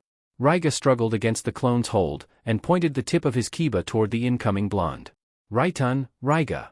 The lightning bolt shot from the tip of his blade, only to meet with the remaining clones that had stayed back to guard the original, dispelling them in puffs of smoke as Naruto came within striking distance, and drove the Rasengan into his ribs. Raiga howled and as the Rasengan tore into him, grinding into his flesh, and flung him and the clone back against the wall of the canyon, embedding him in the stone. The remaining kiba blade flew from his hand, twirling through the air. Naruto watched it fall and land, blade first, in the ground at his feet. With a little hesitation, he reached out to take the blade in hand, receiving a small spark of recognition as the blade allowed him to take it. Naruto smiled, mission officially accomplished. Oi! Shithide-kun. He turned around to see Tayuya leaping up onto the plateau with Ranmaru sitting comfortable on her back. The surprise was when Tsunade, Niji, Sakura, Lee and Tenten made their appearance. Ranmaru slid from her back, standing shakily on his legs as he saw Raiga fall from the wall he crashed into. A spike of sadness welled up in his chest as he saw his mentor and former guardian lying there, seemingly dead. The prude was that Naruto was now holding the remaining kiba sword without being shocked to death. Naruto had beaten him. Jiraiya was next on the scene, appearing beside the blonde Hokage as he took in the scene with pride. Not bad, Gaki, not bad at all, he said, flashing the blonde Jinchuriki a grin. Naruto grinned right back, flashing him a thumbs up. Tayuya smirked at him and started walking toward him, then the smirk turned into a look of horror. Look out! Naruto turned around, and time seemed to slow. There was Raiga, on his knees, and his hands held up in the dragon seal. Tayuya ran in without hesitation as electricity formed between his hands, and thrust them toward the young Chunin.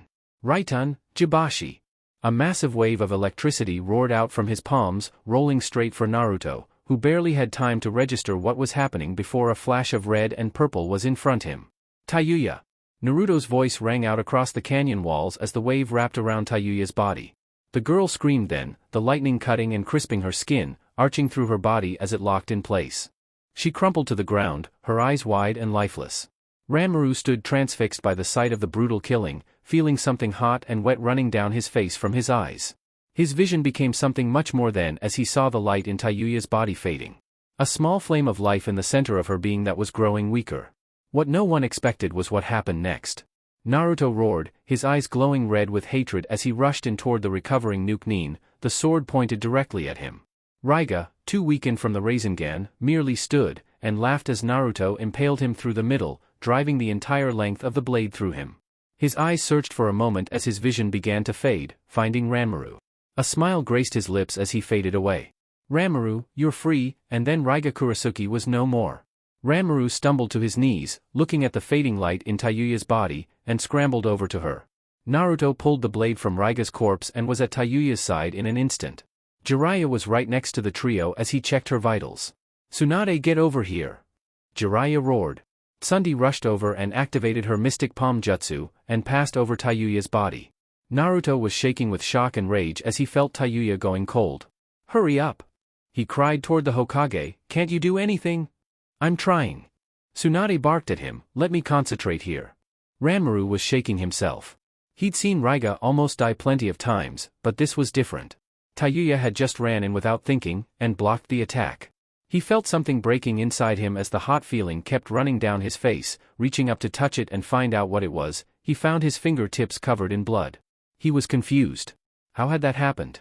Tsunade, you have to hurry, she's fading. Jiraiya growled as the color faded from Tayuya's cheeks. Tayuya, don't do this. Naruto cried, tears running down his face, come on, open your eyes, and call me a shithead like you always do. Come on.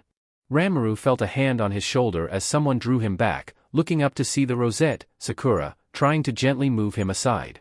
But her aqua eyes widened when she saw the blood running down the boy's face, and then saw something else. Ranmaru-kun, your eyes. Hearing this, Niji came forward to see what was wrong. A stunned expression raced across his face. It's impossible. The glowing white eyes that he had had before now had a blue pupil surrounded by a blue and white flower-like iris. What is this? Sakura asked him.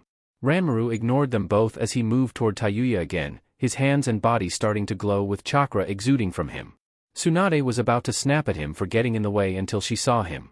He moved to hover over the girl's body and raised his hands over her, his chakra feeding itself into her. Sosen no Yatsu? The blonde thought, but then noticed that his chakra was now covering him like a shroud, not unlike the descriptions of Naruto's Ninetales cloak. It was covering him in a pale blue shroud that now moved to Tayuya. Tsunade reactivated her jutsu, and was shocked to find that Tayuya was recovering. She's coming back. The Hokage said in wonder, looking at the child in wonder. Ranmaru, what? He wonder was short-lived as she noticed something else about the boy. His chakra was feeding off his life force. Ranmaru, don't, she's fine, I can save her now. Tsunade yelled at him, but he gave no clear signs of hearing her. Stop it, you'll kill yourself. Naruto looked up at the blonde medic and then at the glowing boy, and then tackled Ranmaru away from Tayuya as the girl sat up with a gasp of air flowing into her lungs. Ranmaru was still after Naruto tackled him, but Naruto could see that the damage had been done. Ranmaru was no longer the little 4-year-old that he had come to view as sort of a little brother. He looked older. Meanwhile, Konohagakure no Sato X. Kakashi sighed as he and his clones finished up the day's paperwork. You know, Enko-chan, you don't really have to keep watching me all day. He said as the kunoichi lounged on the couch, her arms crossed beneath her breasts in a tantalizing fashion. Surely you have something you'd rather be doing besides this? Enko just grinned at him the way that Naruto usually did when he had just played an epic prank on someone. Nope, I'm doing my job, just like Tsunade-sama ordered. Mission, make sure temporary Hokage, Kakashi Hatake does not slack off in his duties to the village while the Godame is away. If he tries, then I am to either remove your Ika collect or destroy them, either or. Kakashi sighed. No need to go that far, he said, already hating his new job as Rokodame. As you can see, I've been very successful so far in the last few days that those old bats haven't bothered to bother with me, please ignore the pun. Enko snickered, that's only because you keep hightailing it as soon as those two come anywhere near the office. She said, and it was true. As soon as Tsunade had left the village, Koharu and Hamura had descended upon the unfortunate Hokage stand-in, demanding things like he was a department store clerk. They had even gone as far as to demand that Naruto be ordered back to the village, seeing as the Godame had sent him on a supposed S-rank mission. True to his nature, Kakashi had indeed hightailed it via Shushin no Jutsu as soon as the pair had made the suggestion, saying that he had business to take care of. After that, Enko had found him hiding in her favorite dango shop. She then proceeded to drag said stand-in back to the mansion and get his lazy behind to work on the daily paperwork. That had been 3 days ago. Now that things had cooled down, Kakashi was beginning to get a little uncomfortable with Enko's attitude. True to her self-proclaimed nature, Enko often showed herself off in ways that would be considered clothed seduction. Enko normally wore provocative clothes on purpose to make the younger shinobi nervous, which worked more than she knew, but for the masked shinobi who had a thing for Ika, Kakashi was having more trouble focusing his mind on paperwork than if he had Danzo breathing down the back of his neck. Strangely enough, where most men would be jumping at the chance for a little one-on-one time with Enko Midarashi, Kakashi was having trouble keeping his consciousness going. It didn't help him that Enko did indeed pose for him. Even now she looked about ready to pounce on him. Which made him, in turn, want to run for the hills. Enko was not known for her gentleness in the art of shinobi courtship. As it stood, Enko crossed her legs, causing her already short orange skirt to ride up her thighs. Kakashi gulped back a bout of nerves. Can you really blame me? Those old crones don't know what's good or bad for the village anymore. Their methods are so outdated that even Sandame-sama knew that change was for the best. He said, finishing the last bit of paperwork with a small flourish, and that's all the clan funding for this month. I just finished up with the civilian income for the month, said one of his clones. I still have a few documents to go over with the coming festival this spring, said another clone. I should be done in a few more minutes. That can wait until tomorrow, the original said, then did the duty of dispelling his clones, all vanishing in puffs of smoke. Enko-chan, why don't you go ahead and leave for the day? I'm not planning on staying here much longer. Enko stretched her arms above her head, and yawned. Guess I could. Not like I've got much else to do. She stood, and head to the door with a profound roll to her hips that had Kakashi blushing beneath his mask. See you tomorrow, Hokage-sama. She said with a wink over her shoulder at the man as the door closed, obstructing his view. Kakashi then thumped his head down on the desk. Tsunade-sama, when are you coming back? He moaned, a small pool of blood flowing from his mask. X back with Naruto X. How's he doing? Tayuya asked in concern for the aged Ranmaru. Tsunade sat back with giving the girl a patient look, having seen the girl in a new light after she'd thrown herself in front of Raiga's attack for Naruto. He'll be fine after a little bed rest, she said, but it's best that he not perform that jutsu again. She sighed, looking down at the boy. I don't know whether it was a product of using the jutsu itself, or that it was a fluke because that new jujitsu activated when it did, but because he had such a small chakra reserve, and used an obviously advanced medical jutsu, the technique fed directly off his life force as a result. The boy in question was sleeping peacefully for the time being, watched over closely by Naruto and Tayuya after the battle was done. In respect to the boy's affection for Raiga, Naruto had used one of the coffins he kept in the Kurasuki castle for his funerals to hold the body and send it back to Kiri. As it turned out, Raiga's bounty had increased in his years away from the Mist Village. Where once he was worth 10,000, he was now worth 20. That is to say that the message given to the Mizukage made it clear that the Kiba had been lost during the battle. Naruto had made it clear that he had no intention of giving up his new toys. Both swords were now sealed into Naruto's storage seals, having added a new one to his left-right hand for both swords to appear in his hands when he summoned them. It's gonna make me look so cool, Naruto had said not a moment before Tenten had begged Naruto to make a seal like that for her. Still dazed from her death, Tayuya had come out of right then and there when she felt a small threat to Naruto when the bun-haired brunette had gotten to clothes for her comfort. The ensuing fight was interrupted though when Neji came up to her. Expecting trouble, Naruto had moved in front of her protectively, only for Hyuga to bow to her in apology. I must apologize for my earlier actions toward you, Tayuya-san. I had no right to judge you before knowing you formally. Lee had ruined the effect of the normally proud Hyuga's apology by grabbing his teammate in a manly hug, proclaiming how youthful he sounded as he apologized to such a youthful maiden. Tayuya was, needless to say, thoroughly freaked by the show. Sakura had put an end to that rather quickly with a few knock to the head for Lee, dragging the green best away. Sakura was now regarding her old teammate and the former, Otonin, with curious eyes. Not once had Naruto called her Sakura-chan in the time that they had met up. But he was grateful for her help in taking care of Ranmaru and Tayuya's injuries. What can you tell us of his technique? Jiraiya asked from his position of leaning against the door frame. I've seen some strange eye techniques, but I've never seen anything like that before. Tsunade tapped her chin in thought. From what I saw when I examined Tayuya, I would say that the damage caused by the Raiton that hit her wasn't just healed, it was reversed. Normally, a medical jutsu for healing is meant to speed up the subject's healing process. What Ranmaru-kun did was completely reverse all the damage inflicted on her. Jiraiya hummed in thought, so it's not so much a medical jutsu, but more of a form of space-time jutsu? I wouldn't go that far, Tsunade said. It was a medical jutsu, for sure, but one that simply reverses damage so that it seemingly never occurred instead of healing it like the Sashin. Neji, having been silent the entire time, spoke. It is the reincarnation eye, the Tensigen, he said, drawing attention to himself. I had thought that it was only a legend, but apparently the legend is true. What legend would that be? Sakura asked curiously.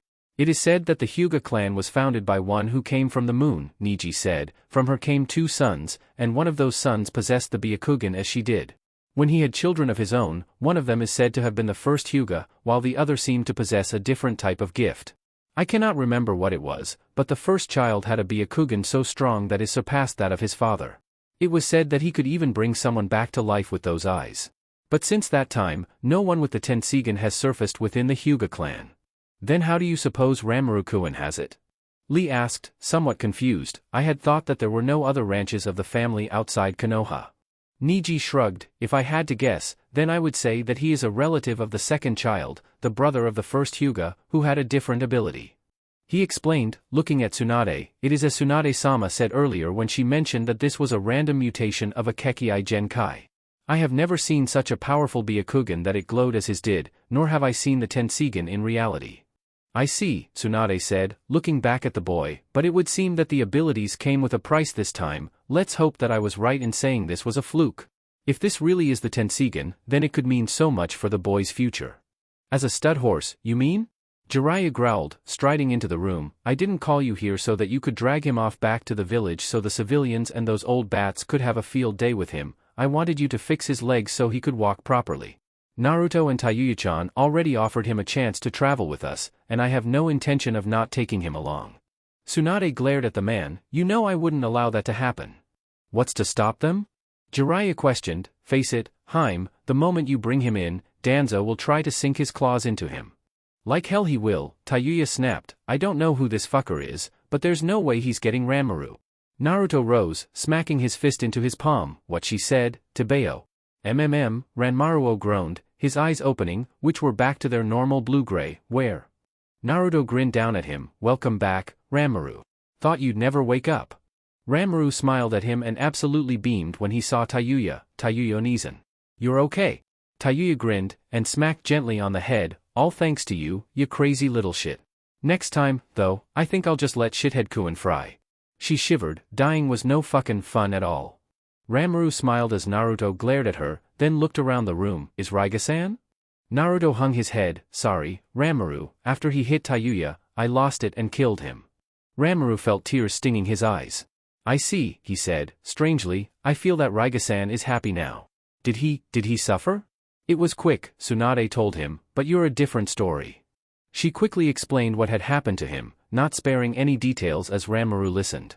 He remembered very little after Tayuya had been struck down, but he vaguely recalled trying to save her as he'd done for Raiga on Akashin. Hearing that his jujitsu had further evolved made him wary of his new power. He knew little of the Byakugan, but he knew that it was very sought after like the Sharingan.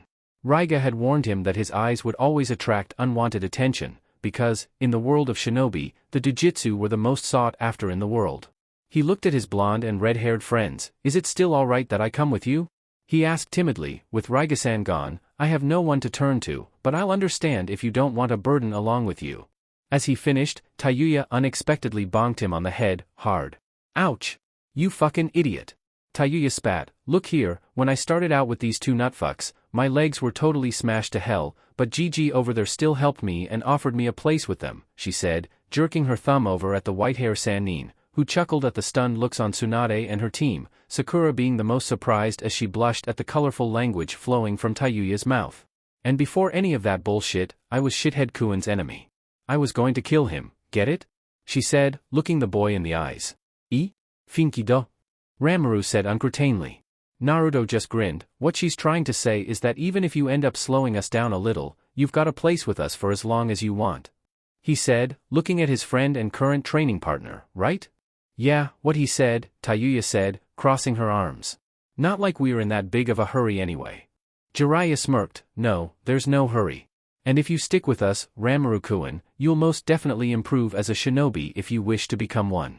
He said to the boy, I'll train you right alongside these two until you're as strong as you can be. I'll even find a way to help you with your jujitsu if I can. As the growing team spoke, Niji was pondering what he was going to do. While it was indeed surprising that a new, and more powerful Byakugan outside the clan surfacing needed to be reported to the elders, but the fact that an actual Tenseigan had been born right in front of his eyes was astounding. Surely the Hyuga clan would want to hear more about this upon his return.